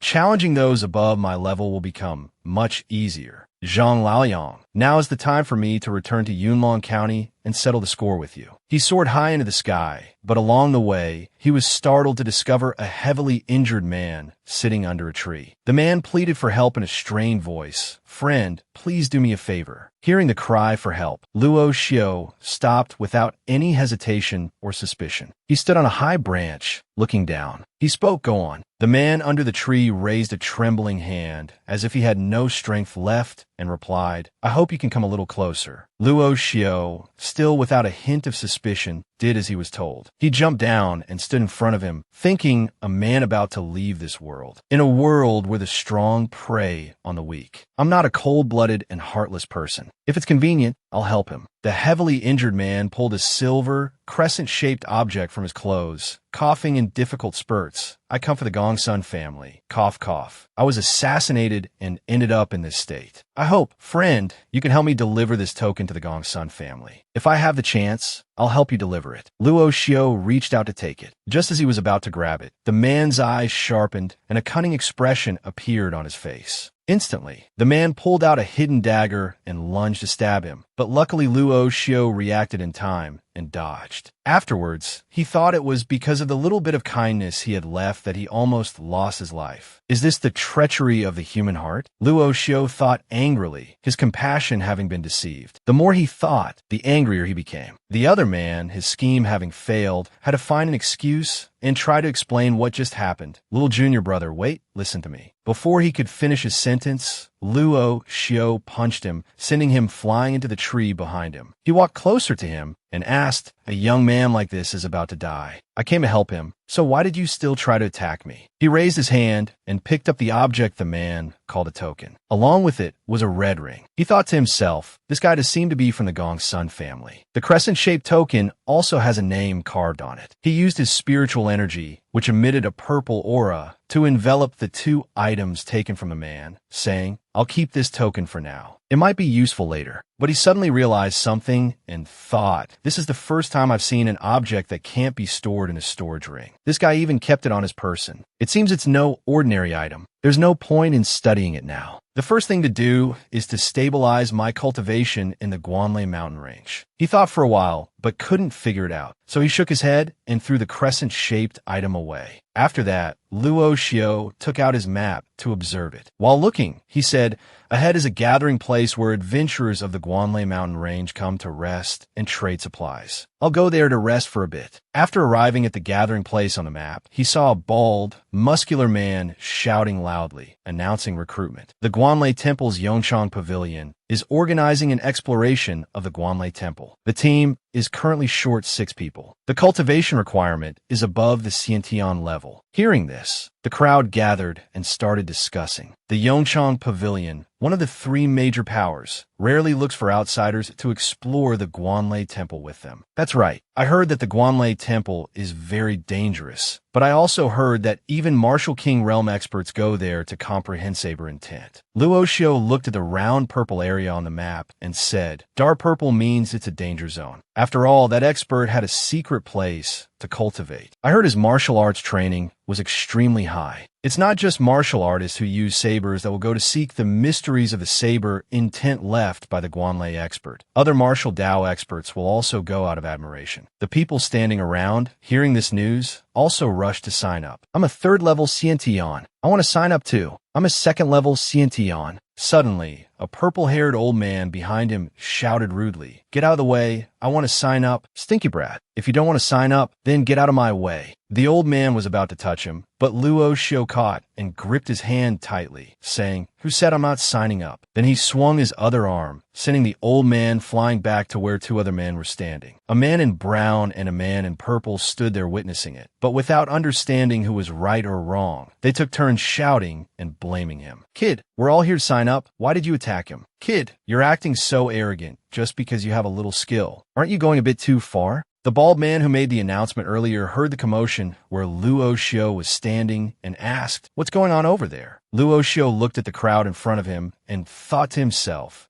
he clearly made the first move. Instead, I become the target of their attacks. He defensively raised his hand to the hilt of the sword on his back. When he saw the old man crying foul, saying, "Everyone, let's teach this arrogant kid a lesson and throw him out," his face darkened, and he drew his sword, slashing at the 2 men who were about to gang up on him. It caused the man in brown to lose half of his hair. He looked up in horror at his head, where half of his bangs were now gone, and exclaimed, "Such a fast sword." For a moment there, I thought I was dead. A green-haired man stood there watching. He also had a sigh in admiration of him, saying, "This kid's strength is very powerful. I must not carelessly offend him." The man in brown backed away in fear and muttered, "This kid is so young. How can he have such a powerful sword technique?" The bald man had witnessed everything and saw it all, including his sword technique. He walked closer to him, crossed his arms, laughed loudly, and praised Luo Xiao profusely. He expressed his intention to invite him to the Yongchang Pavilion's team. "Ha, a very fast, very sharp sword strike. Little brother, are you interested in joining us? And you three as well." Luo Xiao also clasped his hands to show his sincerity. "It would be my honor." The other people surrounding him murmured, "I can't believe this kid got chosen too. With strength like that, the Yongchang Pavilion would actively recruit you." The bald man continued to shout his announcement. "There are 2 spots left. Priority will be given to those with high cultivation." And immediately, 2 men, one with green hair and one with brown hair, stepped forward, raised their hands, and said, "The 2 of us. You two, please follow me. The Yongchang Pavilion's team is already prepared up ahead." On the way, the bald man inquired about Luo Xiao. "Little brother, you look very young. I wonder what your cultivation level is." "First level Xiantian." Hearing Luo Xiao state his cultivation was first level Xiantian, the bald man was a bit startled and thought to himself, "A first level Xiantian can unleash such a fast sword strike. This kid's inherited martial skill seems extraordinary." With that thought, the man turned back,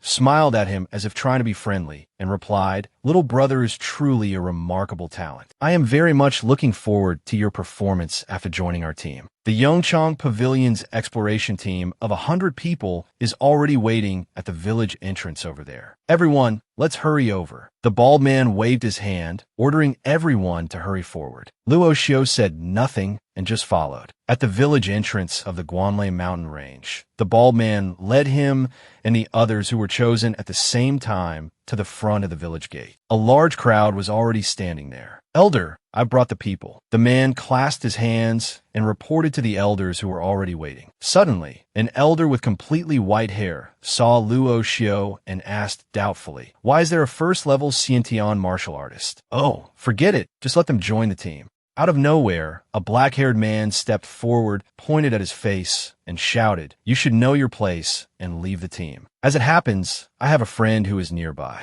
Get your name removed." Luo Xiao was not one to be easily bullied. He crossed his arms and replied arrogantly, "On what basis should I give this position to your friend?" The black-haired man, not knowing what was good for him, showed a disdainful attitude towards him, and he shouted even louder, "With your meager cultivation, you dare to question me here? My friend was in seclusion nearby, and now that he has broken through and come out, he is about to come over. You surely understand, right?" At the same time, a man who was also quite neatly dressed, with a green jade stone in the middle of his forehead, appeared in the Guanlei mountain range, holding a sword. He clasped his hands and greeted the elders, "My apologies. Greetings to the 3 seniors and the senior brothers and sisters of the Everfrost Pavilion. This junior just finished his seclusion, so I arrived late." Seeing his brother arrive, the black-haired man hurriedly ran to him, pointed at La Tu, and tattled, "Brother, the 100-person team is full. Your spot was taken by this brat." That man was also arrogant and looked down on him, pointing towards where La Tu was standing. He smiled arrogantly and said lightly, "He's just a first-level Xiantian brat." The 3 elders stared at this arrogant man without saying a word. La Tu was not one to be easily bullied and retorted,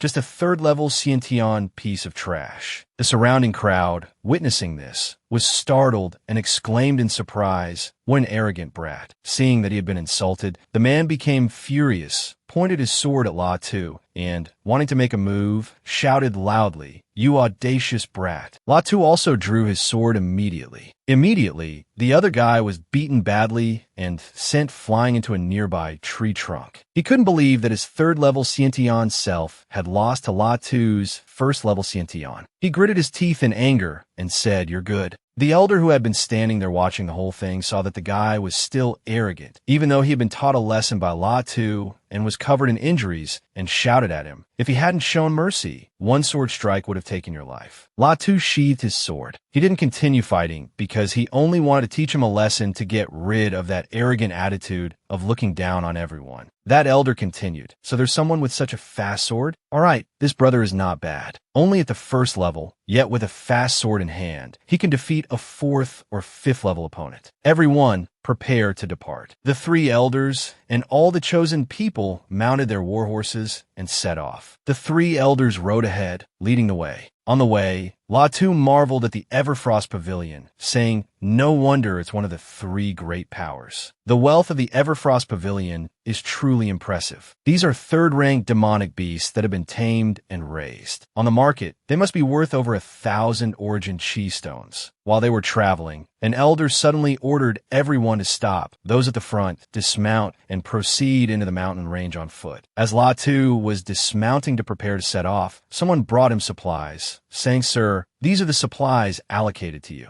After everyone was ready, the same elder announced to everyone, "Enter the mountain range in groups of 5. If you encounter demonic beasts, just follow the previous route to reach the Guan temple. Everyone move out." Along the way, Latu was fighting a giant spider. He slashed his sword at it, causing it to fall backward. Latu looked at this demonic beast and assessed it, a 3rd-level demonic beast that lives in colonies. The venom on its body is extremely potent. Even a Xiantian martial artist would find it hard to survive a bite. It seemed that many of his teammates had been poisoned by this type of demonic beast. After a long journey, dusk arrived. That elder announced to everyone, shouting for them to rest for a bit. In just half a day, 12 people have died. Over 20 are injured. This is not going very smoothly. Then, one of his teammates led the way, pointed forward, and said, "The sky is dark. There's a prepared resting place ahead. Everyone, hurry up." At midnight in the stone forest, everyone was sitting gathered around a campfire. Latu did not join the group, but leaned against a large pillar. Suddenly, the pillar he was leaning on made a loud noise. On top of the pillar, streams of green light appeared, surrounding it and startling everyone. Accompanied by a sense of unease, they said, "What's happening over there? Is there a problem with the elders' formation?" Suddenly, from a large patch of grass, a white beast with a purple mane, looking like a lion, rushed out. Everyone was startled, looked in its direction, and shouted, "A purple-scaled lion beast." From above, it landed on the ground, spat out a mouthful of demonic chi, and created another powerful, loud explosion. Everyone was terrified. Another person standing behind Latu said in alarm, "With this demonic chi, we are no match for it." The elder, seeing this demonic beast appear here, was also a bit bewildered and wondered, "How could we run into this fellow here? It shouldn't be here." Latu looked at the demonic beast in front of him, but it wasn't attacking him. He thought to himself, a 4th-level purple-scaled lion beast, a demonic beast equivalent to a great grandmaster of the spirit refinement realm. Why did it appear here? Or perhaps there's an enemy spy within the Everfrost Pavilion's team. It seems I have to find a way to leave the team. He was on guard, his hand gripping his sword, ready to fight at any moment. Another elder stood in front of the demonic beast and said, "Although we set up a formation to conceal our aura, it's only effective against 3rd-level beasts. It has no effect on this type of demonic beast. It has discovered us." Immediately, the demonic beast aggressively shattered the protective barrier. When it discovered them, the group also realized the problem and said, "It's attacking the defensive formation." Everyone ran for their lives to save their own skins. Suddenly, dark clouds gathered in the sky, and lightning struck repeatedly. Those people were fleeing from the demonic beast. Everyone unleashed techniques that filled the surroundings with light, rushing like a storm. As for Latu, he used the 10 directions movement technique to create multiple clones of himself. Latu jumped onto a tree branch, thinking as he ran, "It has broken through the defense and is already chasing me." Right after, he was startled and looked back. He discovered it was right behind him, having caught another unlucky person. The only way is to hide from it in the mountain forest. Latu leaped forward to escape from it. While escaping, Latu heard loud cries for help from other people coming from another direction. Everyone split up quickly. "Someone save me." Latu continued forward, saying as he ran, "Fend for yourselves." After successfully escaping, La Tu, drenched in sweat, said, "It's basically safe now." He hid on a high tree branch and thought to himself, "In my storage ring, I still have a 5th-level concealment formation disc. First, I'll rest and recover." Then he propped himself up, looked up, and asked himself, "It's probably noon now. I should see what to do next." Right after, he leaped forward, discovered something, and said, "There's an aura over here." Latu took out the route map to look at it and couldn't help but exclaim, "I can't believe that after a whole night of panic, I'm actually close to the Guanlei Temple. It seems the Everfrost Pavilion group is more likely doomed than not." Luckily, I took their route map earlier and came directly here. The sword on his back, for some unknown reason, vibrated slightly. But perhaps it wasn't strong enough, so Latu didn't feel or notice anything. Latu looked ahead and said, "This foothill area is over 10 li, yet I can feel a sharp blade chi. The sharp sword chi is resonating with my weapon. It seems to be sensing it." Then he moved forward, looked up at the high mountain, and thought to himself, what level of cultivation did that expert Guan Lei ultimately have? I wonder how many years have passed, yet this ancient ruin still retains such a terrifying blade will. Then he observed his surroundings, sensing the intense blade will. There isn't a single demonic beast around here. I'm afraid they've all been scared away by the intense blade will. Suddenly, his intuition told him something was wrong. Latu turned to see a blade descending from above towards where he was standing. Latu looked up towards a mountain peak and saw a muscular man. He had a sword resting on his shoulder, his body radiating a blue aura that enveloped him as he stood on the mountain. Looking at that person, he thought to himself, "I absolutely cannot block this blade." Suddenly, a technique was rushing towards him. Latu squeezed his eyes shut and shouted, "It's too strong. This move is aimed at me. I can't retreat." But it was all just a simulation he had created. Latu rested his chin on his hand and thought, "Although I have perceived this blade, will, and blade form, this light and shadow blade has entered my sea of consciousness. The blade will has been carved into my spiritual sea." After that, Latu swung his sword sideways, then looked at his blade and said, "Although it's just a simulation and I can't produce the blade will's intent,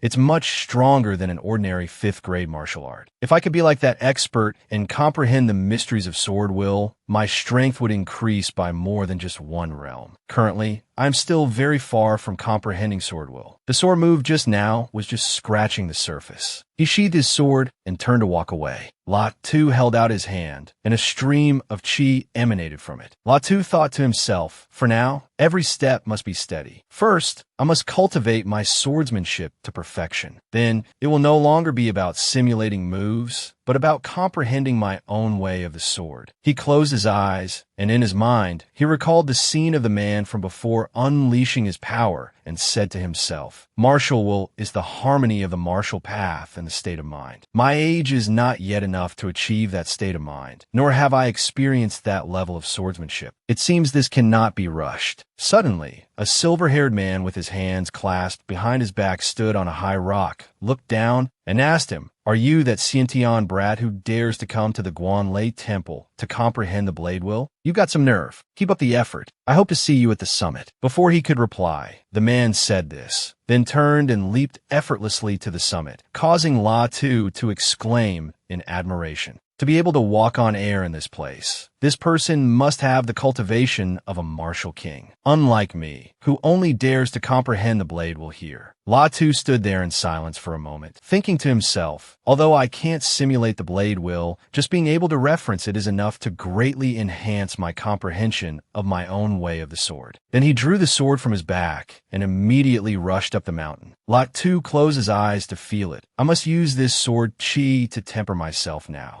On the mountain, there were 2 guards. Seeing him wanting to ascend, they were a bit surprised and said, "What? Someone else wants to go up the mountain? A first-level Xiantian brat who doesn't know life from death. Let's see what bitter fruit you'll eat later." On the way up the mountain, a man suddenly rolled on the ground, clutching his head and crying out in pain. Then he coughed up blood in front of Latu. He had probably been struck, which made him even more cautious and alert. He said, "This place is indeed extremely dangerous. Relying on willpower alone is not enough. Even with high cultivation, one's spirit can be annihilated by the blade will, and one's life extinguished. Then, that man was helped up by another person who said as he lifted him, even a martial ancestor at the spirit refinement realm from the Gongsun family of Dohai Prefecture failed here. This is too dangerous. Let's give up, it's too terrifying. The other men, seeing how difficult the path up the mountain was, and coupled with their fear of death, gave up one after another. But La Tu refused to submit and continued to press forward.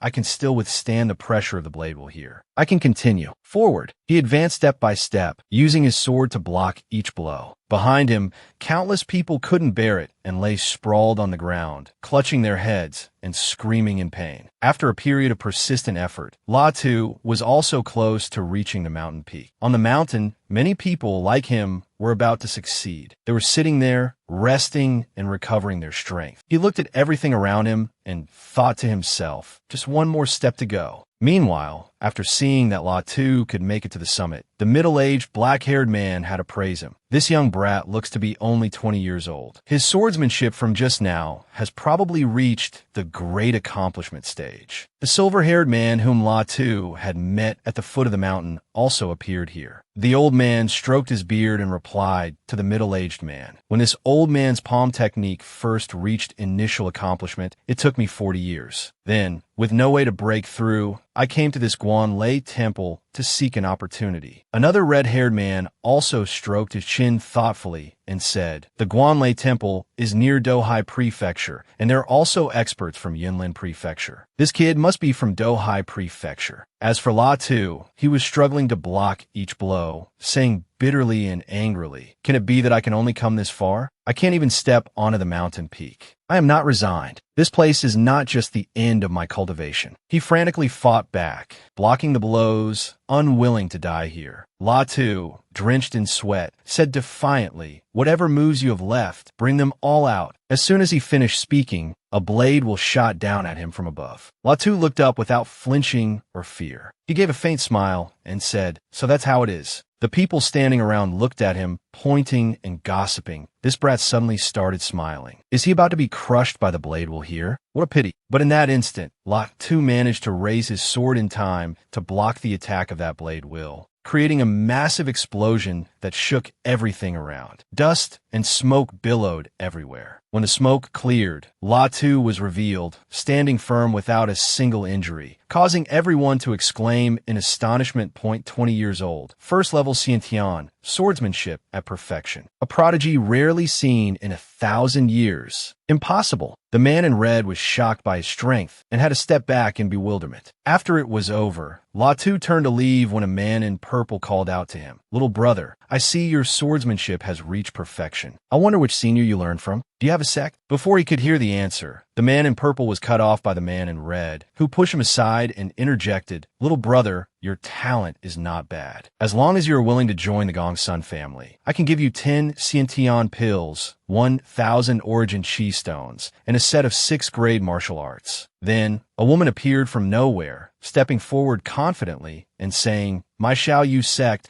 is the strongest sect in Dohai Prefecture. As long as you are willing, little brother, I can directly make you a core disciple. Besides the other conditions, which are the same as the Gongsun families, as long as your cultivation reaches the 3rd level of Xiantian, you will also be qualified to cultivate a 7th grade martial art." The people standing around, seeing him receive so many offers, their faces changed with a hint of jealousy, saying, "This brat has struck it rich. A 7th grade martial art. Many spirit refinement martial ancestors don't even possess one. They wish they could agree on this brat's behalf immediately. Thank you for the senior's kind intentions, but this junior has no plans to join any power or sect for the time being." La Tu's polite refusal surprised everyone present. The man in red couldn't help but be alarmed, pointing at him and shouting, "Are you crazy, brat? You actually refused a 7th grade martial art. I wonder which senior the little brother learned from." Ignoring the commotion from the man in red, the woman stepped closer to him, probing with her question while thinking to herself, to have achieved great accomplishment in swordsmanship at such a young age, besides talent, there must be a renowned master guiding him. Moreover, to be able to refuse the temptation of a 7th grade martial art, his master must also be an expert. Even if I can't recruit this prodigy into the sect, being able to establish a connection with an expert who can teach such a prodigy and a young man who may become an expert in the future is also a kind of gain. Latu replied politely, "This junior's master is guild president one." Seeing that he wasn't being specific, the woman was a little displeased and thought, not revealing the origin of his master's sect is bound to arouse suspicion. He might even be targeted. Could it be Yinlong Prefecture on the other side of the Guan Lei Mountains? In that case, the benefits don't quite add up. The Demon Hunter Guild. While thinking, the woman suddenly realized something. She immediately changed her expression and replied to him with a bright smile. Then little brother must be an internal genius member of the Demon Hunter Guild. After all, learning from guild president Wen Tianhong, your future prospects are limitless. Then the woman began to entice La Tu with the benefits of joining her Lei Yu sect. Little brother, I recall the Demon Hunter Guild only provides martial arts and shelter. But as long as you join our Lei Yu sect, we can provide you with a large amount of cultivation resources. Furthermore, I remember that your Demon Hunter Guild does not prohibit its genius members from joining other sections. However, Latu's word was final and would not be changed. He resolutely refused. This junior has no thoughts of joining any power or sect for the time being. I hope senior can forgive me. The surrounding crowd, seeing him refuse such a good opportunity, was filled with envy and jealousy, showing a clear, disdainful attitude towards him. This junior has no thoughts of joining any power or sect for the time being. I hope senior can forgive me. Latu once again refused the offer. Having no other choice, the woman couldn't force him inside. Well, I can't force you. It's just that if you have any thoughts of joining in the future, little brother, feel free to come to my Lei Yu sect. This is my token.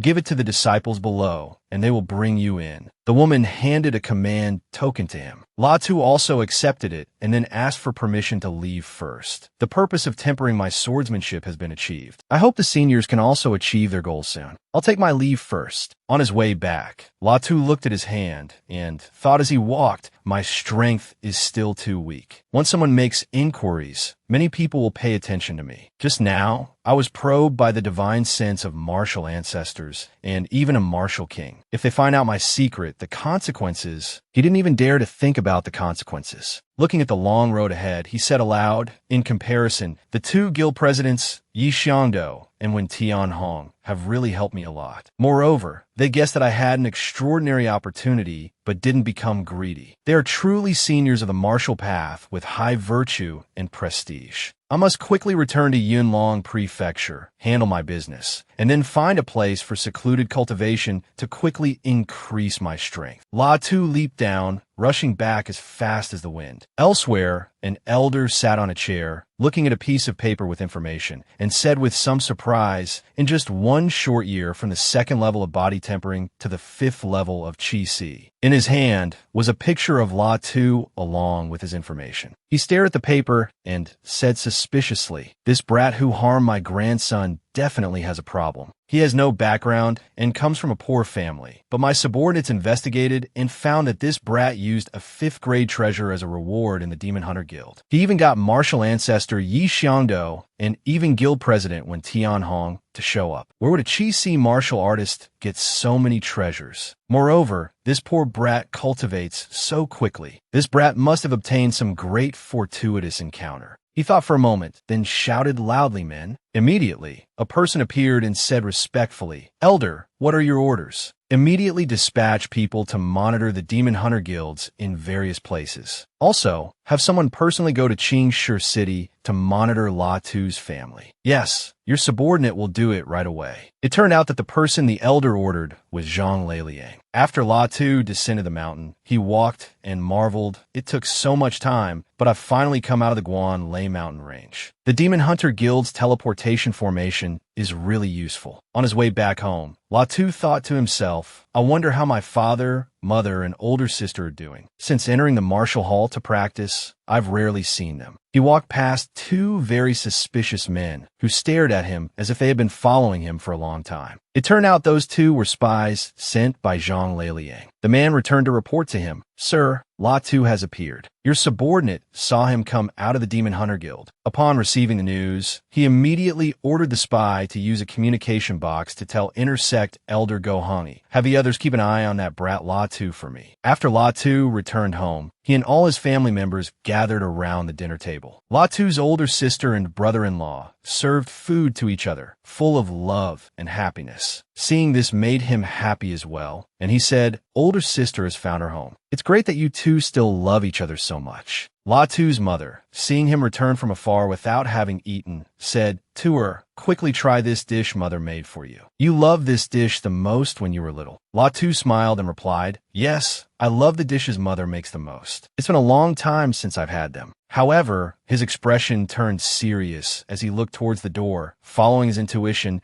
and thought to himself, "I didn't hide my tracks because I guess someone was definitely watching me. I'm waiting for you to come out on your own. After I finish contacting the people from the Demon Hunter Guild, I will deal with you rats." After a period of arduous cultivation, La Tu smiled confidently and said, "I have gained quite a lot during this time." Right after, the elder came to visit him. La Tu immediately ran over to greet him. "Elder Zhuang, it's been a long time. Thank you for taking care of my family during this time." Elder Zhuang smiled dismissively and waved his hand, saying, "I'm not an elder of the Martial Hall anymore. I work for the Demon Hunter Guild now. You should be thanking Elder Yi. He's the one who told me to come." Then Elder Zhuang stroked his chin, noticing his advancement, and had to praise him, "But I didn't expect that you were only at the second level of body tempering before. You were clearly just in the Qingyun City Martial Hall, but in the blink of an eye, you've advanced to the Xiantian realm." But then, Elder Zhuang informed him of some news. "I came this time because I have something to tell you. Zhang Leiliang entered Qingyun City today. Gohangi will have him keep an eye on your family. Be careful while you're in the city." La Tu thanked Elder Zhuang for the reminder. After speaking, Elder Zhuang also turned and left. Hearing that Zhang Leiliang was in the city, he thought to himself, "Zhang Leiliang? Gohangi knows full well that it's a fight to the death between you and me, yet he still sent someone. He's really letting me eliminate you first." Then he sighed, his face full of worry, feeling a bit wary of Gohangi as he thought. But Gohangi is now at the Martial King realm, and he's also an intersect elder. He's still my biggest threat. The most difficult thorn to remove is also him. To deal with them, I can only rely on the Demon Hunter Guild. The scene changes, and La Tu now enters Guild President Ye's room. As soon as he entered, the Guild President praised him, Xiantian realm before the age of 20. "La Tu, you are a heaven-sent genius who can receive the status of a mid-rank yellow grade member." La Tu bowed in thanks and replied, "This time, it was thanks to Elder Ye's assistance. This junior is extremely moved. With your authority, Guild President, what kind of special missions can you issue?" The Guild President listed the privileges, saying a low-rank yellow grade member can at most invite a martial king. A mid-rank member, if qualified, can invite a martial monarch. La Tu asked the Guild President in surprise, "A martial monarch? Does our Yunlong department have such an expert?" "As far as I know, the strongest in the department is Elder Wen Tian Hong, a fourth heaven martial king." The Guild President then cleared up his confusion. "Our Yunlong department naturally doesn't have one, and neither do any of the 13 departments. But above, in the Ba Chuan and the kingdom, there are such experts. As long as you can offer something that tempts them, the guild can help you invite them." Then the guild president stared at La Tu, wondering to himself, "I'm very curious about what kind of opportunity this brat obtained for his cultivation to advance so relentlessly. Last time, he was able to take out a 6th grade cultivation technique treasure." La Tu gave a wry smile, raised his hand in refusal, and replied, "This junior is truly tempted, but I can't afford to invite a martial monarch. Even if I had the ability, I could never do it at this time. I can't keep relying on others. But with a 5th grade treasure in my hands, I must completely eradicate the root of the problem this time to avoid future trouble." After their conversation ended, Elder Zhuang saw Luo Xiao to the door. He bowed to show his respect and said, "For the genius level assessment, I'll have to trouble Elder Zhuang and President Yi first. When the time comes, you can accompany me to Yunlong Commandery City to find President Wen." Luo Xiao looked at the city gate in front of him and said to himself, before I stand before the Yunlong commandery, there's one more thing I need to finish first. But after he left, two men standing behind watched his departing figure and discussed with each other, Luo Xiao is about to leave the city. You go inform the elder quickly. The rest of us will continue to follow him. The other man agreed and did as he was told. After stepping out of the city gate, a person on horseback chased after Luo Xiao from behind, seemingly in a great hurry. He knew full well who that person was and what their purpose was in chasing him. So he turned back with a slight smile and thought to himself, a powerful aura has followed me out. Zhang Leiliang really couldn't hold back after all, wanted to deal with me. Zhang Leiliang leaped off his horse, rushed towards him, and shouted, Kid, where do you think you can run?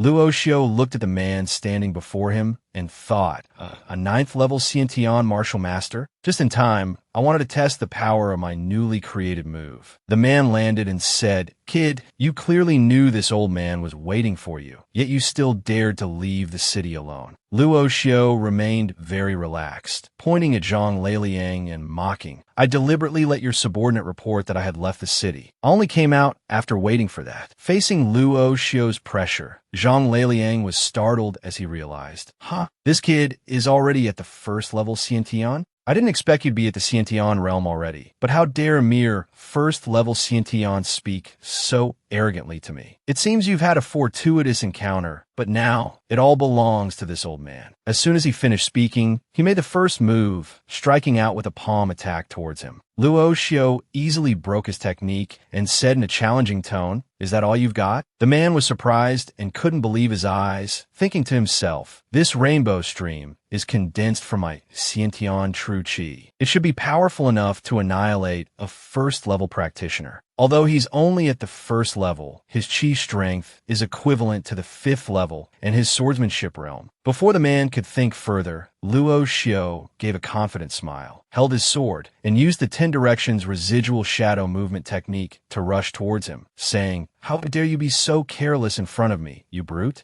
Luo Xiao struck Zhang Leiliang head-on, leaving him no time to dodge and only able to block with his sword. He was knocked backward, shocked that Luo Xiao could do such a thing, and said, Great accomplishment in swordsmanship. How is that possible? Zhang Leiliang clutched the wound on his chest and thought to himself, was that only the 2nd sword strike? When did this guy achieve such a high level of sword Dao cultivation? If not for my quick reaction, I'm afraid there would be a large hole in my chest by now. Seeing how powerful his swordsmanship was, Zhang Leiliang had to praise him. That was a fast sword technique. Has your swordsmanship reached the great accomplishment stage? Luo Xiao replied with self-confidence. Great accomplishment? You underestimate me. How about the perfection realm? Looking at Luo Xiao before him, he thought to himself, although my cultivation is higher, with his perfection realm swordsmanship, I'm afraid I'm no longer his match. Besides, the aura around him is strangely abundant. Immediately after, Luo Xiao moved his feet and began his attack. He rushed forward with his sword towards Zhang Leiliang, shouting, Old brute, you can't run now. Luo Xiao charged at a dizzying speed, forcing the man to sigh inwardly, Too fast, I can't escape. I have to use my full strength to even have a chance. Putting his thoughts into action, he unleashed his strongest move, hoping to stop Luo Xiao. Zhang Leiliang still spoke defiantly. Kid, witness the 9th level Xiantian cultivation of this old man. Not to be outdone, Luo Xiao used the mysterious past transformation to confront him. He unleashed it toward Zhang Leiliang and said, Old brute, have a taste of the move I just created. Seeing how powerful his move was, Zhang Leiliang couldn't help but exclaim, How can it be so formidable? Seizing the opportunity, Luo Xiao slashed his sword across the man's abdomen, causing Zhang Leiliang to cry out in pain. Luo Xiao looked at his sword and said, The mysterious past transformation can double my power, and it's coordinated with my perfection realm fast sword technique. Luo Xiao looked at the defeated Zhang Leiliang lying on the ground and said,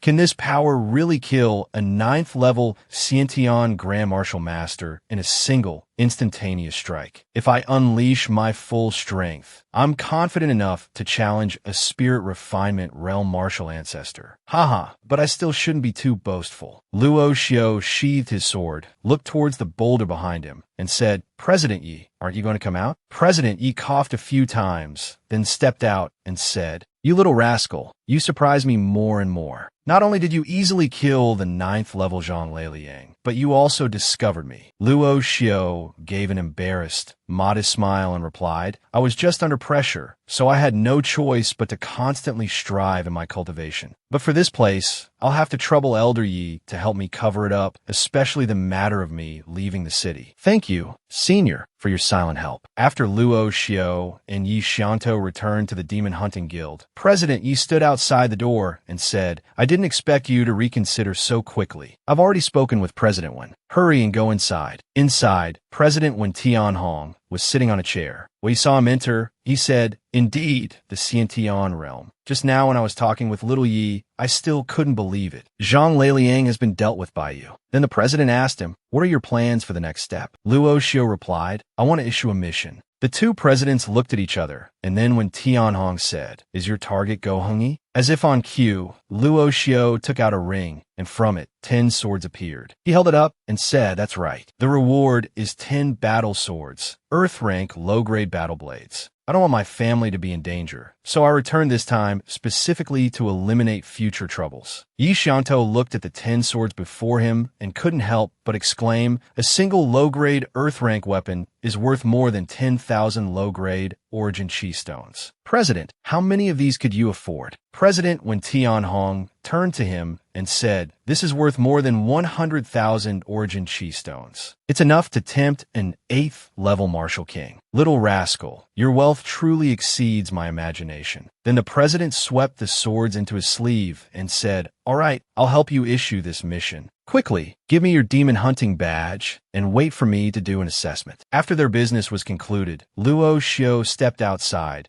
and saw 2 men talking to each other. The man in green said with a serious expression, Have you guys heard? Something happened to the free and unfettered sect, the hegemon of our Yunlong prefecture. Go Hungyi, their inner sect elder, was killed at the entrance to the mountain. Hearing this, Luo Xiao smiled happily and thought to himself, The expert who accepted my mission has already made a move. He looked up at the sky, feeling relieved and free of worries, thinking, Zhang Liang and Go Hungyi have both been dealt with. I no longer have to worry about the safety of my older sister and my parents. Then Luo Xiao took out a yellow piece of paper and said, In 1 month, it will be Lu Yuan and my sister's wedding day. Only after attending the wedding can I leave with peace of mind. He put the invitation away, his expression turning serious as he said, A life of ease is not suitable for the path of martial Tao cultivation. My path in the future will no longer be in the same world as everyone else's. I can't let them be put in danger. The scene changes. President, when places a token on the table, pushes it towards Luo Xiao and says, You have now become a horizontal rank, mid-level genius. After today, is there anything else you need to arrange? Luo Xiao picked up the token and replied, To pursue the peak of martial Tao, travel the Tianwu Kingdom, or perhaps leave the Tianwu Kingdom. Hearing this, the president took out a treasure and said, If you have nothing else to do, I have something for you here. It is also a fortuitous opportunity for you.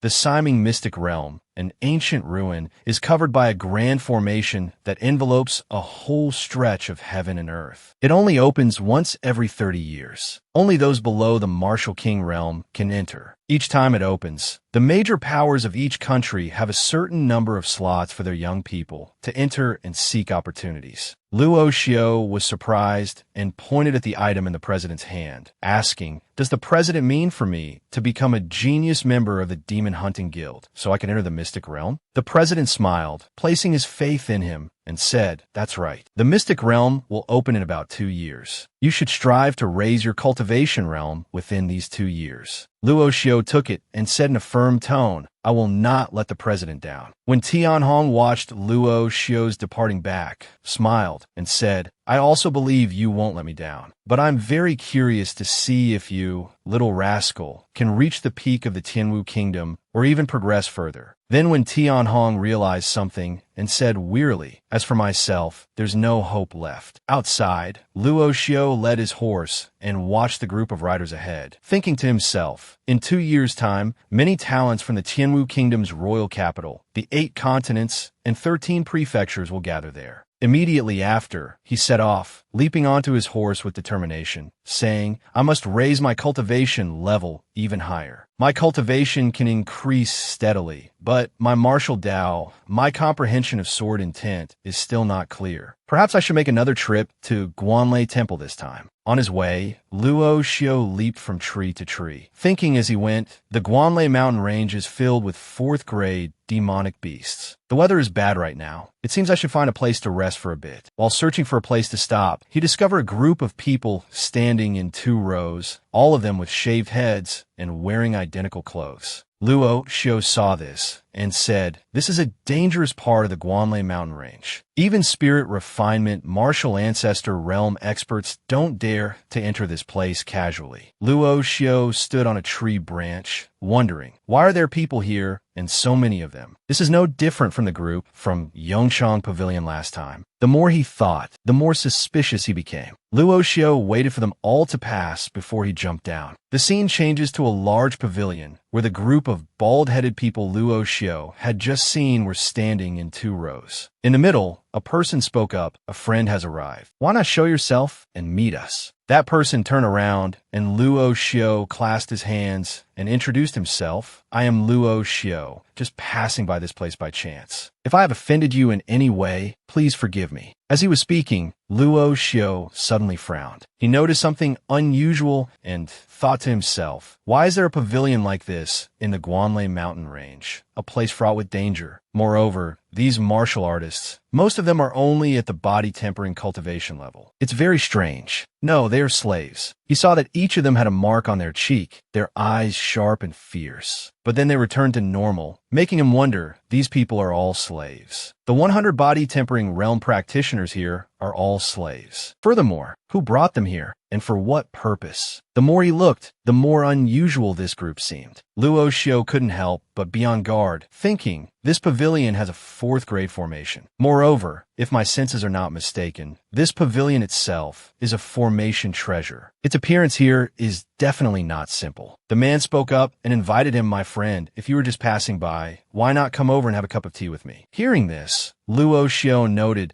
that the pavilion was only a 4th-grade magic treasure and posed no significant threat to him. Luo Xiao did not refuse, saying, "Then it would be rude of me to decline." After Luo Xiao stepped inside, a group of people were there, each one looking at him with a murderous gaze. Above them sat a woman with red hair who exuded a cold aura, her face stern as she looked at him. Luo Xiao looked at the jade pendant worn as a necklace by the woman, which made him feel a sense of familiarity, thinking, I feel like I've seen this jade pendant somewhere before. His staring made the woman uncomfortable, and she gave a subtle command. The blonde-haired subordinate beside her understood immediately. He stepped forward, pointed at Luo Xiao's face, and shouted, "Insolent! How dare you be so rude in front of our young miss?" Luo Xiao immediately apologized and waved his hand, trying to explain. Before he could finish, the subordinate rushed forward, holding a very strange weapon in his hand. As he attacked, he shouted, "Kid, if you don't know what manners are, then open your eyes wide and apologize now." Luo Xiao became angry at their malicious attitude and said, "I was just momentarily distracted and stared. Do you people know anything about etiquette?" He dodged the man's attack and said, "You think I don't want to fight back?" Luo Xiao landed a palm strike on his face, sending the blonde man flying into the air. The other subordinates were stunned to see him sent flying, their mouths agape as they asked in surprise, "What?" The blonde man fell heavily to the ground, then got up, pointed at Luo Xiao, and continued to curse, "Are you looking to die? How dare you hit one of my people?" Seeing this, Luo Xiao continued to strike the blonde man, sending him flying several meters away as he cursed back, "A dog that barks because its master is near deserves a beating." All the remaining subordinates immediately drew their swords and said, "How hateful! What do you think this place is?" The woman raised her hand to signal them to stop and said to him, "This young master is truly bold. You are merely at the Xiantian cultivation level, yet you look down on other martial artists?" Luo Xiao looked at the 3 people in front of him and thought thought, including the young lady, that's 3 people. The others all exude the aura of the Xiantian realm. Luo Xiu looked at the woman and thought, but as for this girl, it seems I can't see through her cultivation. Then Luo Xiu replied with a serious expression, before you accuse me, you all should think for a moment. Did your companion show any respect for a Xiantian martial artist like me? Besides, so what if I look down on you? Seeing his provocative tone, the group was agitated, raised their swords, and rushed forward, shouting, you arrogant brat. Let's see if you have the strength to back it up. Luo Xiu was not flustered at all. He pulled out 2 fireballs and attacked 2 of the subordinates. One of the 2 asked in confusion, what kind of flame is this? The other one realized the danger and warned, not good. This black flame carries the aura of death. Everyone be careful. Disperse it immediately. Then his flame gradually dissipated. The 2 who had been so aggressive just a moment ago were now clutching their injured bodies, unable to believe he could do such a thing, saying, how is this possible, a young brat like you? Luo Xiu looked at them and said, I've already shown mercy. Otherwise, there would be 2 corpses lying on the ground right now. The man who had invited Luo Xiu and earlier saw that his strength was not to be trifled with. He was a bit hesitant, pointed at him, then turned to the woman and said, young Mississippi, this person seems to be only at the 3rd level Xiantian, but his strength is no weaker than ours. I'm afraid he's hiding his cultivation with a secret technique. This person's background is definitely not ordinary. The woman did not make things difficult for him anymore. She began to introduce herself. I am Yin Yuer. May I know how to address you, young master, and who is your master? He crossed his arms and replied concisely, Luo Xiu of Yunlong Prefecture, Demon Hunting Guild of the Prefecture City. The group was a little unfamiliar upon hearing of Yunlong Prefecture. Yan Yuer gestured for him to sit and said, so the young master is a guest. Please have a seat. All the others also returned to their seats. Luo Xiu replied, then I won't be polite. Luo Xiu sat down, but kept looking at the woman. He suddenly realized and thought that as this jade pendant is very similar to the one held by the injured disciple of the Gongsun family not long ago. The blond man who had just been beaten by him now turned, clasped his hands, and greeted him. Young Master Luo,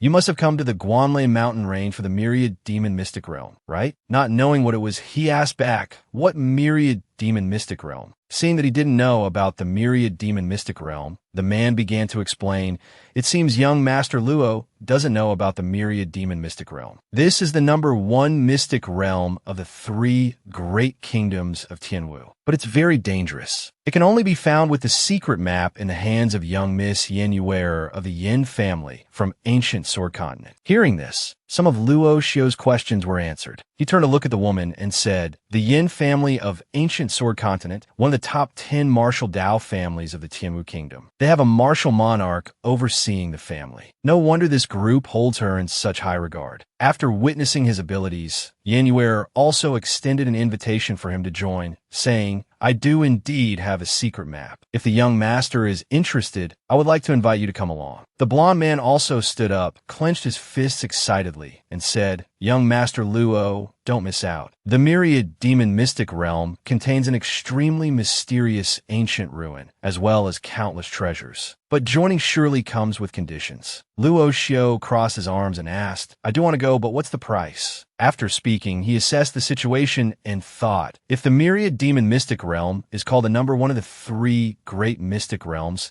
it seems it's a bit inferior to the Siming mystic realm that the president mentioned. The woman began to state the condition for joining. I have no demands. I only need 1 soul-returning grass. I will bring you into the mystic realm, and you must find the soul-returning grass for me. As for other treasures, whoever finds them gets to keep them. Hearing this request, Luo Xiu couldn't help but sigh inwardly. Although the soul-returning grass is only a 5th-grade spirit herb, is the main ingredient for refining the soul restoration pill, and is extremely rare. Yin Yuer added, if any of you have objections to young Master Luo joining, please voice them now so we can decide. A man spoke on behalf of everyone else. We don't yet know how dangerous the mystic realm is. I am willing to have the formidable young Master Luo join us. Having received everyone's agreement, Yin Yuer began to speak. Since you have all decided, then next, I will discuss the myriad demon mystic realm with you. Then, Yin Yuer added more about the location of the soul-returning grass she needed. The mystic realm is divided into 7 areas from the outside in. The soul-returning grass I need is in the third area. Luo Xiao pointed towards the outside of the pavilion and asked with confusion, Miss Yin, what about those martial artists? Her eyes sharpened as she said nonchalantly, when opening the myriad demon mystic realm, a sacrifice is needed. That is the mission of those martial artists. Luo Xiao's face darkened, finding her heart too cruel as he thought, to kill hundreds of people just to open a mystic realm. And she doesn't even care. This Yin Yuer looks so gentle on the outside, but her heart is so vicious. The scene changes to 2 days later in the forest. Everyone is present, standing before a large pit. The man stepped forward, looked down into the pit, and said doubtfully, Miss Yin, there's nothing special about this place. Could it be? Yin Yuer confirmed it and replied, that's right. This is the entrance to the myriad demon mystic realm. She clenched the jade pendant in her hand. Suddenly, something in Luo Xiao's clothes started to move, startling him into lifting his shirt to look. It was the silver jade pendant, identical to Yin Yuer's, that he had obtained earlier. Luo Xiao watched the jade pendant fly out from his body and wondered, the crescent moon jade pendant can actually fly? When the woman saw the other jade pendant fly out from his body, her face darkened as she glanced at him and asked, so the other half of the twin jade pendants was in your hands? Luo Xiao replied calmly, I just came across it by chance, but I don't know what it's used for. Yin Yuer threw her jade pendant up and said, since the twin jade pendants are here, there's no need to use a blood sacrifice to open the mystic realm. She reminded everyone to get ready. Once the mystic realm opens, you must enter immediately. The 2 jade pendants flew into the sky, emitting light. Yin Yuer began to chant the incantation to open the mystic realm. Immediately, it released a massive amount of energy, opening the mystic realm. Luo Xiao looked on in admiration and said, this jade pendant actually has such immense energy. Yin Yuer jumped inside, not forgetting to remind them, everyone, hurry in. We are entering the mystic realm. Everyone followed the order and jumped inside. Another person shouted, everyone, let's go. Luo Xiao leaped up, silently hoping, I hope this trip can enhance my strength. Right after everyone was inside, the massive surge of power struck straight down into the pit. After arriving in the myriad demon mystic realm, Yin Yuer said, this is our destination for this trip. She threw the white jade pendant towards Luo Xiao, while taking back the red one for herself, saying, from what I know, this place is very dangerous. He took the jade pendant and said, thank you, young miss, for returning the jade pendant. Yin Yuer turned back and said, we are currently in the first area, and I need to get to the third area where the soul-returning grass is. But she stared at Luo Xiao, a greedy thought arising. My Yin family only has one piece of the demon jade. Every time we want to open the mystic realm, we need to sacrifice the blood of 100 people. If I could monopolize the other piece in Luo Xiao's hand. Her younger brother approached her, confused, and asked, the second piece of the twin moon demon jade, you're just giving it back like that?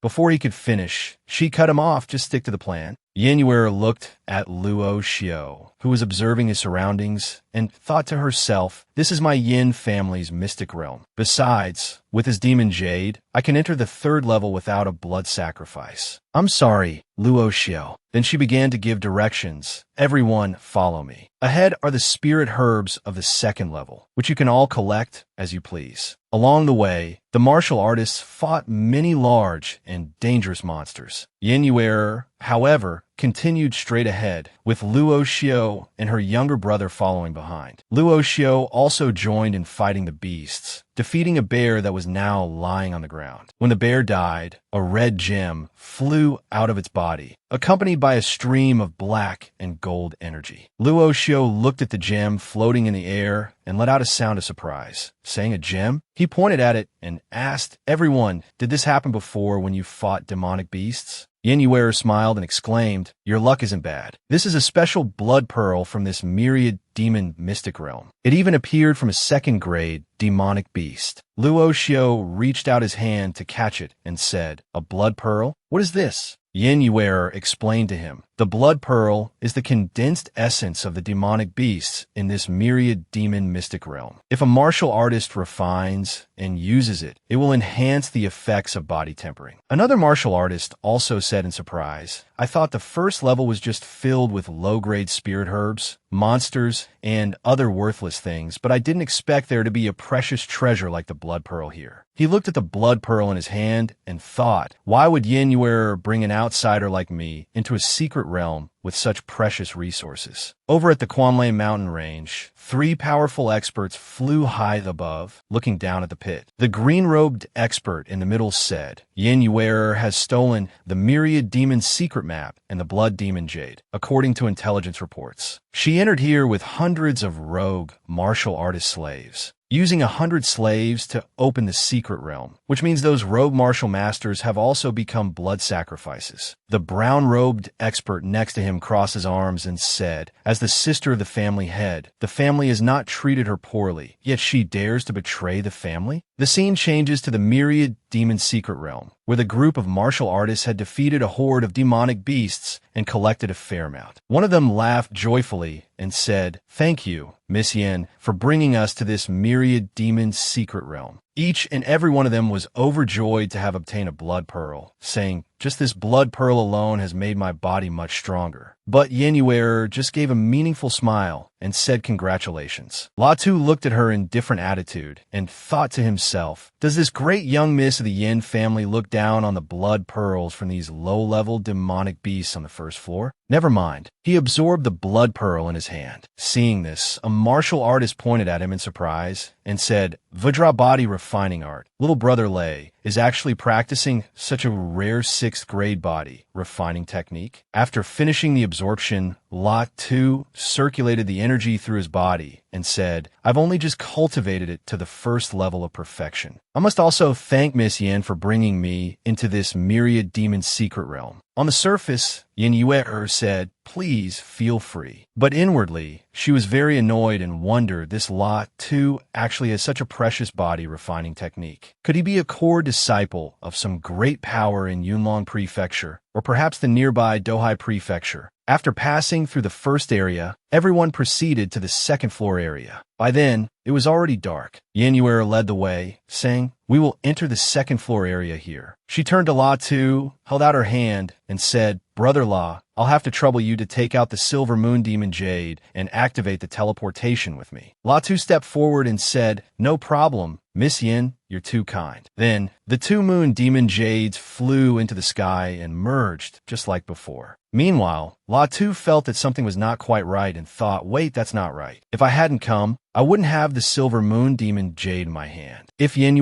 only had the blood moon demon jade, how could she activate the second formation? You need both moon demon jades to avoid needing a blood sacrifice, which requires sacrificing 100 people to open the secret realm. Furthermore, entering the second floor also requires 2 jade pendants. Unless Yin planned to use a blood sacrifice from the very beginning, then the people for the blood sacrifice. He imagined Yin turning around with a vicious face and saying, then the most suitable people for the blood sacrifice are the very Xiantian martial masters she invited to come along. The blood essence effect of a Xiantian martial master is definitely far superior to that of over 100 body refining martial artists. Another martial artist saw his unwell expression and approached with concern, asking, what's wrong, little brother La? Latu replied, it's nothing. I was just amazed looking at the formation patterns and being so high up in this secret realm. Then she turned back and said, everyone prepare yourselves. I'm about to activate the formation to enter the second floor. He looked at her and cursed inwardly, so cold-blooded. She looks like a noble and delicate young miss, yet she so casually disregards the lives of so many people. After entering the second floor, the inside was desolate with withered trees. Latu looked at the trees and had to exclaim, each tree is like a corpse so eerie. Yanuar glanced at La Tu and said softly, "It seems this little brat has figured out my previous plan through the activation of the teleportation formation just now." He stepped forward to demand the jade back, saying, "Since we've reached the second floor, you should return the jade pendant to me first." She had no choice but to return the jade pendant, but before La Tu could take it, another hand reached out and said, "This silver moon demon jade, I, Huang Yuanshan, am taking it." The blonde-haired man who had cursed him earlier now brazenly took the jade, claiming it as his own. Huang Yuanshan said confidently, "My 8th level Xiantian cultivation is the highest here. A treasure as important as the demon jade is best kept by me." La Tu reached out his hand to take it back, saying, "Have you asked for my opinion?" The blonde-haired man got angry and was about to punch him, shouting, "Brat, hand over the demon jade now." But before he could touch a single hair on his head, Huang Yuanshan was hit by a flurry of slashes from La Tu, who used the profound heaven art, all in an instant. The martial artists standing to the side watched with their jaws dropped, saying, "How can he be so strong? Isn't La Tu only at the 3rd level of Xiantian?" An 8th level expert like Huang Yuanshan was actually... The blonde-haired man's body trembled as he barely managed to say the word "you" before collapsing to the ground. This surprised everyone even more, as they said, "What is this kid's background?" The crowd watched him sheath the sword on his back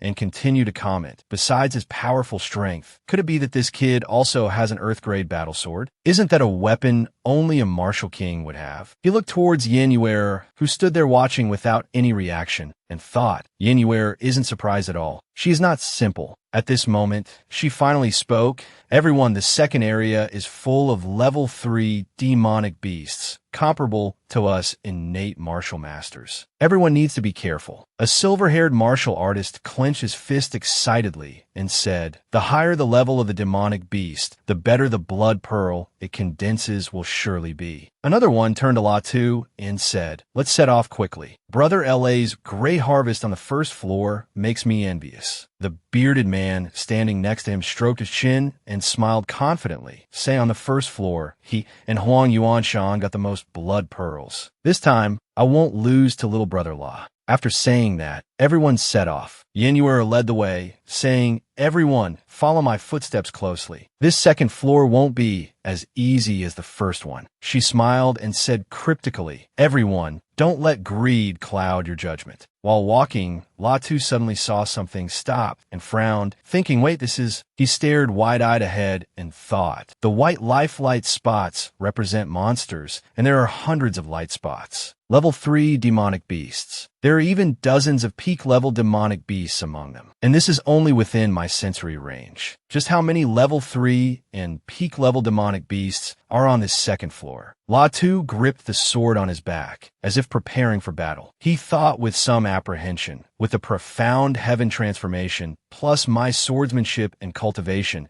I can fight a 9th level Xiantian great martial master, but with so many level 3 demonic beasts, I'm afraid." As soon as he finished thinking, 3 demonic beasts charged forward first. A wolf with a horn in the middle of its head charged at him ferociously. La Tu reacted in time, retreated, and executed a counterattack. As for the snake and the bat on the other side, they were both defeated by the other martial artists. One of them urged, "Quick, get their blood pearls." The wolf on the other side was also easily defeated by La Tu, and a red blood pearl flew out from its body. The expert who had just praised him approached and said, "Congratulations, Brother La, on your good luck. You got a good harvest from the very first demonic beast." La Tu also replied sociably, "I'm sure you all will have a bountiful harvest next." That person smiled and cupped his hands, saying, "Then thank you for your good wishes, Brother La." Afterward, La Tu held the blood pearl in his hand and thought to himself, "A Xiantian-level blood pearl. It's enough for me to refine my physical body to the 1st level of perfection,